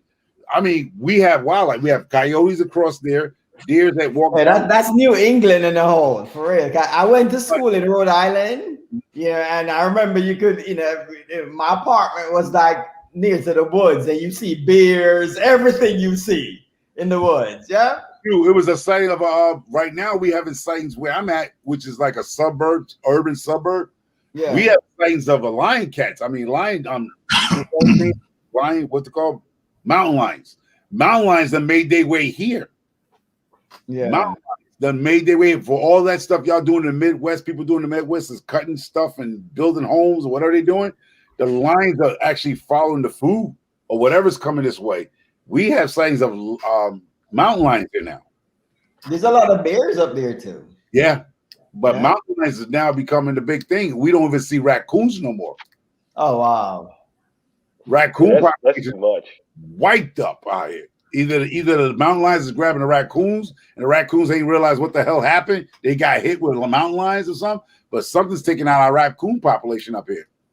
Is it happening where you at too, Jeff? You say something about the raccoons too? You're missing raccoons too? Oh no, we have raccoons, we have squirrels, we have chipmunks, woodchucks, deer walking back there, but I mean we don't have bear or anything like that. So I mean, there's not a lot that's gonna mess with the raccoons. Raccoons are gone. Raccoons. Something's been digging in my garden.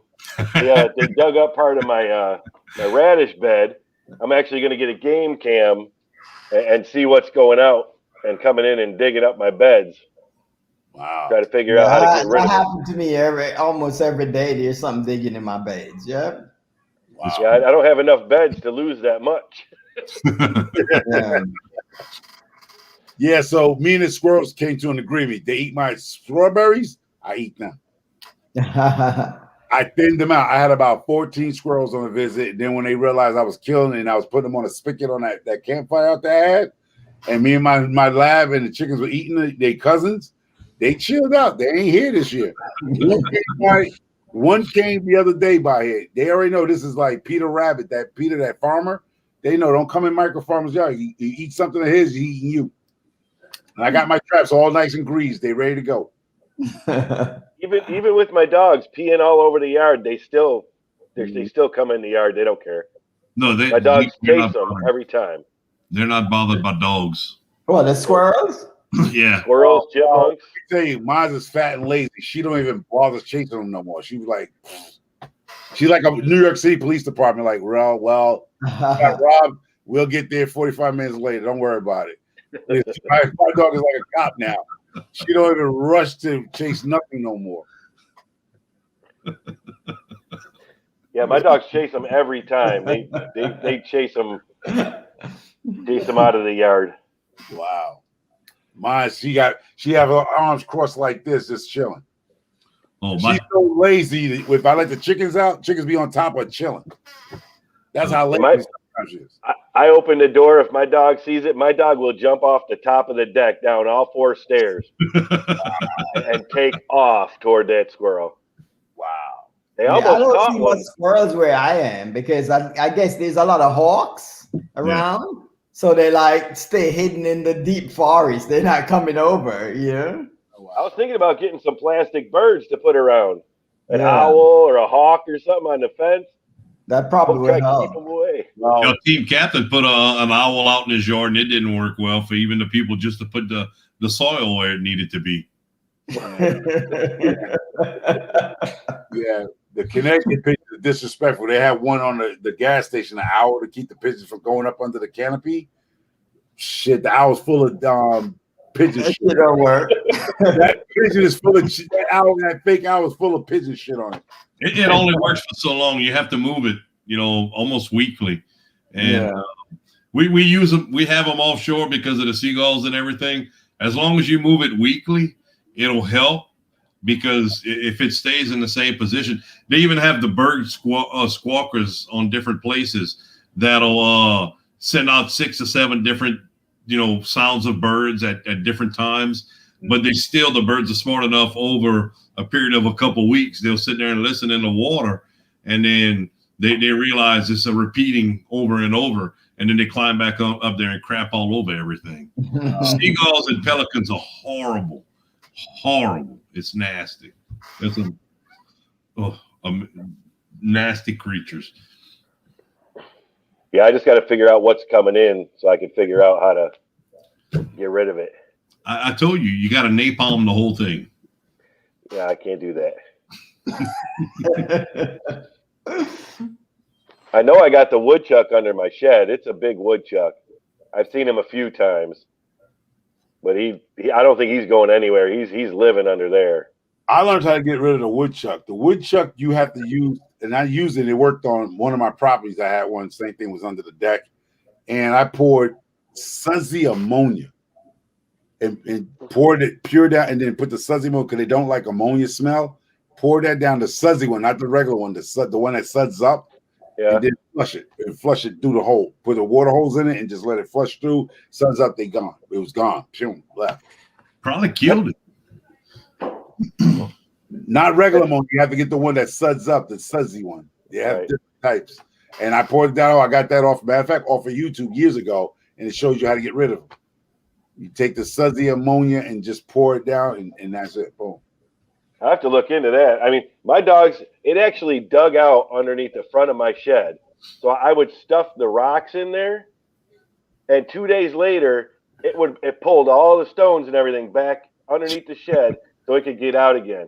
My dogs were at the hole barking at it, and that thing was under there. You could hear it chirping at my dogs. So won't you go? So what I would do if your dog's in the house, what I would do, I ain't not gonna lie to you, I'll go to Home Depot and make a regular snare. I'll put the snare exact way it comes out at. Just put a snare, and you can learn how to make a snare off YouTube and just snatch it. Well, you'd have to watch with your dogs, but you can also buy the little snap traps when it steps in it to catch it. Oh, that don't work. I have one. No.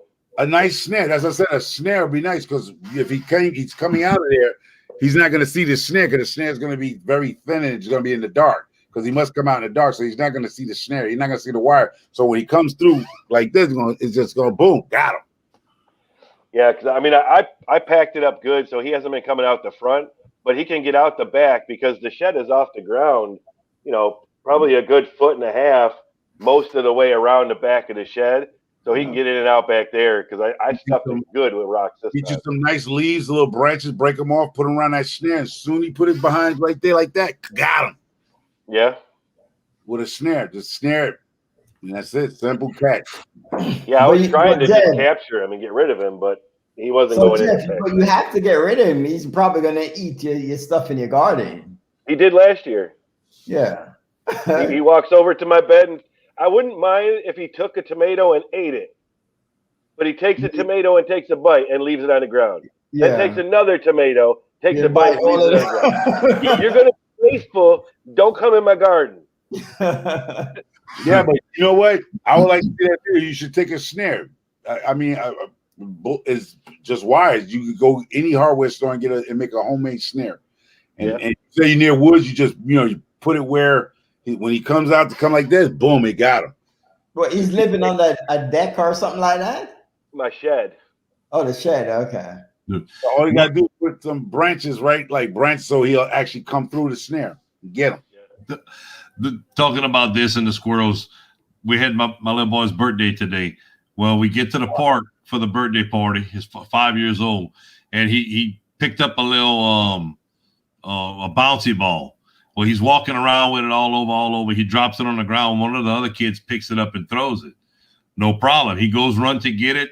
A freaking squirrel comes jumping down out of the tree, picks it up when he's about 4 feet from it, runs back up the tree with it. Dude, you talk about a 5-year-old that was distraught, screaming and hollering and everything. He walks back up. He starts fussing at the squirrel. The ball comes back down. He picks it up. He looks at it. The squirrel took a big old bite out the ball, figured out it didn't taste good, and threw it back down on the ground. Then he got all distraught again because the ball had a freaking hole in it. I'm like, it still bounces fine. He's like, but there's a hole in it. I'm like, dude, come on. That was, oh my God. That sounds like a New York squirrel, man. That could have been a YouTube short right there. That would have, it would have been amazing if I could have caught that. So let's see the chat. You said you're looking at the chat? I'm trying. They're talking about hog hunting, and I mean, after 5 hours and 15 minutes, we've kind of run out of tomato topics. The dragon fruit topics, so kind of that went by quick. Well, this is your live. You can end it. I'm done. I'm done. I ain't gonna lie. I probably don't wake up until 1 o'clock tomorrow, man. What? I'm gonna be up at 3:30 drinking coffee. Michael Farmer, you have like 4 gardens, man. So you got to go take care of those gardens tomorrow. No. You got 4 homes.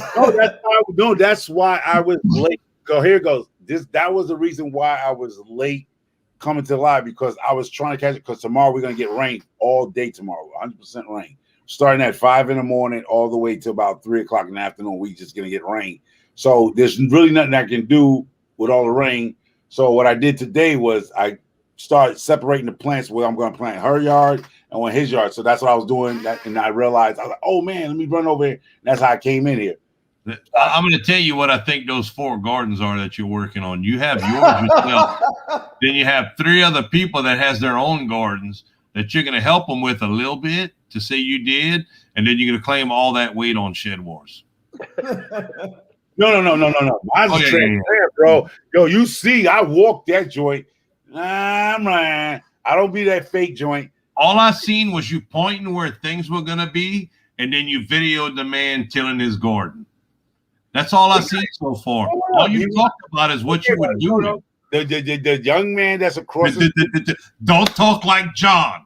No, because I'm going to explain how I got to do his yard in the back of his house. He just brought that home because he's one of the people that fled New York due to COVID, right? He's from an apartment. He came the other day. He brought a vehicle so he can take his music equipment to his club, right? The man didn't have a screwdriver to put the license plates on his vehicle. Sure. He come and borrow a license plate, the screwdriver to put the license plate. He didn't even have the screws. I had to go with my thing to get screws to put it on his truck. The man don't even have that stuff. He comes from living in an apartment in New York City. He didn't own a shovel. I had to take my snowblower to help him out. He didn't get a shovel. So I helping him out. So his family want to grow. He has a beautiful backyard. You saw in my video. He don't know what to do with it. He's from no, I don't. I don't have dragon fruit in the store. Not yet. Oh, you have a store, Danny? Yeah, it's the store. Yeah. Excellent. I sell like a lot of cuttings and seeds and plants and stuff like that. E-commerce. You talking about e-commerce store? You talking about Etsy. It's similar. Oh, Etsy. Yeah. I'm not savvy with the Etsy thing. I don't know. So you can have a store Etsy. Oh, okay. Yeah. I sell live plants, cuttings, seeds, all kind of stuff. Yeah. Oh, thank you. Because I think I'm supposed to hopefully command the all the excess from the garden. I just put it in the store. Because I'm hoping sooner or later you're gonna see it. I don't know if it's actually gonna come to me, but she said she's gonna send me some. Her homestead, her healthy homestead. No, not her healthy. No. Commander Bacon's wife. What is her? Healthy chick. Healthy homestead chick. Yeah, healthy homestead chick. They got the same type of name, but it's one chicken, one whatever. Yeah. She's going to send me some chocolate mint. I've been looking for chocolate mint, and let me tell you what made me upset. Not made me upset. I was like, oh my God. She was cutting it with the lawnmower because so much of it. Yeah, my backyard is full of that. If you want, if she don't get a chance to send you, I could send you some. I have so much growing back there. You know how much people are looking for chocolate mint? No way, man. It's growing wild in the food forest. That is a hard thing to find is chocolate mint. I kid you not, you go on Amazon, you cannot find it nowhere. Wow. They don't sell it in your local nurseries. They don't sell it at all. And it's a great municipal plant. And she was just like this. just what she was doing? Cut the hell out of it, bro. because she's so mad because it's taking over her yard. Like you just said, Danny, it's taking over your yard. And she Yeah, was but just, it's a good problem to have. It's not like causing any issue, yeah. oh, I love it because I have spearmint, right? So I put the spearmint under my root trees, right? And I like it because people say, oh, it's going to take over your yard. Only reason why I like it under my trees, and I hope it does take over the backyard a little bit, because when I do cut my grass, I kid you not, when you hit that mint with them blades, the smell is really good. Yeah, it is. And then I like it too, you know, when you be talking and then we have that mask on our face. I like to take some of that spearmint and chew on it because I know spearmint, you could just take it off the leaf. Yeah, my kids actually go in the backyard and always eating the leaves. Yeah. Yeah, so I do that too. I'll break a Yeah. piece of spearmint off, and it keeps my mask from smelling funky. You know, when you get the mask on your face. So yeah, so I But did she send it to you already? no, she said she was going to send it to me, so I'm hoping to get it next week or the week after. Yeah, if you don't, just let me know. You know, I'll send. Send up. But there's a lot of people that was looking for it in our community, but like I said, nobody said they had it. And Yeah, she made a video. She made a video, man, and she was just. And I'm sitting there like, that's like somebody throwing some good stuff away. And you like, what are you doing? That's like somebody throwing away strap backs of deers because they just like the legs. And they throw the back strap of a deer away. You be like, what are you doing? That's the best stuff. The back strap of a deer. Like you throwing the good stuff away. So, yeah. So she said she was going to send me something. She was on vacation or somewhere. So I'm hoping she sends it to me. Because she has a lot, like you said, she has a lot. Send me all you got because I brought some tea bags because I make my own tea. You got tea bags? I brought my own tea bags from Amazon and I dry them out in the dehydrator and I make my own. John and Michael Farmer. We'll be right back. That's not right, Mr. Best sport in Shed Wars has been John and Michael. Y'all take the most crap and really don't give it back. So what? Y'all try. Hold up. Okay, hold up. And see when somebody try to give us a comment, there's always this swamp goat always got something to say. If it wasn't for me and John, kid you not, Shed Wars would be boring. Y'all be fighting among yourselves. I have not seen too many people from Willett Grove, you know, on our side of the team coming at you guys, except Vanilla Gorilla, right? Who else? Nobody really. But John, you don't know when John is serious or he's just funny. Yeah. But I've been trying to watch. I said nobody talks trash besides me and John. And maybe the Gypsy and the Vanilla Gorilla. Who else? Bake a leg and let's grow. Danny does. That Cajun Hydroponics does. Right. Yeah. Who? Danny? Who? Me. Cajun Hydroponics. He talks a lot of stuff to this video. No, but he's on Team Woodcutters. I'm talking about. Okay. Willett Grove doesn't have no strong cats, to come in and chop it up on them, man. After the SmackDown video, I haven't seen Gypsy and the Vanilla Gorilla was like, oh, it's on now. So I guess he meant like he's not gonna play no more because he hasn't said nothing. When I did that SmackDown video, I had actually went outside and I did the whole. It was like 7-minute video talking and everything, and I sent it to Jeff, and I'm like, check this out. I said I got a couple things I want to do with it, and he sent it back. He's like, basically, that's a pretty boring video. You know, I hope you got some really cool stuff to add to it. And I was like, man, I thought that was a pretty good video. And then I came sitting here and I had a couple clips I wanted to take. And it's like every time I'd find a clip of what I wanted, because I had to watch the guy's videos again, like Chicken Johnny. You know, I had two clips out of his I wanted to take. The one that said, this is my shed and this is my other shed. I knew I wanted to take that out. But when I found this is not a game.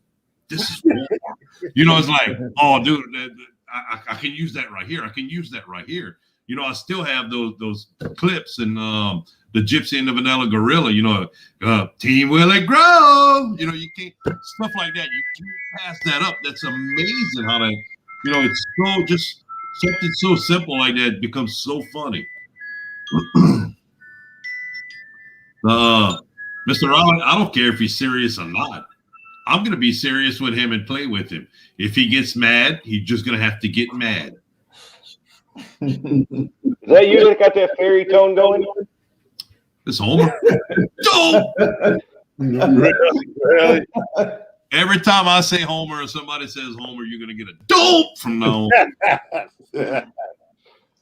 Keep it exciting. Keep it exciting. So, Dan, what else you have going on, man? I know you said today your kids love eating the cherry tomatoes and stuff. Besides, man, I have tomatoes growing. Man, I have tomatoes growing like every corner of the food forest. There's about maybe 20-something plants of tomatoes, and they all have like hundreds of tomatoes on them. Pull up. Awesome. That Arctic front probably helped you with the cooler temperatures. Y'all didn't get below freezing, right? No, we in January did. We went down to like 32 degrees, I think it was 33 degrees. That was it. And for a few hours it was though. That was right. It. Yeah. That's some amazing. Raven Moon said there's something called strawberry mint too. Is a strawberry mint out there? Strawberry mint? Oh, cool. Heard of it. I never heard it. Strawberry mint. Yeah. Do you have any of that Moon Guard? You have strawberry mint? I mean, I don't know. It's like my growing season right now is winding down where there's only so much I could actually grow right now. The fruit trees are producing, but as for the northern type vegetables is like you can't do any type of leafy greens or so what I'm going to be doing a lot of microgreens and stuff like that coming up. Yeah. What is your average temperature? I mean, in Tampa at this time, Tampa's 85 degrees. Oh wow! But when you get you say you're not really on the coast of Tampa. Yeah. So our growing season here, if you live anywhere in Florida, from northern, central, or southern Florida, the best time to grow leafy greens is from October to February. Yeah, that's that's the growing time. When it's your winter, it's our time to actually grow. Wow. Yeah. That's all right. Because they grow. I ain't gonna lie. They grow in Georgia. They seem to grow a lot during this. A little bit. Yeah, Georgia's what zone 8A, I think it is. Because my home is in southern Georgia, like Dawson, Albany, Georgia. Yeah. I'm in Georgia, so I'm like southern Georgia gets that Florida temp down on the southern side of Georgia, the bottom. Yeah. So right now I got to be looking for heat-loving greens, like Malabar spinach, longevity spinach, amaranth, certain things that can tolerate the heat. And I actually got some cabbages that could actually grow in the heat by the name of Tropicana that could actually grow during the summer. So I'm going to be testing those out as well. I'd be thinking Wickedshire Project, we actually have his research Google on speed dial or something. Because he's from Boston. I know darn well he never grew no strawberry mint, but he got it down packed. It's like a lilac flower. Right. He's got the whole thing, and I guarantee he never grown some strawberry mint. I had never heard of strawberry mint. Sunday Backyard Gardener, in his latest video, they found some chocolate mint, and he had his wife taste it. She was so excited whenever I guess the flavor, kind of like popped. I guess you chew on it a little bit. Yeah, it's really strong. And good though. Yeah, but she's like, ooh, what you call the drinks?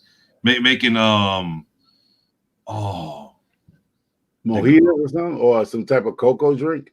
No, I mean, if you make some lemonade and drop that mint in it, is extremely good too.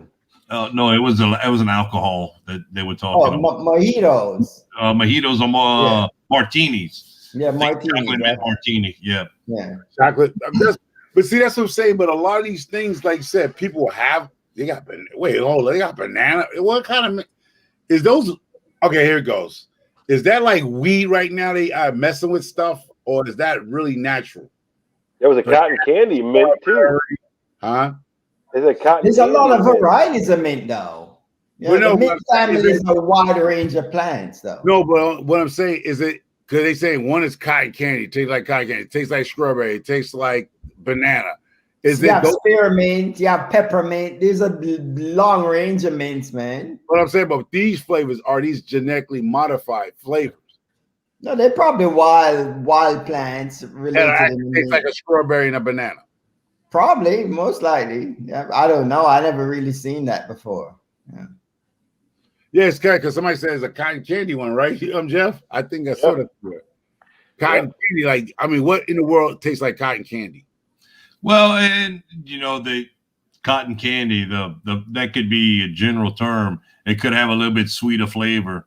You know, it might not taste like strawberry cotton candy, or you know, it might be a name because they make up names. It's just like certain seeds. You'll buy certain seeds, they get really popular, and then all of a sudden you can't find the seeds anymore. They change the name. seed, they up the price because it's more, the people want it more, so they up the price and they say this is, you know, what we have now for it. This is taking a place from it. All they do is change the name of the seed.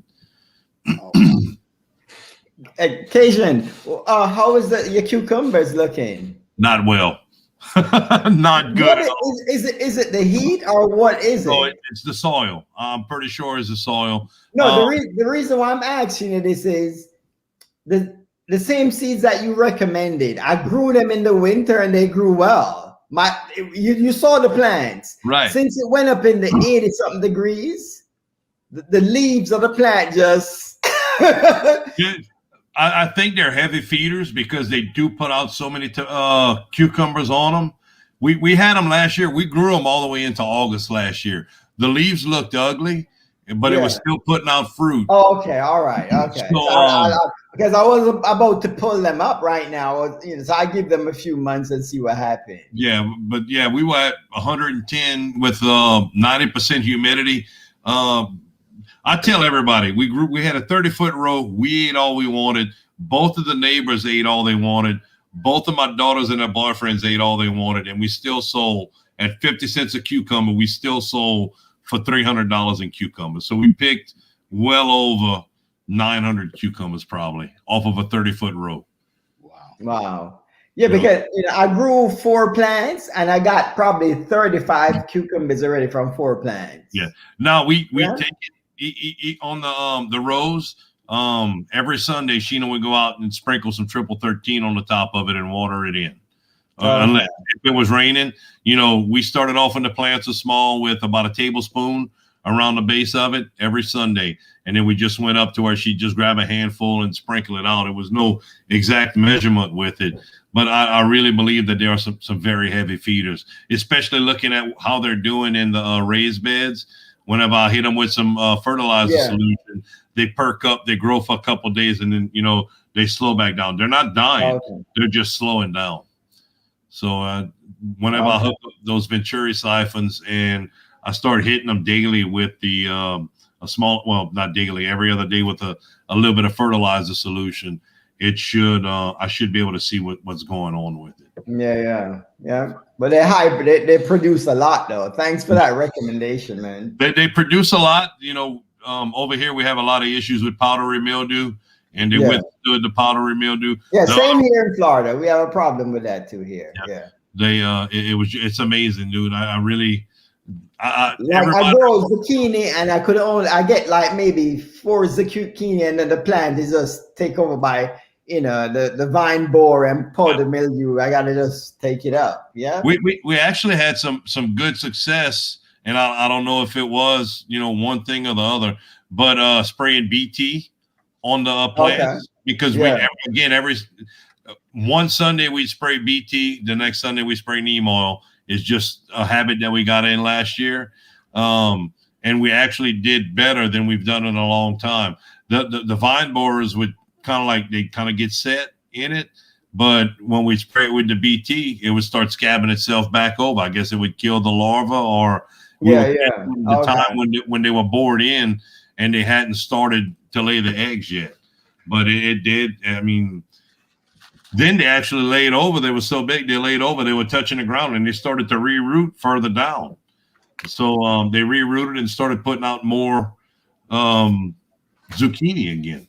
It was last year was amazing because I worked so much, and Sheena took care of it, and she didn't put off. On Sunday, she actually went out there because she's like, I'm going to do it. I don't want you to get mad. Me, I'd be like, on Sunday, I'll work all day. Like, I'm going to wait and do it tomorrow. And it might pass for the week. But she stayed on it every Sunday. She was out of work because she was working short. They would have worked like 2 or 3 hours a day as opposed to 7 or 8. So she had a lot of extra time, and she really got into it, did a lot of great work with it last year. And it worked. I'm a true believer in the neem oil and the BT. Yeah. Wow. Yeah, so I'm growing. Oh, I got some of that. I'm growing that too. Lemon balm, I'm growing that too. I gotta wait till May because that's I turned with the cucumbers is May for us. Like I have these here. I have these May crops that go. You can start them now. Start them inside. Munchers, this one. I have, you can start those right now. Yeah. It's not May yet. Indoors. Start them in May. Man, I got enough. No. I have stuff already. He got some May plants. He said he got some May plants. He may plant them and they may grow, but they probably I set myself up for that, bro. I set myself up for that. It's not me. I got you. I would go one case. That was funny. My cucumber's been in for 2 weeks. Yeah, right now I got what? I mean, I have some cilantro, some parsley in here, and now I'm trying to get into the herbs. The herbs that I can't drop them outside right now in Connecticut because it gets crazy. But yeah, I have some cantaloupe, melons in here. So, like I said, I mean, I only have 4 heat pads. Those the warming pads, the heat pads. Yeah. I only have 4. You don't need that. I don't own a heat pad. Yeah. I start all my stuff. If you get the growing containers with the lids on them and you spray the water in there, you put your lights right down on top of that lid. Well, if they're LEDs, LEDs. It fills up with moisture like you wouldn't believe. The inside temperature in there is perfect. I germinate my peppers, tomatoes, my zucchini, squash. I've never owned a heat pad. I do. The only reason why I have the heat pad, the reason why I got the heat pad, because if I'm outside working, I leave my garage doors open, and then I leave this door open to the garage door. It seems like the cool air comes right in here, so the temperature drops in the area. Well, yeah, mine stays at about 68 to 72 degrees down in the basement, and that's plenty with the covers on there and the lights that close. I've got, like I said, I got what I got? Lemon cucumbers. I have cucamelons. I have gray zucchini.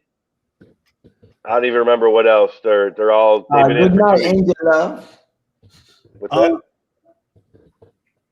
Oh, good night, Angela.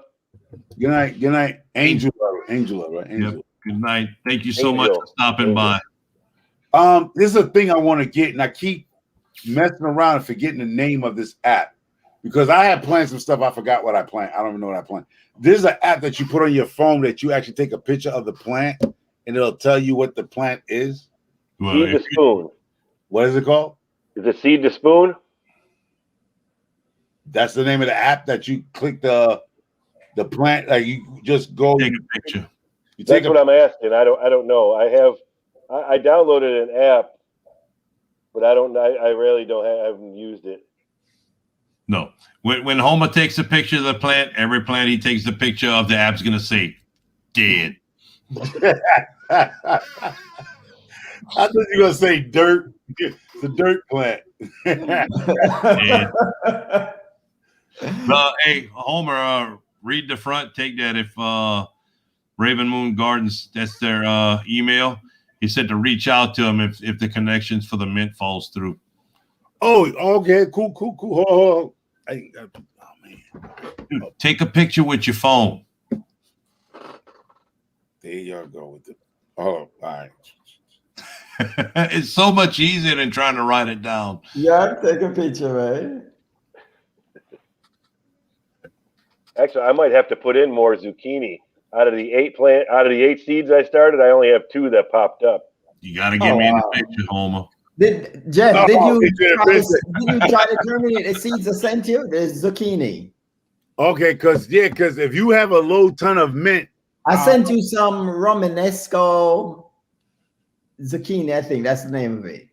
That's I remember that. I didn't. I'm gonna have to look for those. I have them in the basement. Yeah, those are really good. You should try. Those are the ones I grew, and they grow fast, and they were really good. okay, Yeah, because I wanted to start some of those, and I forgot about those. Yeah. I Those are the one I grew, and I got a good yield from the one plant that I started. see the way I was trying to grow my mint. That's what I say. If anybody have mint, I mean, I definitely hit you up an email. My email is microfarmer4@gmail.com, right? I'm gonna turn that big red truck I got out there. It was my truck. I don't drive it at all that much no more. I'm gonna turn that into a big chia. I'm gonna put herbs all over. I'm gonna make boxes that have tiered on the side of those pounds I got, and I'm cool. all in there. I don't use the truck. I mean, the truck is good; it runs and everything. But I'm thinking like that is what crazy about the vertical space.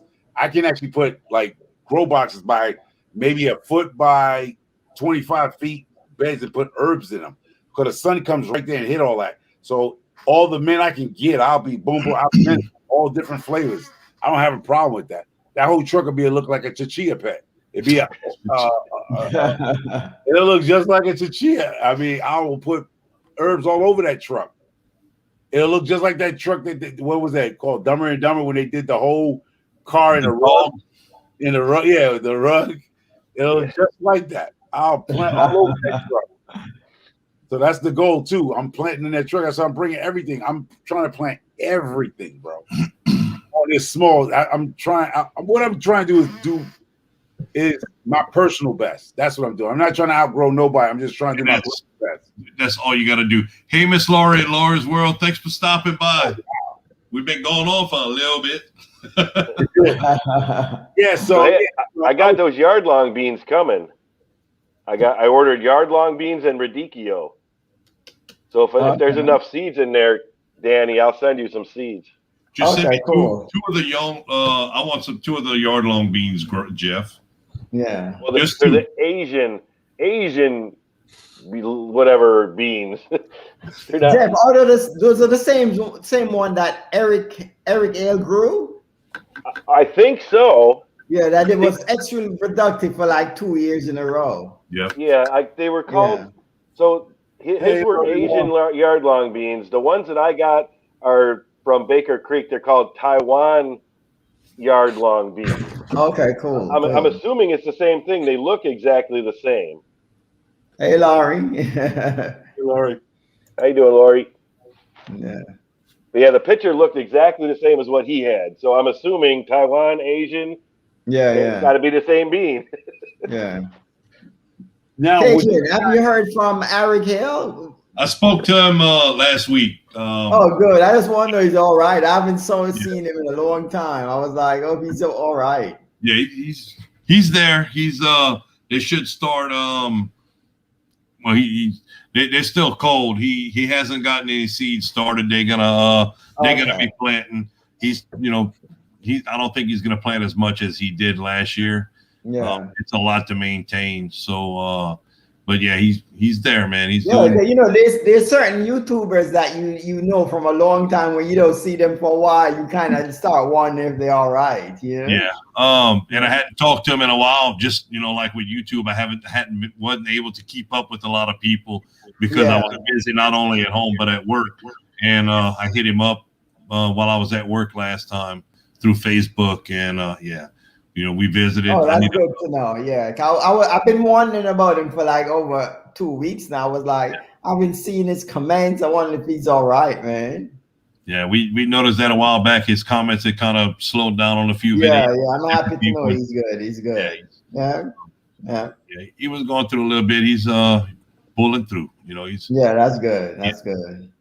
So a lot of you guys, what do y'all do with your? I mean, I know Danny said he gives a lot of his stuff away. What do y'all other guys y'all do with your extra vegetables besides canning or whatever? What do you do? Like, I don't can. what my customers don't take from our egg customers, our customers for our egg, what we don't use for ourselves and we give away to customers, it goes to our chicken. Yeah, but I can't. Yeah, so I give a lot of stuff to the food banks in the area too. Yeah. I don't grow too much extra. So I mean, we eat what we eat, and then I'll can the rest. And I mean, it's not a ton of extra. Yeah. I don't have a lot of space. So I mean, like last year I had 15. Well, I had 17 tomato plants, and probably more like 19 tomato plants, and about 19 pepper plants. That's a lot, though. I'm already past you. I'm trying to catch up to Cajun, but I ain't nowhere near I'm far past you, but nowhere near Cajun. Well, see, that's all. I mean, and that was the beds were way overpacked. I'm not going to do that this year. This year, I'll have in the two main beds, I'll have 10 plants of each, tomatoes and peppers, and then I'll have a couple in the other bed, and I have my pots that I grow in. Well, hey, Jeff, you need to turn that big pool into a big hydroponic. Hydroponic grow in the area, man. Floating raft. I didn't even think of aquaponics. Raft, exactly. Yeah. I wonder how much it would take. I mean, there's what 50,000 gallons in there. Big ass pool. 50,000 gallons. That'd be a lot of fertilizer. A lot of maxi grow. Huh? But what's crazy, I seen a person do that, and they did what you want to call they actually turned their pool into basically a pond. Yeah, they started growing tilapia and other kind of catfish inside those big pools. Wow. And they took that same water when they did what you want to call the transferring water. They actually used the water to water their vegetables. But listen, that's one of the best water, man. Yeah. It's high in nitrogen. Yeah, it is. Yeah. There's some food waste and stuff. You know, we kind of hit on aquaponics a little bit earlier, like in the last 2.5, 3 hours. They didn't do aquaponics because that's what I'm planning to do with my kids. Cajun, will you do that? Are you planning to go in that part of the growing? I'm gonna have the kids like to fish, you know, so we have a couple IBC totes that are cut that I won't be able to use for, you know, with the hydroponics and stuff. So at some point we're going to end up making a small hydroponic system. I'm not sure if you follow Building with Todd. He has a small aquaponic system similar. Well, he has a big system. Then he did a small system that runs off of a solar pump. And what he does is he feeds his tilapia in the bigger system are greens, leafy greens that he grows. So he uses the smaller fish to make the leafy greens from the in the 250 gallon tote. He cut about 10 inches off the top, flipped it over, and it pumps from the bottom into the top and recirculates. And he grows leafy greens in the upper portion of it that he uses to feed the other fish and the fish that's in the bottom.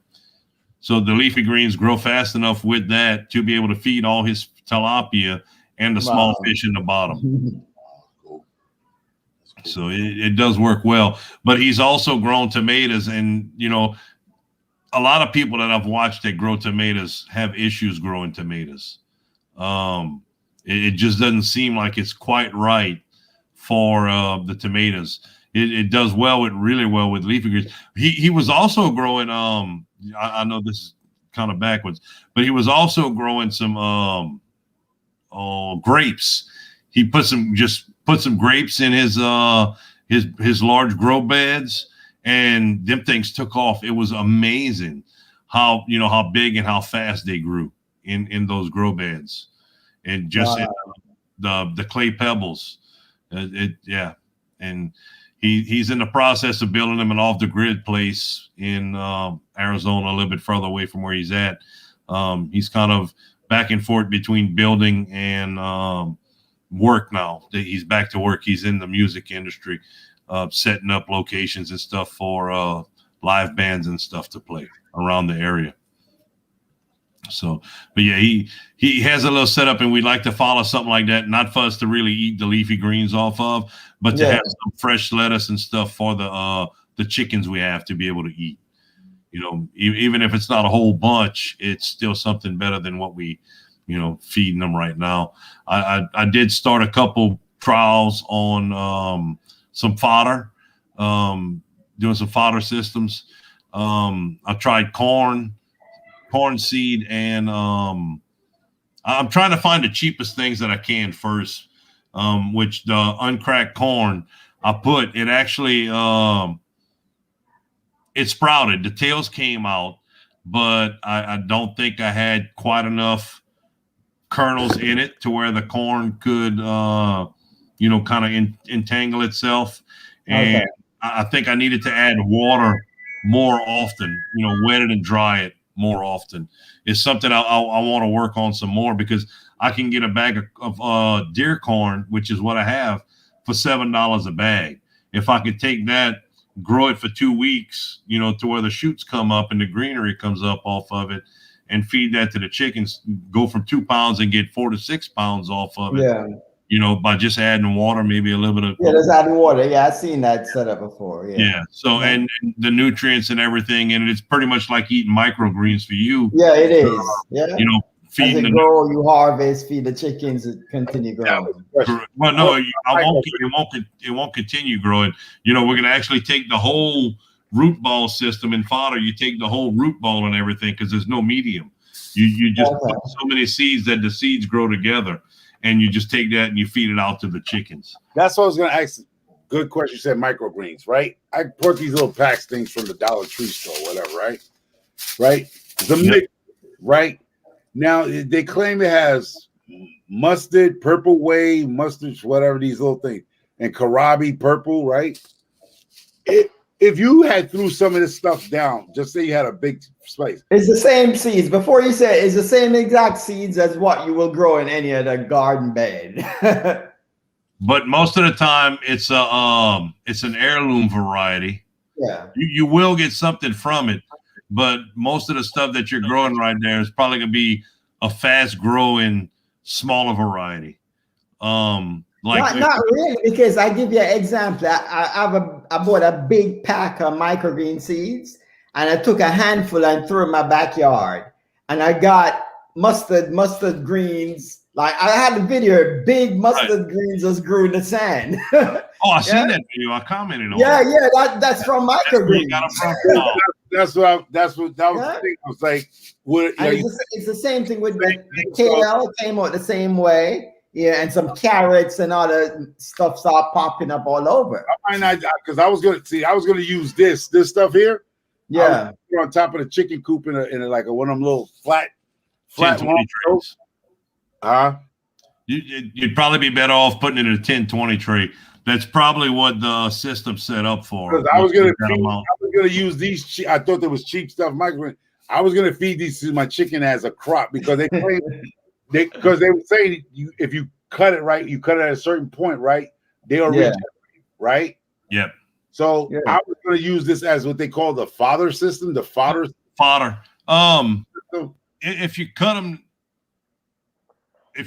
when they're still in the microgreens portion of it, it won't grow back, because you're cutting off the leafy portions of it. All you're going to be leaving is the root systems. And you might get seeds that take a longer time to germinate. Correct. Those ones may pop right back up. That's the only other way. So when people talk about they do microgreens, they sell their microgreens to the farmers market and restaurant. It's a constant turnover. Yeah. So actually, it grows fast. So that's the thing about it. Those plants don't regenerate. Then that's what you're saying. But what you're talking about is more of a cut and come back system. You'd let the plants get up 3 to 4 inches, and you'd cut 1.5 to 2 inches off of it. And then next week you come back and you do the same thing, and you'd be able to get 3 to 4 cuttings off of it. So that's the same way would you do collard greens, because I know a lot of people do that with collard greens. They'll just cut off a certain amount and then they'll start going again. Yeah. So you actually can keep growing collard greens. You just go out there and just cut a little bit off, just like lettuce. Lettuce can do the same thing. You just cut a little bit off and it'll regenerate, right? Right. The lettuce is, exactly. That's more along the lines. But most of the time when you grow a fodder, you don't put any type of medium in the bottom of it. What you do is you take all your seeds and you put them in a container to where you want it. You want the seeds slightly packed on top of each other, stacked a little bit, and you water it. And there's different ways to go about it. Some people have an automatic watering system. Some people are there all the time and they spray it. You normally start off with Clorox again. Take a cap full of water, cap full of Clorox, a gallon of water. Put your seeds in it, let it soak in there. Whoa. Did y'all hear that, people? Did y'all hear that Clorox thing? Did y'all hear that Clorox? Yeah. So if I make a video and put some Clorox, I don't want people coming at me talking about Clorox on your food. So tweet that over again. You said what? Put on your seeds? Yeah, you take a cap full of water, a cap full of Clorox, and a gallon of water, and you let your seeds soak in there overnight. For microgreens or fodder, well, I'm not gonna say I don't grow microgreens, so I'm not gonna tell you to do it like that. But for chicken fodder, same thing, just like the okra seeds. But the okra seeds, you put it in pure Clorox, let it soak for 15 minutes, take it out, and rinse them off. This right here, a cap full of Clorox and a gallon of water, soak your seeds overnight. So what the Clorox did was what? To remove the outer coating of the seed? For the okra? Yeah, for the okra. Yeah, for the okra. Yeah, if you soak it in Clorox for 15 minutes, you'll actually, the outer layer, you'll see it kind of like a sweet pea. When you cook it too long, it wants to pop out of you'll actually see the shell, the outer layer on the okra seed start to remove itself, and the tail from the seed will actually poke out. 15 minutes. Oh, cool. In 15 minutes. And we had a discussion, I think it was Thursday. Yeah. Thursday or Friday. Mr. Homer and I got on. So you came on, we had that discussion. Yeah, it was Thursday. So it was Thursday. And a lot of people, you don't have to do it. I like to do it because we'll go and we'll plant one seed, and within 2-3 days, you have greenery already popping up from the okra seed. Yeah, just for faster germination. Correct. Yeah. And it's faster germination, but you also get a more consistent germination on it also because it's already there. I was talking to for 6 hours. Yeah. Wow, it's amazing, ain't it? 6 hours. You can sit on your phone for 12 hours and not miss a lick, and you're amazed because I'm on here for 6. Because it's microfarmer. That's why microfarmer. When you plant it out, my issues around here when we plant out the okra is the heat and the lack of rain. So when you plant out a bunch of large rows, you have to go out there and you have to water. You have to, the moisture. Okay. Correct. The moisture on top of the rows to keep the seeds to be able to pop. So if I'm able to go out there and they're already popped, it's a lot easier to keep enough moisture to keep the plant alive than it is to try to get the seed to pop because the outer coating on them is so hard. So by doing it like that, we've planted side by side, and we've had 3 rows, one where we soaked in water overnight, one we soaked in Clorox for 15 minutes, and one that we didn't soak at all. The one that we soaked in water was, about 85% germination. The one that we soaked in Clorox was about 95, 90, almost 100%. If the tail was coming out, that's the ones we planted. We went down a 130-foot row with probably half a pound of seeds. So we had way more seeds than we need. And we planted them every 6 inches, the okra. And we had, the germination was ridiculous. And then the ones that we didn't soak or in the water or the Clorox was about 50% germination.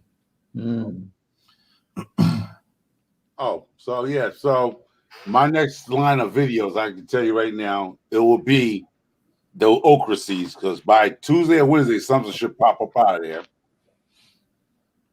Don't mess this up for me. There's a lot of people that want to do it. Don't mess this up.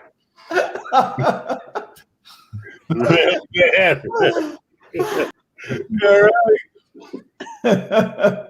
Don't mess this up. It works. I'm not growing okra this year, so I can't show it. I might end up doing a couple just to show how it works. Especially, you should do that. Yeah. Well, I think Mr. Homer's doing it also. So, Yeah. how long have they been in there, Mr. Homer? You came on Wednesday. It was Wednesday I did that video. Yeah. How deep did you plant them? I didn't plant that deep. I put the soil in and I wet the soil, right? Then I just dropped the seeds right on top, and then I went right over it with some soil right on top. And just that was after you soaked them in the Clorox? Yep, soaked them in the Clorox, rinsed them off real good. I put in the cells, because I realized I was making a mistake where if you don't water your cells, those cells are little cell tray things, when you do water, it'll sink and the seed will go further down. I think John was explaining that also. I had experienced that where I planted and I poured the water and then the seeds, instead of going, it went down maybe an inch. Yeah. And it done deal. It's a wrap. It ain't coming up. Yeah. And what I did was those things I dumped in that raised bed that's in front of my chicken coop. And watch when y'all see this video. It's crazy. I got about maybe 300 to 400 plants coming up out of that raised bed that I was dumping the tray to get the tray back. All those seeds germinate. I got about, it's crazy. I'm just gonna let probably just need to go thin them out. Then you're gonna get some good stuff over there. You see the videos, no such thing as thin out. You ain't got enough time. It looks like a cover crop. It looks like clovers. It looks like a cover crop in there. Wow. Oh my God. So my experiment on that is I'm just gonna over fertilize it. I'm gonna make sure that every plant in there gets enough fertilizer, because that's the problem. If you overseed or you do something like that, it's not that they won't grow it over the crowd. To me, it seems like just not enough nutrients in your soil to support those plants. Yeah, because leafy greens do take a lot of nutrients, man. Yeah. So I'm thinking like this. I'll just add some more extra nutrients into it and just go ahead and just do the curse of the 10-10-10.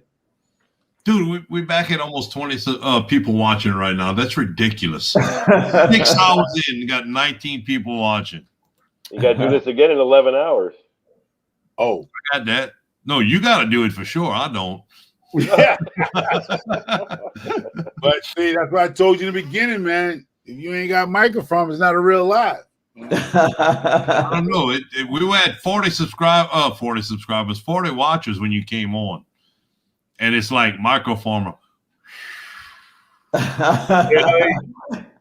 We went to 15 until Dan and Sifting the Soil came on. Then it started coming back up. I can't give you no credit, Mr. Homer. No credit, Don't, man. But yeah. Oh, I forgot to what's the temperature? Hold up, man. Y'all making me mess up, man. Yeah, that's what I wanted to ask. Was it you have those okra seeds on your heat mats? Oh, no. Hold up. That's what I said. I'm messing up to run my mouth with you guys. Oh, it's not that bad. It's drizzling. It's 54 degrees here, but I got a heater. Some good temps. Yeah, but no. I already got a heater in there. I got a heater. I got a small heater, which I'm gonna plug up in a few seconds. That's what I forgot to do when I went to go get my drink out the refrigerator in the garage. I was gonna drop the heat up in it. Drop the heater from now until about 6 o'clock in the morning, so it'll be nice, like 64, 65 degrees in it easily. Yeah, okra likes warm temperatures. They don't sure like do. Yeah, the slider is cold weather. They right now it's 54 degrees. That's cold. So I forgot to put the heat on. I supposed to do that. But the temperature is probably that's the outside temperature is 54. Inside might be 62. Because it was like a 10 to 15 degree difference. How low is your grow light to where the seeds are germinating? I ain't got no grow lights in there. I'm using natural light out. No, the lights, the grow lights is inside. I don't use grow lights in that greenhouse. It's just outside. The natural sun, the rhythm of the earth in the world is when the sun goes down, they go to sleep. Sun come back up, you wake up. Okay, cool. Yeah, but yeah, because that's what y'all call with the natural rhythm. What y'all call that? Because people try to mimic that with grow lights. They have to say 16 hours on and X amount of hours off because y'all mimicking the what? What's that called? The natural cycle. There you go, natural cycle. Okay, natural cycle, whatever. There you go. That's what I'm saying. So that's what I'm saying. That's what I'm using out there. I'm not using a grow light in the greenhouse. Does that make any sense? A grow light in the greenhouse, y'all? Yeah. Yeah. You especially during the wintertime, depending on what you're growing, if some plants shut down, they'll stay alive, but they'll shut down if they don't have enough sunlight or enough light to be able to move them forward.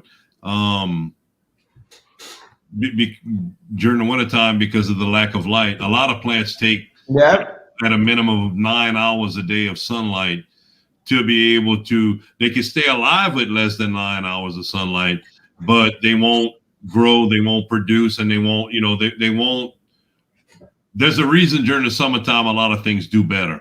You can plant, you could plant, say, broccoli and cabbage. You could plant it in the spring and you can plant it in the fall, but most of the plants don't make it through the cold in the winter. It's like over here for sure. They'll make it through the cold in the winter, but they don't grow because of the lack of sun.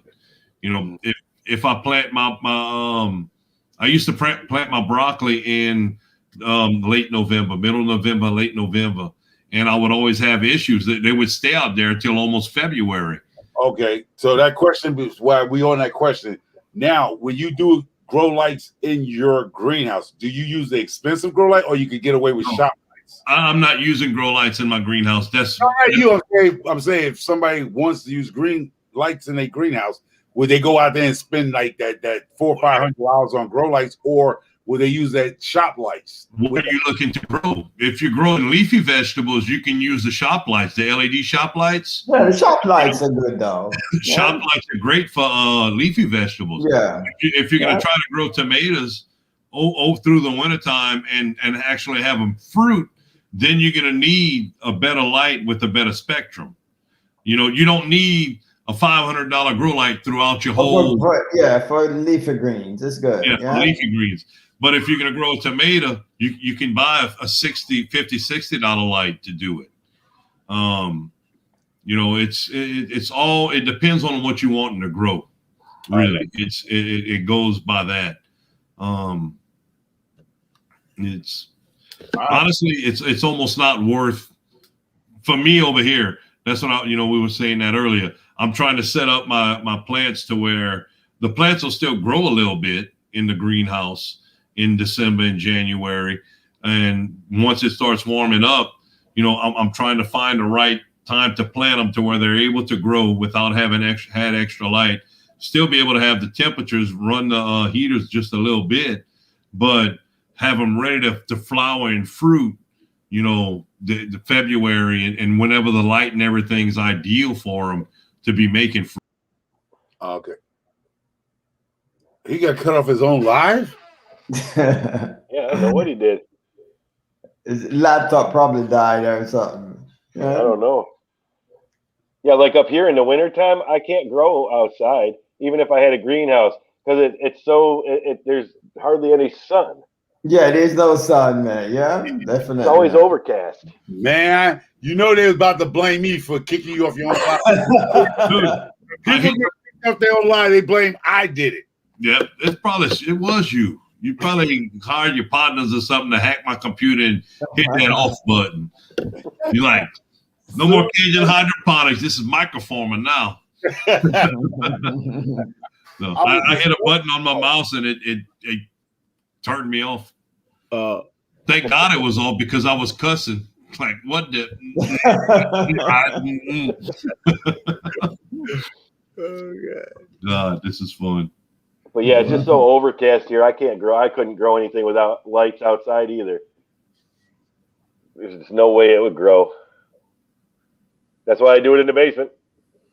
Yeah. What's the temperature in your basement in the winter though? It stays I have the vents open down there because of the plants. So it stays about 68 to 72 down there, just like the house. Okay. Yeah, because usually we wouldn't have the vents open in the basement. It'd probably get more like, 50, 55 in the wintertime. But I open the vents because I have the plants down there. So it stays pretty warm down there in the winter. Hey, your boiler and stuff is in the basement. Well, it's a regular heat. It's an forced air heater. Okay. Yeah. But yeah, the furnace is downstairs, so Yeah, yeah. it Okay. gets the largest blast of heat. Yeah, yeah, Yeah. yeah. But yeah, it works. How's the Karabi going? Oh, it's going good. I think I have the two kohlrabi. I have the purple and the other greenish kohlrabi that are really high. Yeah. It's got like a root about that size, and the purple kohlrabi is even like it's even bigger. And I think it's because I didn't have my light turned up to high. The purple Karabi is growing more leaves than the root. Yeah. The root looks like it's almost like an egg shape. But those, what I are realize about Karabi is it needs a lot of water. Yeah, they're drinking a lot. Give it water and it grows. Yep. Yeah. Yeah, they're drinking a lot. I'm giving them almost a gallon a week. Yeah. Right now. Yeah. Of nutrient solution. Yeah. Yeah. But yeah, I have 3 of the green and then 1 of the purple. Yeah, I have about like what 12 greens to harvest in the next few days. Yeah, I wish I did. Mine aren't ready yet. Yeah, these were what these mature in 40 days. The 40 days variety. Yeah, I was gonna say they're quick. The last ones I let grow to 52. I'd have to look at when I planted these because it seems like they're taking a long time this time, and I don't know why. Was it from the same pack or is it different? Yeah. Oh, okay. Yeah, I was hoping to have them already done and start some more, but I think I'm going to keep growing those because my wife really likes those. So I think my whole family loves it, man. My wife and the kids. Yeah. I'll probably keep them inside. Sleepwalking. I'm sorry. No, I forgot to water my plants. I spray bottle. I ain't put nothing in it. Now, so Jeff, what does Karabi taste like to you? What flavor are you getting from the Karabi? Well, the leaves have a cabbagey taste to them. Yeah. The kohlrabi had a slight cabbage, but then it had a little bit of radishy flavor. Oh, yours did? It seemed like it, yeah. But then when you cooked it, it just basically didn't taste like anything but the spices you used. Yeah. Wow. When I grew it, to me, it tasted more like a potato water chestnut. You probably let it stay. It probably stayed too long before you harvest. It probably did. I mean, dude, the first time I heard about that, I was in Ohio, and the guy's like, "Oh yeah, you need to grow it." So when I came back, I found some seeds and I planted it. I had no idea. I read up a little bit on it. It's like it's the alien plant. Everybody said it looks like an alien egg. Yeah, so it was about the size of a softball, and we cut it open. We actually ate it raw out in the pasture. The first couple of them. And to me, I got like a broccoli flavor from it. And my wife said the same thing. It was like a more broccoli kind of flavor. And it could be the nutrients and stuff in your soil. We didn't fertilize anything, and it was that was the first year I was back from Ohio that I grew it. It was basically we tilled up a cow pasture that hadn't been planted, anything. All we did was cut grass on it for the last 10 years. Yeah, because my soil is really, I use mushroom compost and a compost that I make from my own. Yeah. So I got that purple Karabi I talk about. I planted purple. Yep. That's what you're about. I came on Karabi, but it's green or purple. Oh, okay. They say they don't really have a different flavor. No, they don't. But somebody was saying somebody say they made a creamy texture or something, some type of like a mash out of it or something. Can you guys do that? I never grew it, but I'm probably can if it's boiled, yeah. Because the way I saw the fruit, the vegetable, whatever it looked like it almost could be a substitute for like cauliflower look like texture when they peel a potato, like they mashed. Yeah. And it was saying, whatever how you prepare. I never grew. Like you could actually make fries from it. It could be used in many different ways. I don't know if I would mash it. Yeah. Yeah, I don't think I would go as far as mashing it, but putting it in a soup or making fries or something like that, for yeah. sure. Or bake or something like that. Yeah. Yeah. Oh, okay. Yeah. So he says it's like a potato in a sense, of a potato without flavor.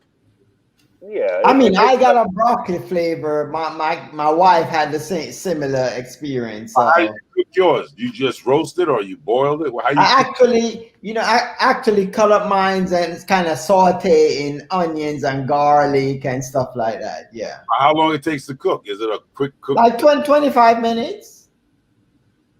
Yeah, because when you grow your own stuff, it cooks a lot faster. Saute something for 25 minutes. That's saute. Is that still considered saute for 25 minutes? Yeah. Oh. Yeah. Well, it depends on how big you cut the pieces too, right? So if you cut little smaller squares, I kept stirring it right around. No water, nothing at all. You just use the word saute. I thought saute was like quick. It was like 25 minutes. Shit, that's a pot of rice. you could cook the leaves and eat the leaves too, just not the stem. You don't want to eat the stem from the leaves. The stems are bitter. That's what you're saying? No, they're fibrous. I heard they're fibrous. I need some fiber. Shit. Well, try it. Let us know how it tastes. Now I gotta eat them. You drink Metamucil. No, not me. I've never tried that either. Yeah.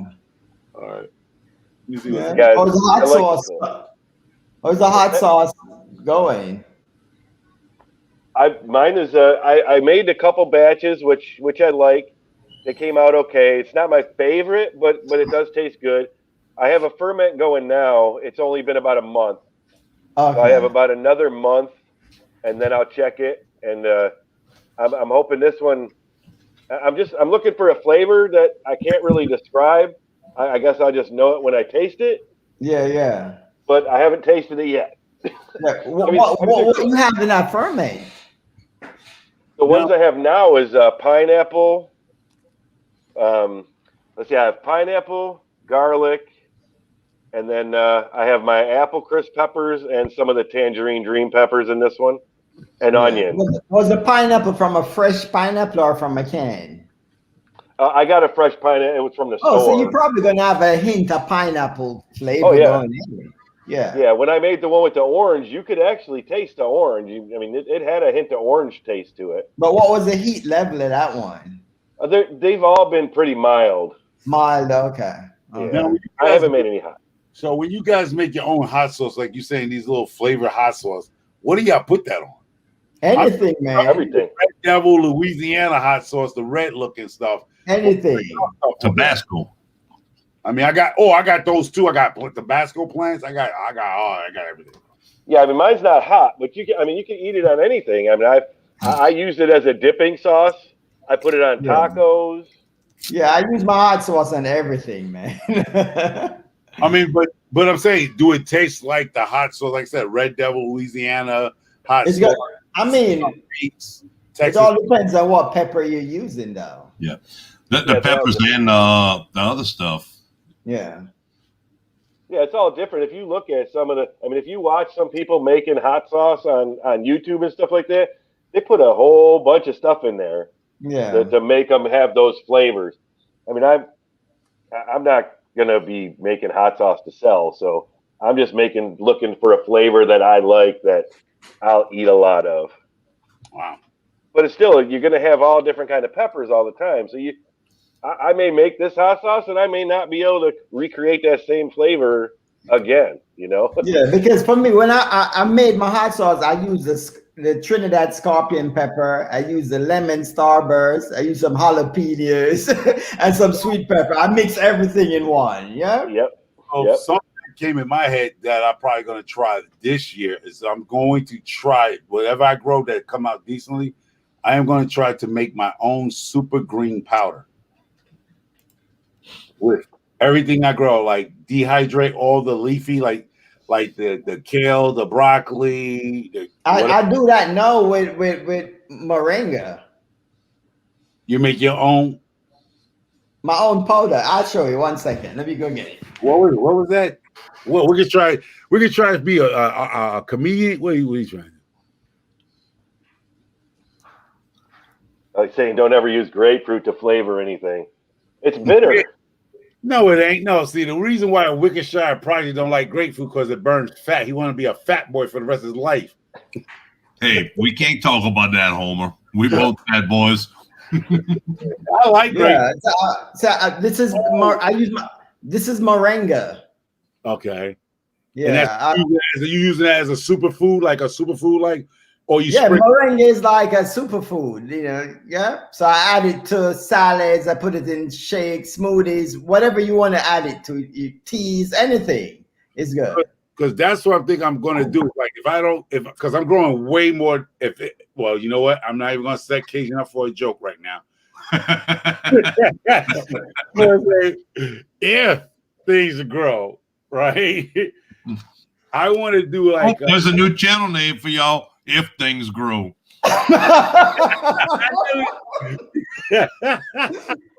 it grow? It grows slow. Anyway, I think anything is good. So what I was thinking about, like, if I have a lot of stuff, if I don't give all of it away, is to make a soup starter.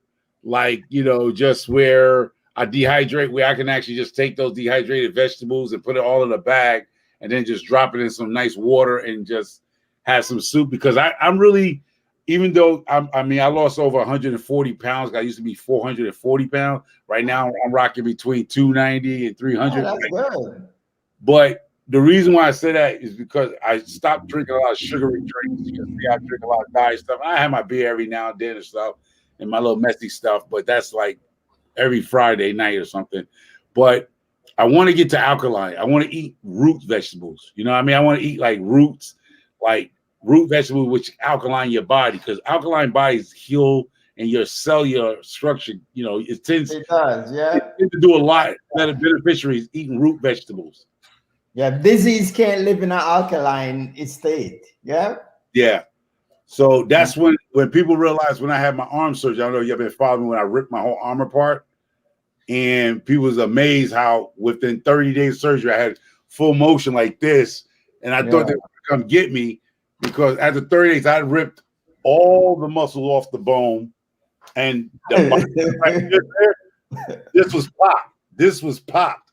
And the doctor was like, we don't even know how you was moving that arm. If anybody was following me, I rebuilt that chicken run and I did the fence.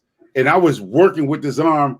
When they took the MRI and they put me in the whatever that thing, the machine, they was like, they don't even know how this arm was actually moving. I was just saying the grace of God. And then when they did the surgery, and within 30 days after surgery, no pain, no nothing, no painkillers, no nothing. I had 30 days of this, what I'm doing now. And people have Barnyard Chicken is asking a question, microfarmer. No, I don't drink milk.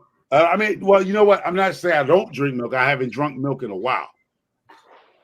If I do have milk, I cut it just like with Cajun pound. So I cut it with my grits. Like I have some water and then the grits to make it that nice creamy texture, white texture with the grits. But no, I'm not a milk drinker like that. No.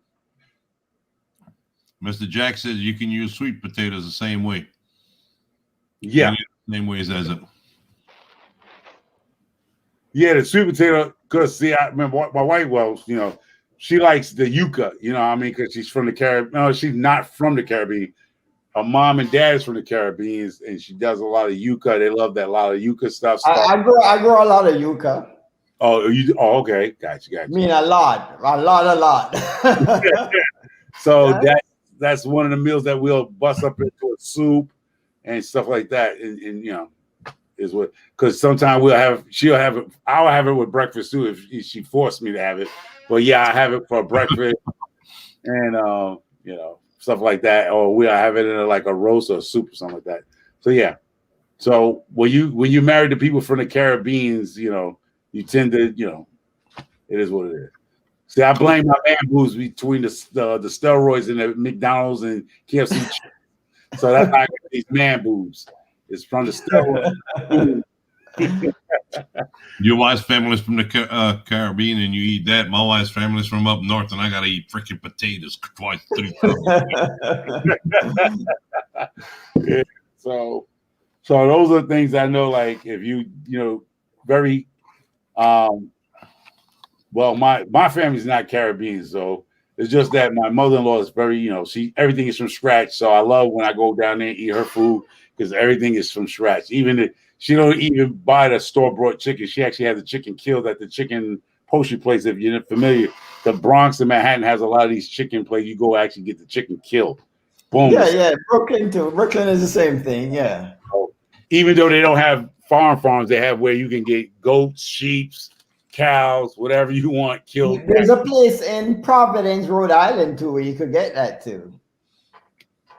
Yeah, so I know probably a lot of people don't see those type of things where New York City has a lot of these places that have ducks, chickens, sheep, goats. Actually, they slaughter them right there on the spot for you. And out the door you go. It's just like you raise your own stuff, but you don't know what they feed those animals. But it's the closest you get to not having something in the store. So it's great, So I learned a lot. Like I said, I just know alkaline. You said alkaline bodies are better, and a lot of people don't know. Like key lime, and it's hard to find key lime because where I'm at, you got to order that from Amazon. The key lime, see, you got your regular lime, and then you got a key lime, and you use that you soak that like just in water, whatever you want to boil it. When you boil it, you pour it off and let it cool down, put it in the refrigerator, and you just drink that key lime. I mean, it's awesome. I mean, it does a lot, clear up your skin and everything like that. So anybody has skin problem and certain things, and that chocolate mint is good for anxieties and stuff like that. Those mint teas is good for a lot. It has a lot of medicinal problems with properties about them. So I keep mint. We could share project. Oh, the medals behind me. I do track. I did track in college, high school, college, and semi-pro. Nice. Yeah. Yeah, I mean, shoot, when you're a small guy, those jocks be chasing you, you might as well join the track team. You see, he got that accent. He's slim. The girls like him, and the football jocks were mad. They're like, yo. Look at that. Go running. That's a good one. Had to stop him and get him on the track team. We got to get him on it. He just running. Yeah. Mr. Roberts said the medals are for the boss growers, I bet. Got it going on. That's right. Well, we know Cajun Hydroponics and Herrick Home Court would never get one of those medals. Just won't get one of those medals. Don't bother me. You're not going to get one of those for the grow. Y'all not growing nothing because you always say grow that.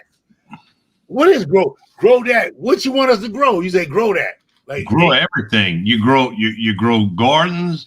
You grow friendships. You grow community. You grow everything. Well, I grow grass.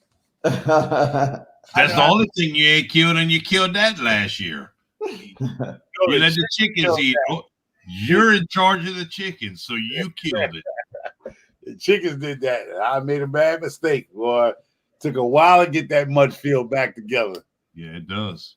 I'm gonna tell you what made me get it because I went out there to go and had some slippers on and landed on my back because never go wet, slippery slopes with slippers, bro, and be 300 pounds. You're gonna look like Charlie Brown.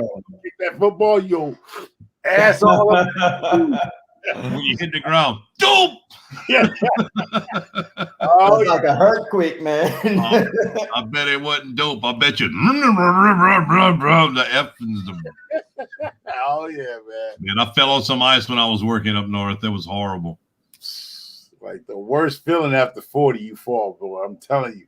No.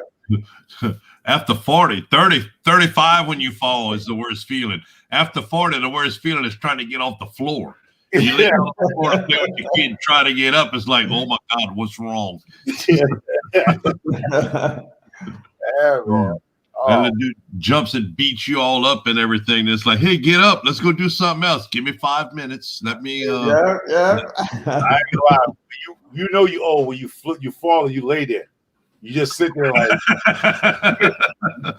You're not even embarrassed no more that you fell. You just laid it for a few. For a minute. I'm gonna lay here until I figure out how I want to try to get up. Yeah. You know, like you said, when you're young, you try to jump up and look around, see if anybody see you. You at a certain age, you just lay there like, Lord. What was that? I worry too much about the time I get up, nobody see my butt crack. Hey, there's a puddle butt over there. There's a puddle butt, you know. Puddle butt. You worry about your pants not coming over your crack of your butt, yo. Yep. I'll be 47 and I don't bounce like I used to either, Mr. Jack. Oh. I don't even think Mr. J even bounced at the 67. You just all you hear. You say you 47? Yes, I'm 40. I'll be 47 in November. Wow, I'm 48. Wow, you look a lot better than I do, brother. I look better than y'all. I'm 53, be 54.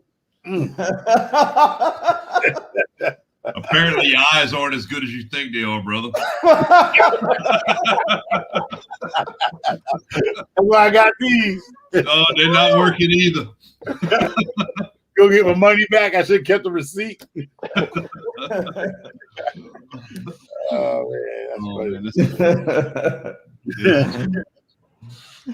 that's one thing about YouTube, though, man. You meet some great people. Yeah. Yeah. Exactly. Yeah. It's the fun, the chat, and the talk, the back and forth it's amazing. Yeah. I think Raven Moon Garden said something about yucca, great for seed starting. You can use yucca to start seeds. No, I didn't know that. I didn't know. Oh yeah. Now, how you do that? You just put the seed. Actually, you cut is it the water from the when you boil it or something? You remember there's two kind of yucca. There's a yucca that's spelled Y-U-C-C-A, and there's one that's spelled Y-U-C-A. Ain't they both edible? Yeah, they're both edible, but it's completely two different plants. Completely. Yeah, one that comes from Mexico, right? South America, which got the wax, right? It's the wax, right? It's longer. It has wax, right? You peel the wax off. You cut the wax off because they come with wax over them. Then you have the one that's more round with no wax on it, right? You have the long one, look like a root. Yeah, that's the one I grow. The one that looks like a root. Yeah. Which is also called manioca, or it's also called cassava. Yeah, okay. So that's the long one with usually it's shipped with wax on it. Yeah. They use that to preserve it. Yeah. Yeah, you cut the wax. Then you have the other one. That's the one that's a traditional Puerto Rican dish that they, Okay. Yeah. Then you have the other one that they cut up look like potatoes. Yes, that's the one that's spelled Y-U-C-C-A. Oh, okay. Yeah. All right. You see what's on the screen? Homer, you get close to the screen. I'm going to send you some. And he still moved forward to read it. That was awesome. Yeah. 50. Oh, no way, Barnyard Chick 53. There's no way you could be 53. Wow. 53 young. Yep. Wow, we're the same age. And she didn't know we're not the same. No, we're not the same age. Yeah, so 56. Congratulations. Wow. Yeah. Well, birthday. Well, shifting so better you than me. You'll be there soon. And you'll still be killing plants. There we go. I'm gonna stop. No, the reason why I look down is because I want to make sure I'm looking at what I'm looking at. You know what I mean? So that's why I always go to the screen like this. But check it out. Mr. Roberts said, "I've been making videos with my glasses." I think he's talking about me. Yes, I saw that today. I was like, Danny's wearing the glasses now. I've been wearing the glasses off and on. I try not to wear them in the videos or when I'm doing the live streams because it reflects off of the screens. The A screen, little yeah. bit of light, and I don't know. I don't know how bad it comes up, but it aggravates the heck out of me when I see it. So I normally try to take them off to do my videos. And I've been wearing glasses for about 2 years now, and it's horrible. I hate it. But when we were sitting down watching TV one night, and I told my wife we need to get another TV. I have a 70-inch TV that I'm like maybe 10 feet from, and I told her we needed to get a new TV. She said, "Why?" I said, "Because the TV's blurry. I can't read the words on it." She's like, "You need glasses, not a TV." So I went get my eyes checked, and sure enough, $100. I got a new pair of eyes, and I was able to see the TV again. It was amazing. Yeah. Wow. It also made a big difference on the trips when we drive. It got to the point I was driving like 5 or 6 hours, 8 hours, and I was worn out. Couldn't hardly read the signs no more. And I got the glasses. I can drive another 16, 18 hours a day with no issues now. My issue is not seeing. My issue is the computer screen. So if you see these glare, I got the computer glare, whatever it glare, whatever. It's supposed to be glasses, whatever. Yeah, it's the computer screen that I gotta go like this, because I don't want to jack up my eyesight. I mean, it's already going not bad, but I just wear these. They're not even prescription. They come out of Walmart, and I just look at stuff. Yeah. So. I think I'm gonna have to jump off here. My headset's dying because it's been so long. Just told me the battery's low. Yeah, I'm gonna have to go here too. I gotta eat. Well, you going live tomorrow with Danny, aren't you? Well, on his channel, we're gonna be on Jeff's Oh channel. yeah, I definitely jump on. And What time? Absolutely. What time? 11 Eastern. 11 Eastern. Okay. 11 p.m. or a.m. AM. Oh yeah. a.m. Okay. Oh man, y'all talking about? It's already 1 o'clock here, almost. 12:30. Yeah. The ladies in the chat, please close your ears. Mr. Homer, get some feminine pads and dab that little toot you got, because it sounds like all you're doing is crying.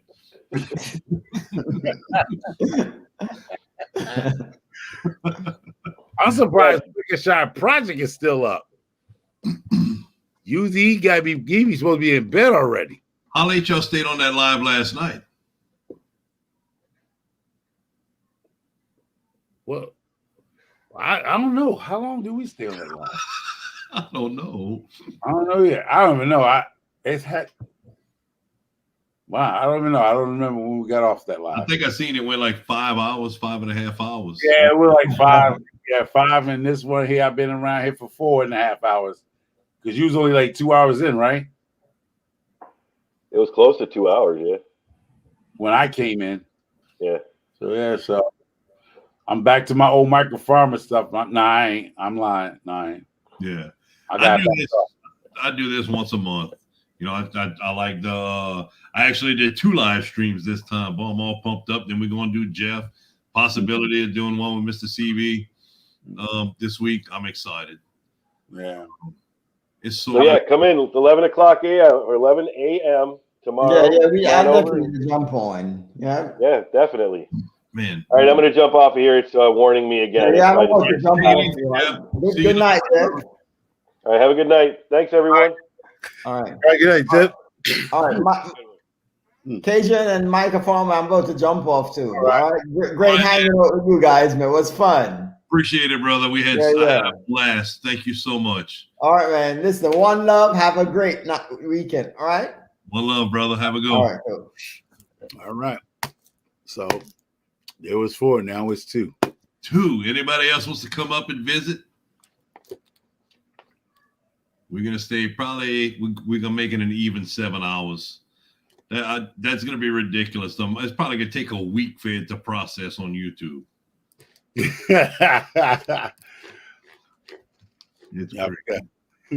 so, what else was to talk about? Yeah, but that's it. Yeah, I mean, I have some videos. I mean, I got y'all. You don't know how to edit, man. If I know how to edit, boy, you be in trouble, no, bro. That's not even an excuse, Mr. Homer. I can't. No, I'm serious. I cannot edit like you do. I cannot. It's not even gonna happen. Dude, I literally use Windows Movie Maker that they quit updating about 15 years ago. That's what I use. It's not hard. It just takes a little bit of time. Watch some YouTube videos on a program you have. It's not hard. It takes a little bit of time. You just have to make the program you have work for you. And that's what it is. With Windows Media Player, I'm starting to figure out, like for the clips, I actually take the clips and I've saved them now to where I don't have to keep going in and editing, you know, from parts and stuff. When I see a video, I take the video, download it, and then I cut the clips. Like when you saw Chicky Giant, like how you getting his stuff onto your, well, you download it where? On a file on your computer? Yeah, download his video to the computer, just like yours. So you click on what to download to your computer, or you download on the bottom of the. I pay the $9 something a month to be able to download videos and watch them without commercials, stuff. So you're saying when you go to his YouTube channel to pull up something, how are you able to copy that and put it into your computer? That's what I'm asking. I download it. I don't see a download section. I always see like email or share on another social media platform or something. I don't see where I can download actually to my computer your videos. Unless there's something wrong. It might just be because I'm paying for the YouTube subscription. There you go. Do anybody know about that? Like you could take somebody's YouTube channel and just snatch their video and download their video onto your computer without sending it to your email. Because I know when you click share, right?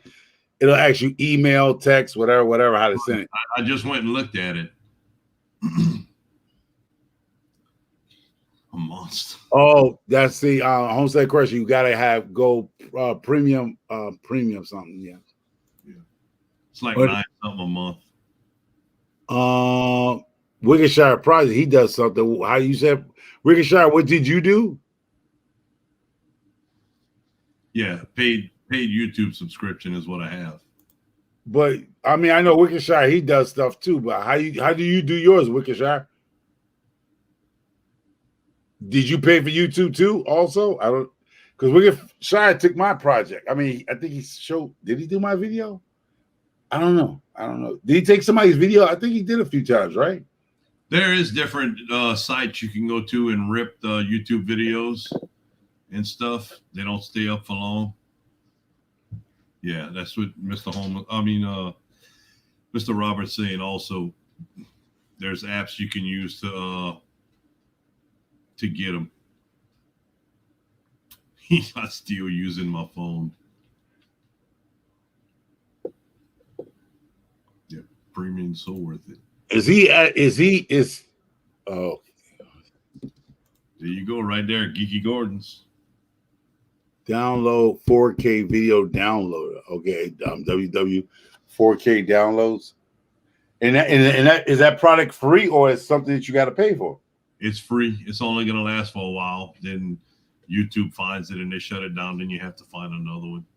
Oh, okay. You got to watch. Take a picture. Oh, he's saying, okay, he uses camera. He's doing what I was doing with my video. Like when I do the cartoons, I just got to hold the video to the computer and video it. Yeah. But the comes out crappy, but it gets the progress. Yeah, because I got one just like that. I got a droopy joint coming out with Cajun about it. I wonder if it'll let me. Let's see. Let's try something while we're on here.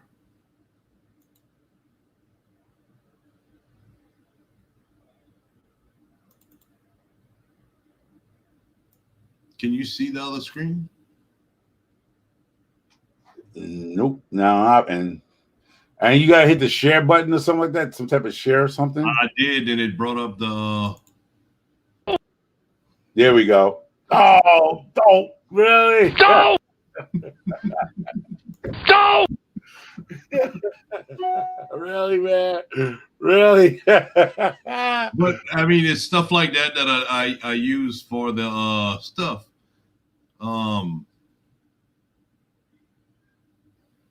What I did, like with the initial video, I went through, like for Chicken Johnny's Look stuff. at my shed. And that's not a bad shed either.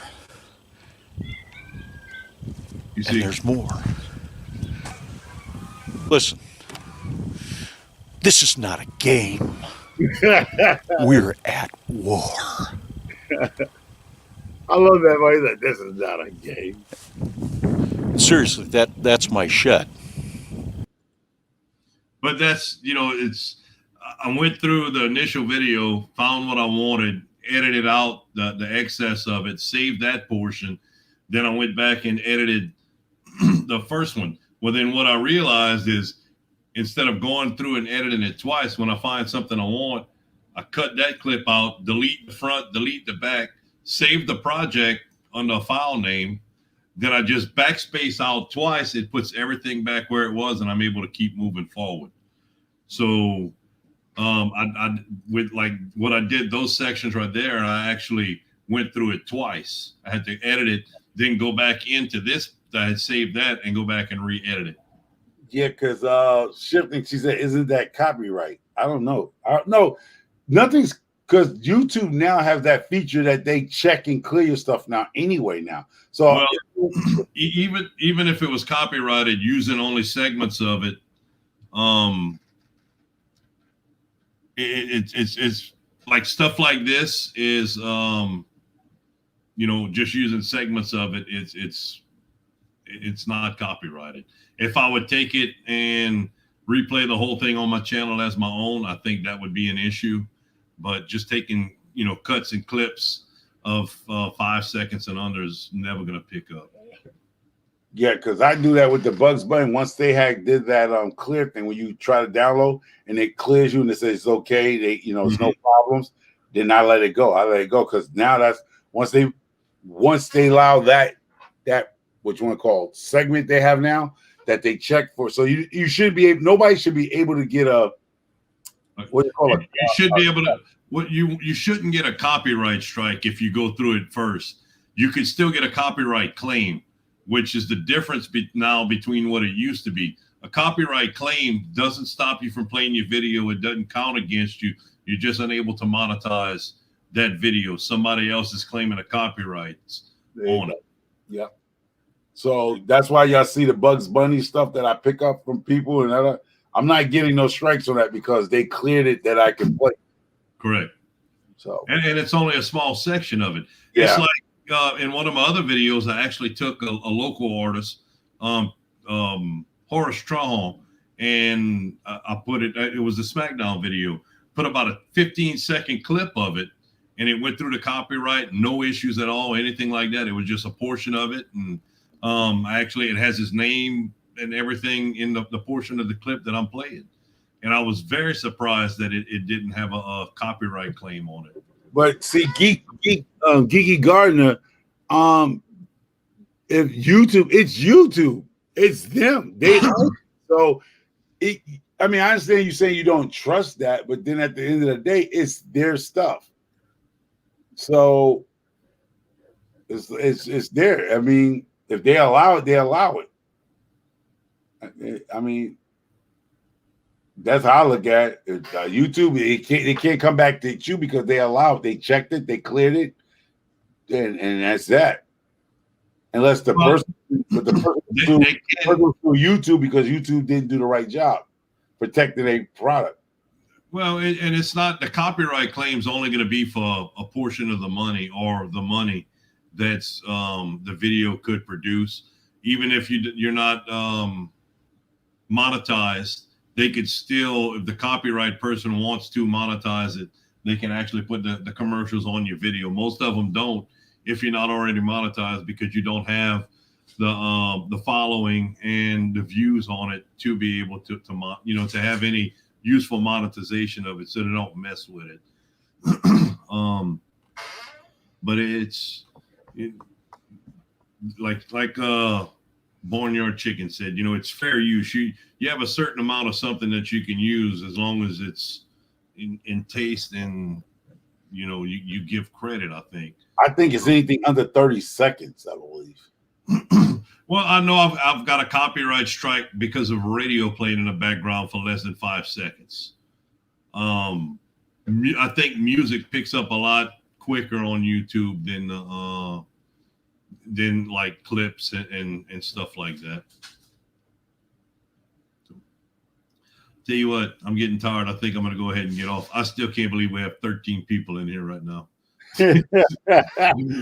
All right. I've done a 2-hour live and we got 14 now. I've done a 2-hour live and we barely had 13 at the highest point of it. You know, almost 7 hours in and we still have like 14 people right now. Yeah. Because Mr. Homer's here, man. Microphone. Homer. Dope. Dope.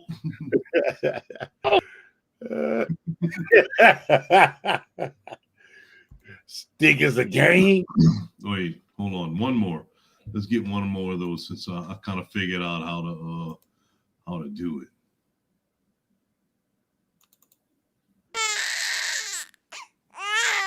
Oh, really?